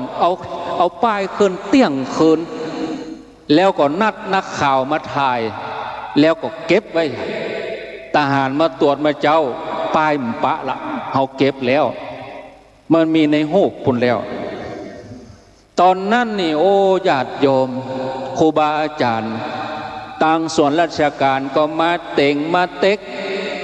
สั่งมาตั้งสำนักพุทธบอกว่าจะไปยุ่งกับเปิ่นมันไม่ใช่เรื่องตุเจ้าต่างกำนันพ่อหลวงบ้านก็มาต่างผู้ว่าสั่งให้กำนันผู้ใหญ่บ้านอย่าเคลื่อนไหวอยู่ในช่วงการที่เปิ่นก่อการปฏิวัติกันตอนนั้นบ่ฮื้อเคลื่อนไหวอย่างสักอย่างตอนนั้นก็ประชุมเมื่อคืนเมื่อวันนี่เปิ่นทำงานกันก็คือเปิ่นไปทำงานนัดประชุม3 ทุ่มก็มี4 ทุ่มก็มีวันที่ดุเดือดที่สุดรวบรวมคนอาตมาจัดรายการวิทยุตีวัดพระธาตุดอยน้อยตอนนั้นสถานีวิทยุดังขนาดเมื่อ10 ปีก่อนเอาสถานีวิทยุประกาศบอกว่าโยมทั้งหลายวันพุกวันฮือนัดหมายกันที่อำเภอเนอะตก3 วันเปิ้นเอาทหารมายึดเครื่องส่งไปฮะเครื่องส่งวิทยุเปิ้นก็ติ้วไปฮะเอาล่ะบ่มีสื่อเนี่ยจะได้ใจเสียงตามสายไปนั่งอัดห้องส่งถ่ายเอาซีดีแจกพ่อหลวงพ่อกำนันประกาศไปรวมกันได้เกือบ 2,000 คนที่ว่าการอำเภอได้หล่อครูบาอาจารย์ตนนั้นฮับธงตนนั้นฮับเอากองหลวงไปตีด้วยคำขวัญของอำเภอได้หล่อว่าพระธาตุดอยน้อยพันปีรสดีแคนตาลูปลำใหญ่กวางชนเรื่องชื่อลือไก่กรองใหญ่สืบสารประเพณีคำขวัญอย่างมีเอาไปหมดเลยลำใหญ่ก็เอาไปกองใหญ่ก็เอาไปแคนตาลูปก็เอาไปเฮ้อไผ่เอาไปเฮ้ออธิบดีกรมการผังเมืองเอาไปเฮ้อผู้ว่าราชการจังหวัดเชียงใหม่อาตมาก็จำชื่อเพิ่นแต่บ่เอ่ยตอนนี้คือไปค้นหาคนเดียวผู้ว่าคนนั้นสวกปะทบสวกเหลือกวางด้วยรอก่อนขึ้นเวทีขู่ฟู่ปดโรปหลวงเขากัวเวลาก็เหลือน้อยไปเหลือแหมเดือนเดียวอาตมาเขาบ่จ้างยันใดใจไม้ตายสุดท้ายรวมสตางค์กันเจ้ารถตู้อยู่5 กันเอากำนันพ่อหลวง50 คนเอาไปเนี่ยจะได้ประชุมนอกพื้นที่ประชุมนอกสถานที่ประชุมในรถเลยเพราะวันนั้นนี่เปิ้นจะเอาพ่อหลวงกำนันเขาไปเข้าค่ายเอาไปเก็บตั๋วตู้เจ้าก็เลยลงทุนเจ้ารถตู้ขี่ตั้งแต่เดลออ้อมไปวังเหนือพดพะเยาออกดอยขุนตาลปิกมาเดลอ4 ทุ่มประชุมจบพอดีบรรพวกเขาจะใจท่าไม่ตายเนี่ยจะได้วันที่เปิ้นตัดสินสุดท้ายพ่อหลวงกำนันเขาคืนบัตรเลยอันนี้คือมัดเด็ดของเขาถ้าเปิ้นบ่ยอมถอนพื้นที่นี้พ่อหลวงบัตรราชการคืนหมดภายใน30 วันจะบ่ร่วมมือกับข้าราชการจะอยู่เฉยๆจะเอาตู้เจ้าจะเอาศาสนาเพราะกรรมเดียวที่ครูบาอาจารย์บอกให้พ่อหลวงว่าพ่อหลวงกำนันท่านเขาอยู่ได้เพียงแค่60 ปีเนอะคือเกษียณแต่ถ้าท่านตัดสินใจเอาแผ่นดินนี้ให้เปิ้นท่านจะกินแหนงเต้าตายเนอะบอกเขาอย่างนี้เขาก็เลยหันใจตุ้เจ้าวันที่เปิ้นประชุมใหญ่ที่ว่าการหอประชุมอำเภอมีท่านผู้ว่ามีหน่วยงานต่างๆมามากมายอธิบดีอย่างกรมธนรักษ์อย่างมาหมดพ่อหลวงกำนันเขานั่งอย่างกับท่านเขาตั้งหลายนั่งที่นี่แหละตอนเขาเขาก็เหตุผลความดีว่าตั้งแล้วมันจะดีกับชุมชนอย่างนั้นอย่างนี้ พ่อหลวงเขาลุกพร้อมกันเลยบ่เอาเมื่อบ่เอาก็เอาบัตรข้าราชการบัตรกำนันพ่อหลวงนั่นเอามาจอมในบาทคืนให้กับท่านในอำเภอคืนให้กับท่านผู้ว่าหากว่าผืนแผ่นดินนี้ของด้อยรอของเชียงใหม่จะเอาให้เปิ้นจะบ่ทำงานแล้วแต่นี่หน่วยงานราชการเปิ้นก็กลัวบ่ได้รับความร่วมมืออู้กันไปอู้กันมาเขาก็พอหน้ากันเอาถอนตกลงแล้วเขาก็ถอนเมื่อเขาถอนที่แห่งนี้ก็เป็นพื้นที่ที่ท่านทั้งหลายได้หันนี้ตั้งข้างเขานี่เป็นมหาวิทยาลัยการกีฬาแห่งชาติต่อไปตั้งหน้าลูกหลานคนที่อย่างตะเกียละอ่อนเฮาเฮียนหนังสือเก่งพ่องเฮียนบ่เก่งพ่องหุ่มไปตั้งกีฬาเป็นยอดไปตั้งกีฬาเพราะกีฬานี่มันขึ้นได้ระดับโลกมันบ่เกี่ยวกับเกรด4เกรด5มันบ่เกี่ยวกับเกรด A เกรด B ขอให้แข็งแรงตั้งใจนักกีฬาหัวสมองบดีแต่เขาตีเก่งเขาล่นเก่งมันดึงขึ้นได้ระดับโลกก็เลยพิจารณาว่าสถานที่ข้างของเฮานี่เป็นที่เฮียนเรื่องการกีฬาเมื่อการกีฬาเป็นกายใจแล้วเนี่ยจะได้เรื่องใจนี่ก็เอากึดถึงครูบาอาจารย์หน่วยงานจังหวัดเชียงใหม่ก็สรรหาหลายที่เสาะที่ไหนก็บปะมาซุบตัดกับสมัยที่พระเดชพระคุณหลวงพ่อพระเทพมังคลาจารย์หลวงพ่อได้ขึ้นตำแหน่งเจ้าคณะจังหวัดเชียงใหม่หลวงพ่อพระครูสาธุกิจนันท์เจ้าคณะอำเภอท่านก็ไปกล่าวรายงานกราบเรียนหลวงพ่อว่าที่แห่งนี้เหลืออยู่190 ไร่หลวงพ่อมีความสนใจจะใดเมื่อบุญเปิ้นประสมเหมาะสม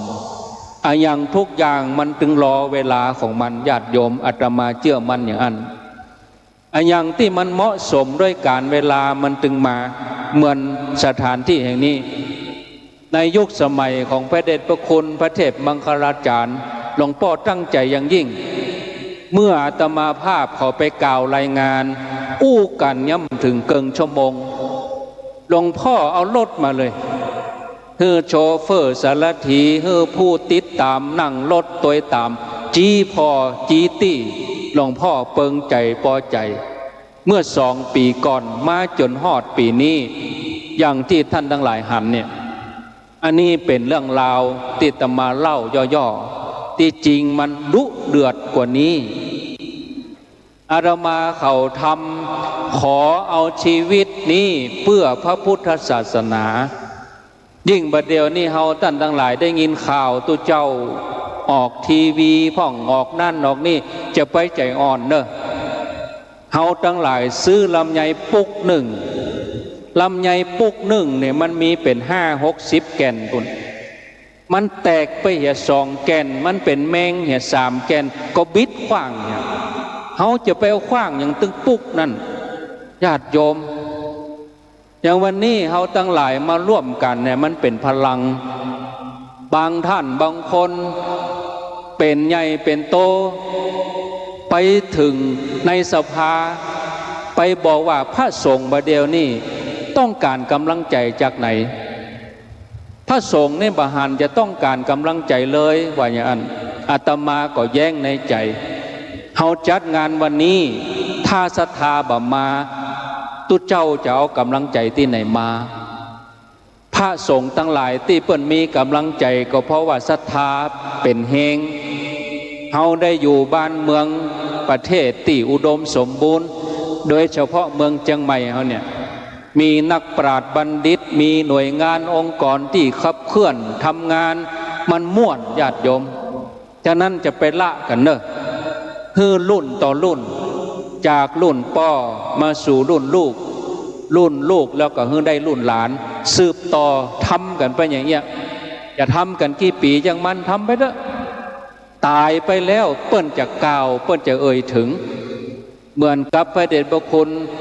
ท่านเจ้าคุณพระศรีธรรมนิเทศของเฮาเนี่ยเปิ้นเสียชีวิตมรณภาพไปกี่ปีหมู่เฮาก็ยังโหเปิ้นมาติดหมู่เฮาก็ยังนึกถึงเปิ้นอยู่คนดีจะตายไปกี่ปีเขาจะกึดถึงหาแต่ถ้าทำบดีตายไปเขาก็ว่าตายก็ดีเนี่ยญาติโยมฉะนั้นเฮาก็ช่วยกันส่งเสริมสนับสนุนเนาะเอาสุดท้ายอาจารย์พันนีพร้อมกับกลุ่มหนุ่มสาวท่านทั้งหลายที่นี่ห้องเพลงตะกี้แวบใจกึดได้ท่านทั้งหลายห้องเพลงชื่อว่ากองทัพธรรมหมู่เฮาทั้งหลายนี่เหมือนกองทัพเคลื่อนไปเดินไปเคลื่อนกองทัพไปกองทัพจะดีต้องมี4อย่างนี่1ยุทธวิธี2อาวุธ3นักรบ4กองหนุน4อย่างมันต้องไปด้วยกันอาวุธดีคำสอนพระเจ้านี่เหมือนอาวุธยุทโธปกรณ์ไปทำสงครามในเปิ่นเข็บเปิ่นขี่ F16 ลุ่มเนี่ยถ้าเมืองไทยเฮาบ่มี F16 เขมรมันก็บ่ยอมอาวุธตัวจงดีเปิ้งยิงปืนกลบ่มตัวเก่ามาซกปืนบัดแรบมันก็บ่ทันได้กินเปิ้นยิงปืนสมัยใหม่ตัวเก่ามานั่งฝนมีดมันก็บ่ทันได้กินอาวุธก็คือคำสอนพุทธเจ้าอยู่ยืนยาวถึง 2,000 กว่าปีอย่างที่เปิ้นตายปัญหาตะเกียพระไตรปิฎกพระสูตรพระอภิธรรมพระวินัยเนี่ยเป็นอาวุธของพระพุทธเจ้าที่เปิ้นมอบให้เฮาเมื่ออาวุธดีก็เจ้าต้องมียุทธวิธีอย่างหมู่เฮาทั้งหลายมาทำกิจกรรมเนี่ยเป็นยุทธวิธีการเผยแพร่ครูบาอาจารย์บางตนก็ถนัดเทศบางตนก็เป็นโรงเรียนปริยัติบางตนปฏิบัติธรรมก็แล้วแต่ยุทธวิธีของเปิ้นในการเผยแพร่ธรรมะ2อย่างนี้มาพร้อมกันก็จะต้องมีนักรบก็คือตุเจ้าพระเนนถ้าอาวุธดีเครื่องบินมันจอดอยู่หั่นบ่มีคนไปขี่บ่มีนักรบบ่สามารถจะวางยุทธวิธีมันก็บ่ชนะศัตรู3อย่างดีแต่บ่มีกองหนุนมันก็ไปบ่ได้เนี่ยศรัทธาญาติโยมฉะนั้นช่วยกันเนอะเคลื่อนกองทัพธรรมอันนี้เพื่อมันอยู่กู้จังหวัดจังใหม่ไปตลอดไปจนกว่าเขาจะไปบ่ได้พอพระครูสมบูรณ์นี่อันเป็นป่อของแม่ครูพันนีพระครูสมบูรณ์นี่ขอโทษนะท่านทำงานเพื่อพระพุทธศาสนาจนลมหายใจสุดท้ายนะจะตายเพิ่นยังห่วงพุทธมณฑลอยู่นะขอโทษนะไปได้พระคุณหลวงพ่อไปเยี่ยมครูบาอาจารย์ไปเยี่ยมถามตลอดความเคลื่อนไหวในการสร้างพุทธมณฑลคนที่เพิ่นทำมาก่อนเฮาดีเนี่ยน่าอนุโมทนาขออนุโมทนาทุกท่านเนอะเอาสุดท้ายเต้หลวงพ่อพระเทพมังคลาจารย์หลวงพ่อจะไปช่วยพี่น้องแม่แจ่มวันที่3กำเดียวญาติโยมจะร่วมกับหลวงพ่ออาตมาตั้งใจให้พระติดตามเอาสลุงมาแล้วก็เอาวางที่หน้าหลวงพ่อถ้าศรัทธาจะปิกก็มาจอมในสลุงนี่ตามใจการเทศนี้อาตมาก็จะห้อมกับหลวงพ่อไปเหมือนกันได้ก็บ่ได้ก็ถามศรัทธาว่าการเทศนี้จะห้อมกับหลวงพ่อไปอนุโมทนาตัวอาตมาเนอะสาธุพร้อมกันโมทนาถ้าจะเติมก็เดี๋ยวไปเติมกับหลวงพ่อพุนาแม่แจมเปิ้ลน้ำท่วมบ่ใจน้ำท่วมก็น้ำหลากน้ำไหลจากดอยเสียชีวิตก็มีบ่มีที่อยู่ที่กินบ่มีที่นอนก็มีญาติโยมหอมกับหลวงพ่อในนามรถด่วนขบวนพิเศษเนอะหอมไป วันนี้ช่วยกันอนุโมทนา แสดงธรรมมาพอสมควรแก่เวลากรรมใดบทใดที่บ่ถูกหูบ่ถูกใจก็ขอสุมาภัยกรรมใดบทใดที่เป็นสาระก็ขอให้ท่านทั้งหลายก้อนไกด์นำไปเผยแผ่ต่อไปแสดงธรรมมาพอสมควรแก่เวลาเอวังก็มีด้วยประกาศนี้ สาธุสาธุสาธุ กับบัดนี้พระเดชพระคุณเจ้าพระครูอภิวัตรวิกรมเจ้าอาวาสวัดป่าทางเจริญอำเภอดอยรอแล้วก็เป็นรองเจ้าคณะอำเภอดอยรอได้โปรดเมตตาแสดงพระธรรมเทศนาจบแล้วซึ่งท่านก็คงจะทราบดีว่าก่อนที่อาจจะมาเป็นพุทธมณฑลแห่งนี้มีอย่างเกิดขึ้นนะครับซึ่งพระคุณเจ้าก็อาจจะมาได้บอกว่าเป็นไผแต่เขาก็คงจะหู้กันดีนะครับว่าพระคุณเจ้าองค์เนี้ยนะครับที่เป็นกำลังสำคัญในการที่จะต่อต้านบ่คือเปิ้นมาสร้างนิคม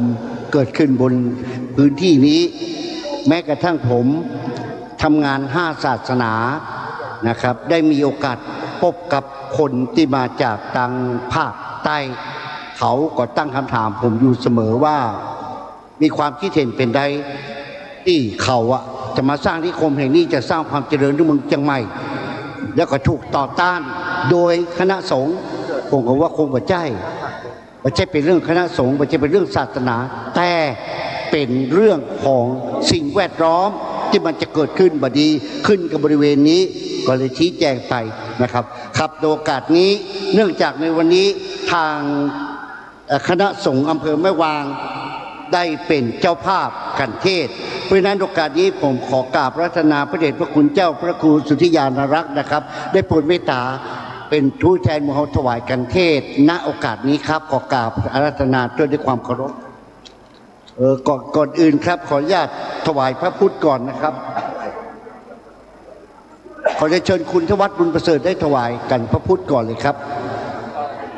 ขอเชิญคุณทวัฒน์บุญประเสริฐครับกรรมการพุทธสมาคมจังหวัดเชียงใหม่และจากนั้นจะได้กราบพระราชนาพระคุณเจ้าและถวายกันเทศเลย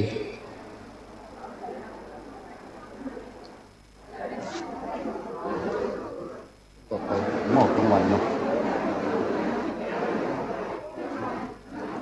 ครับจากนี้ขอกราบพระราชนาพระเดชพระคุณเจ้าครับพระครูสุริยานรักษ์เจ้าคณะอำเภอแม่วางได้โปรดเมตตาเป็นองค์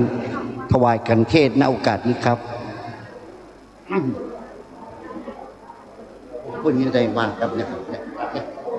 เอามาอย่างไรเอาช่วยดอกเอาอย่างนี้นะนี่ก็เลยพี่หลวงพ่อ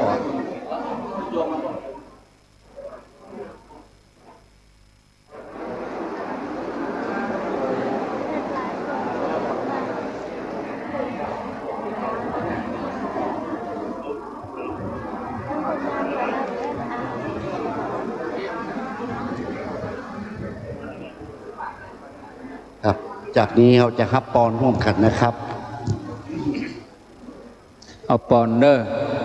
ยะทาวะดิวหาปุราปริปุเรนติสาคารังเอวะเมวะอิโตทินังเปตานังอุปกปติอิจิตังปฏิตัง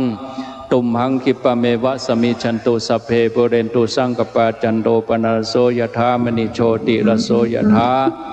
สัพพิติโยวิวัชชันตุสัพพะโลโควินัสสันตุมาเตภวัตวันตรายโยสุขีติขายุโกภวะอภิวาทนาเสลิสะนิจังวุธาปจายโนจัตตาโลธรรมาวัฏันติอายุวโนสุขังพระลังสาธุสาธุสาธุขออนุญาตเชิญอาจารย์มณิตอาจารย์พันนีกับคุณศักดิ์ละพีเป็นตัวแทนจะมาไปถวายหลวงพ่อทั้ง3 ท่านในนามรถด่วนขบวนพิเศษด้วยกัน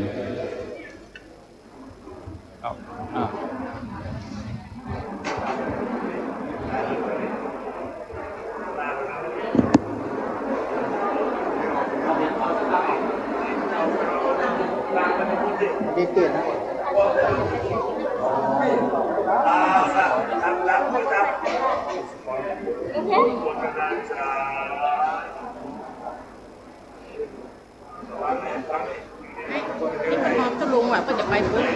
ไปดอยทางไป ไปกูรู้ปุ๊บ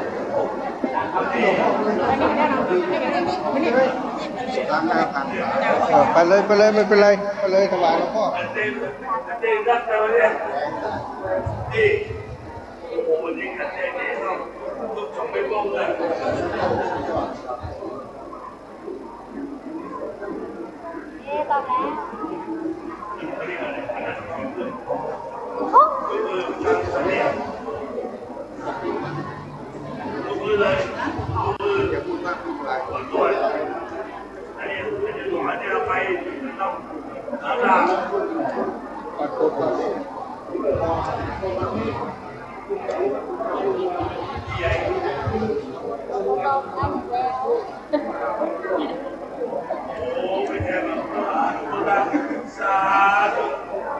ทิศก่อนมาเลยโชว์ได้ดีโชว์การตื่นวันแล้วนะ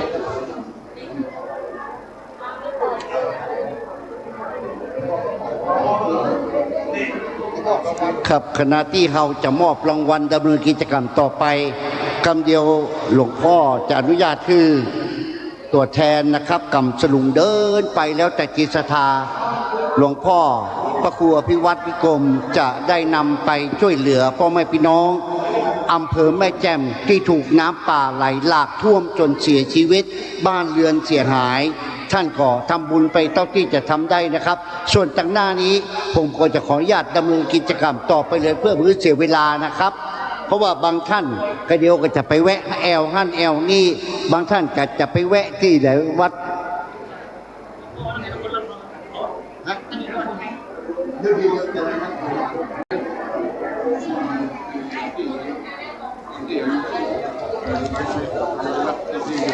มาประกาศเนี่ยอันนี้ที่มันออกอันนี้เป็นเรื่องแต่ที่ตั้งเขาเลยเลือกไปเดี๋ยวครับโอกาสนี้นะครับพระจัดการมอบผู้รางวัลผู้ตอบปัญหาก่อนนะครับซึ่งได้เชิญจารย์พนีบุญประเสริฐท่านนายกวุฒิสมาคมได้เป็นผู้มอบเลยนะครับและหลังจากนั้นนักเรียนที่มอบแล้วได้รับแล้วจะเข้าไปกราบหลวงพ่อทำกรรมเพื่อที่จะรับจากหลวงพ่อขอเรียนเชิญเลยครับวัดวิเวกวนารามที่ชนะเลิศวันนี้เด็กชายพัชรพลอายินะครับและเด็กหญิงพิมยดาสุภาสีรับมอบปรบมือให้กับผู้ชนะเลิศในวันนี้ครับ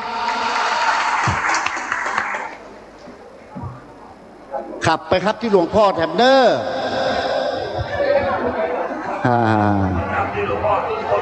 ทุกคนเลยต่อไปนะครับเป็นโรงเรียนกรรมการอุปถัมภ์หนึ่งเด็กหญิงกัญญวีลุงตี้เด็กหญิงสุยดาดวงผาสุกรับเลยครับต่อไปวัดป่าเหียว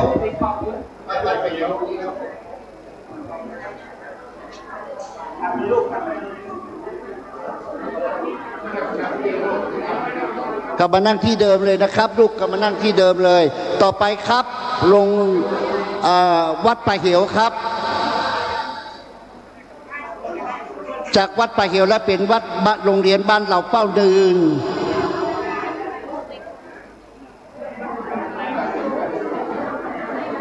เร็วเลยครับเร็วเลยครับเราเป้าหนึ่งรับเลยจากเราเป้าหนึ่งเรื่องประกอบการอุปถัมภ์2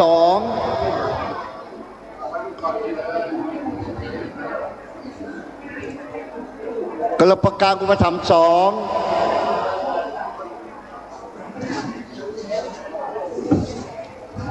ต่อไปแสนหลวงเตรียมพร้อมเลยนะครับ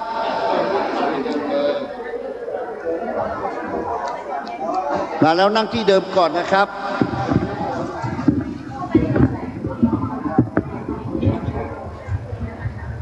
วัดแสนหลวงนะครับจากวัดแสนหลวงแล้วปิดท้ายด้วยวัดเหล่าเป้า2นะครับคนนั้นหรอคนนั้นหรอ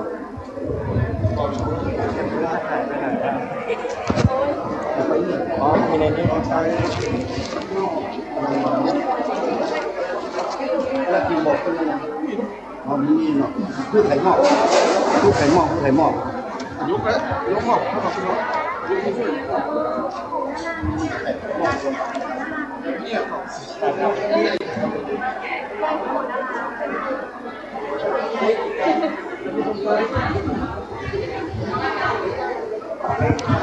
ครับสำหรับการเดินทางมาวันนี้เราได้รับความอนุเคราะห์นะครับ จากไทยอาสาป้องกันชาติมาโดยความสะดวกแก่หมู่เฮาเพราะฉะนั้นโอกาสนี้เรียนเชิญคุณประยงบุญช่วยได้เป็นผู้มอบเงินสนับสนุนค่าน้ำมันรถเพื่อกับไทยอาสาป้องกันชาติขอเชิญตัวแทนไทยอาสาป้องกันชาติอำเภอเมืองเชียงใหม่ครับรับมอบเลยครับ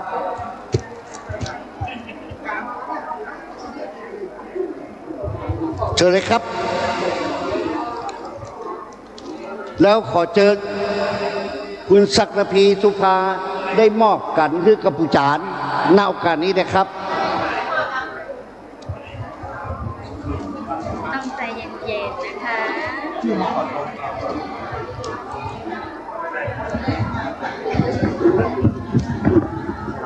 ครับต่อไปจะเป็นการมอบรางวัล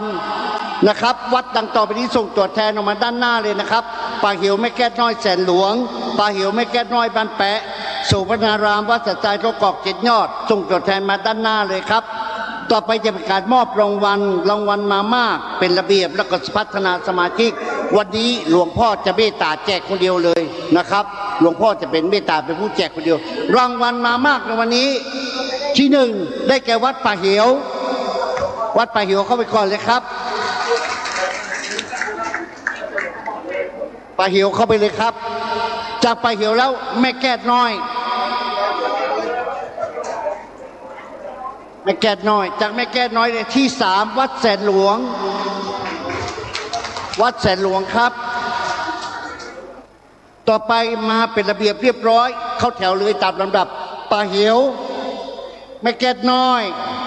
บ้านแปะนะครับป่าเหี่ยวเข้าไปเลยครับป่าเหี่ยวแม่แก้น้อยก่อนหลังจากนั้นบ้านแปะอยู่ไหนครับบ้านแปะ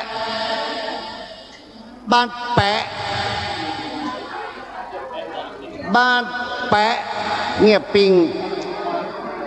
พัฒนาสมาชิกเลยครับที่หนึ่งวัดโสพนารามอำเภอแม่ริมโสพนารามเจอแล้วครับมาแล้วต่อไปสันทรายต้นกอกบ้านแปะมาเดียวนึกว่าเบาแล้วก็เดียวกันเนาะทีหลังบ้านแปะก็เดียวกันได้ต่อไปที่สามเจ็ดยอดมากับบ้านแปะเขาก่อนเลยครับที่สามนั้นนะเจ็ดยอดมาจะก่อนที่สามเหมือนกันนะครับรางวัลที่สามเหมือนกันครับสำหรับรางวัลมาไก่ที่สุดในวันนี้ได้แก่วัดพระบาทปางแฟนตำบลป่าเมี่ยงอำเภอดอยสะเก็ดครับมีตัวแทนก่อพระบาทปางแฟนเอาเจ็ดยอดมาครับเอาไปแล้วพระบาทปางแฟนตัวแทนมีก่อ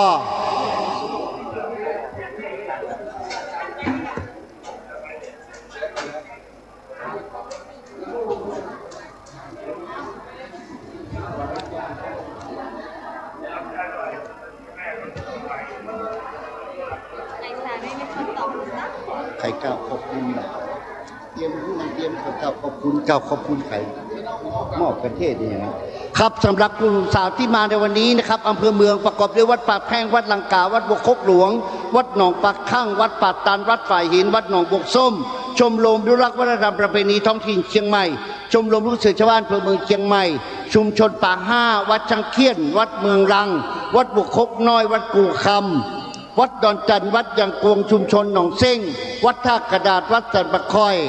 วัดสีบัวเงินวัดท่าสตอยวัดเจ็ดยอดวัดสตายต้นกอกวัดสีโซดาวัดป่าเป้าในและชุมชนเทียมพร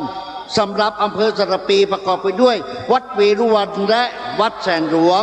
อำเภอสันทรายประกอบด้วยวัดแม่แก้น้อยวัดวิเวกมนารามวัดหนองเต่าคำและวัดสันทรายบูรณ์สำหรับอำเภอสาวแปงประกอบด้วยวัดป่าเหี่ยวและก็วัดสันป่าแดงอำเภอแม่ริมแล้วก็วัดศรีมารามครับจุมาเตอร์สังกะแปง ต่อไปอำเภอแม่ริมวัดโสพนารามอำเภอดอยสะเก็ดวัดพระบาทฝั่งแฟนอำเภอหางดงวัดอรัญญวาสบ้านปงอำเภอจอมทองก็คือวัดบ้านแปะและวัดต่อไปอำเภอป้าวได้แก่วัดแม่แพงนะครับยอดการเทศทั้งหมดในวันนี้ 18,466 บาทนะครับเป็นยอดการเทศที่ได้หอมจากเจ้านะครับหลวงพ่อมอบให้กลุ่มศาสตร์จังหวัดเชียงใหม่ยอดบริจาควารสาร 5,703 บาทยอดบริจาคสูงยอดดอย 16,593 ยอดบริจาคทุนการศึกษาต่อปัญหาธรรมะ 5,470 กลุ่มหนุ่มสาวที่มาฟังเทศวันนี้ทั้งหมด 39 กลุ่มครับจากนี้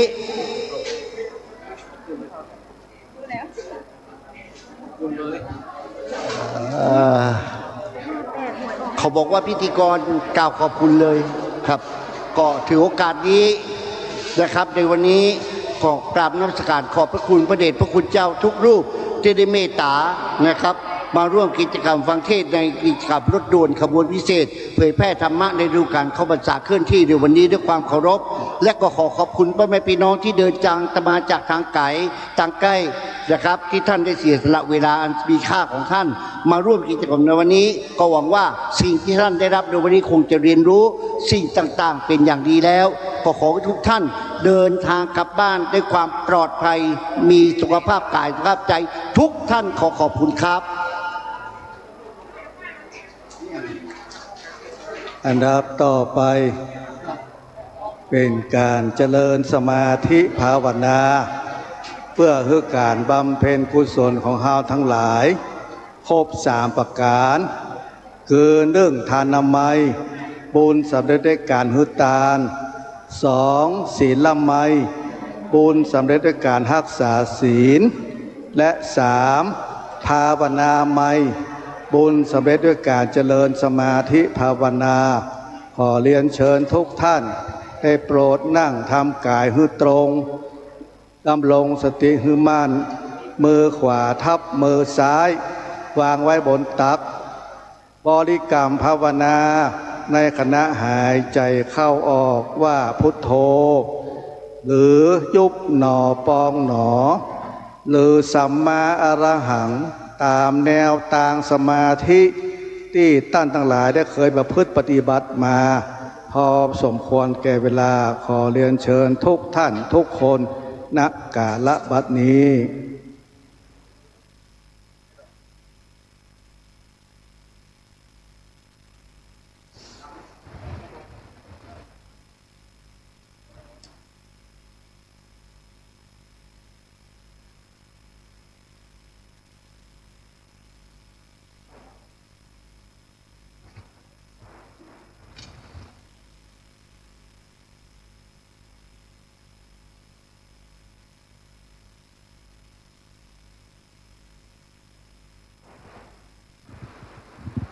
สมควรแก่เวลารวบกันกล่าวคำปณิธานกำแพเมตตาวันตาพร้อมกันนะครับเอตังตานากามังเนปานาปัจจายโยโหนตุโนนิจจังเอตังศีลกัมมังเนปานาจายโยโหนตุโนนิจจังเอตังภาวนากัมมังเนปานาปัจจายโยตุโนนิจจังยังกินจิกุสาลังกัตตปังกัมมังสัพเพหิเอหิกาตังปุญญังโนอนุโมทันตุสุนันตุพนโตเยเตวามิงคาเนอาติกาตาติขายุกาสัตตาหนตุสัพพสัตตานังอัตตานังปาลิหาลันตุมาตาปิตาทิตาหนตุทุกขาปามนจันโตสัพเพยาตากาสุขิตาหนตุปามนจันโตสัพเพอะยาตากาสุขิตาหนตุทุกขาปามนจันโตสัพเพปิสายักขาสัพเพเปตาสุขิตาหนตุทุกขปามนจันโตสัพเพนาคตา กิตาโหนตุทุกขปาโมนจันตุสัพเพเทวาตาโหนตุทุกขปาโมนจันตุสัพเพอาจาริโยปัชฌายาสุขิตาโหนตุปาโมนจันตุสัพพะสัมปตินะสเมจันตุโวพุทโธมังกาละสัมพุทโธสัมพุทโธติปาตุตตโมพุทธมังกาละกัมมะสัพพะทุกขาปะโมนจาเลธัมโมมังกาละสัมพุทโธคัมภีโลตุตัสโสธรรมะมังกาละมากัมมะสัพพะพายาปะโมนจาเลสังโฆมังกาละสัมพุทโธตักขินายโยอนุตตาโลสังฆาละมากัมมะสัพพะโลกาปะโมนจาเลวันตามิพุทธังสัพพะเมโตสังทะเมพันเตวันตามิธัมมังสัพพะเมโตสังฆามาทะเมพันเตมิสังฆังสัพพะเมโต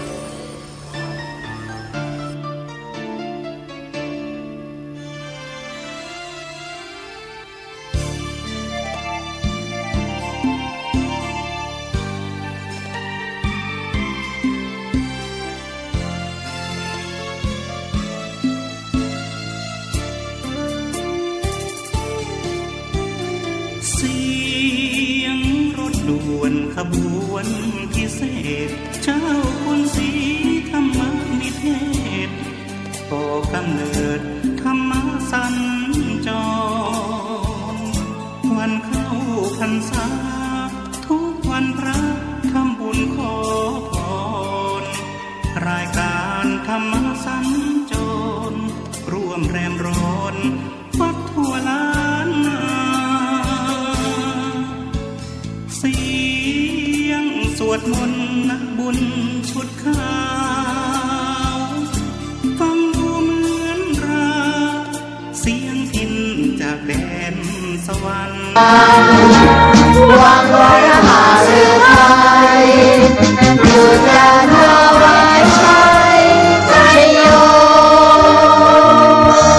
ครับขอทุกท่านเดินทางกลับบ้านโดยปลอดภัยขณะนี้ฝนตกต้อนรับของเราแถมแล้ว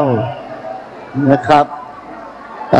เลิกปุ๊บก็ฝนตกเลยขอให้ท่านเดินทางกลับบ้านโดยความปลอดภัยและก็โชคดีนะครับ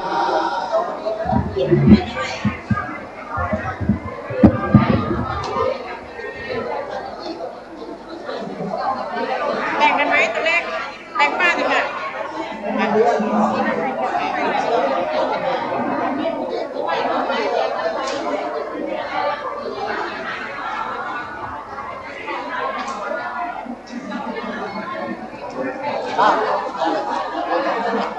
เนี่ยแต่ถ้าชอบดีด้วยเอาพวกเดียวอ่ะอ๋อ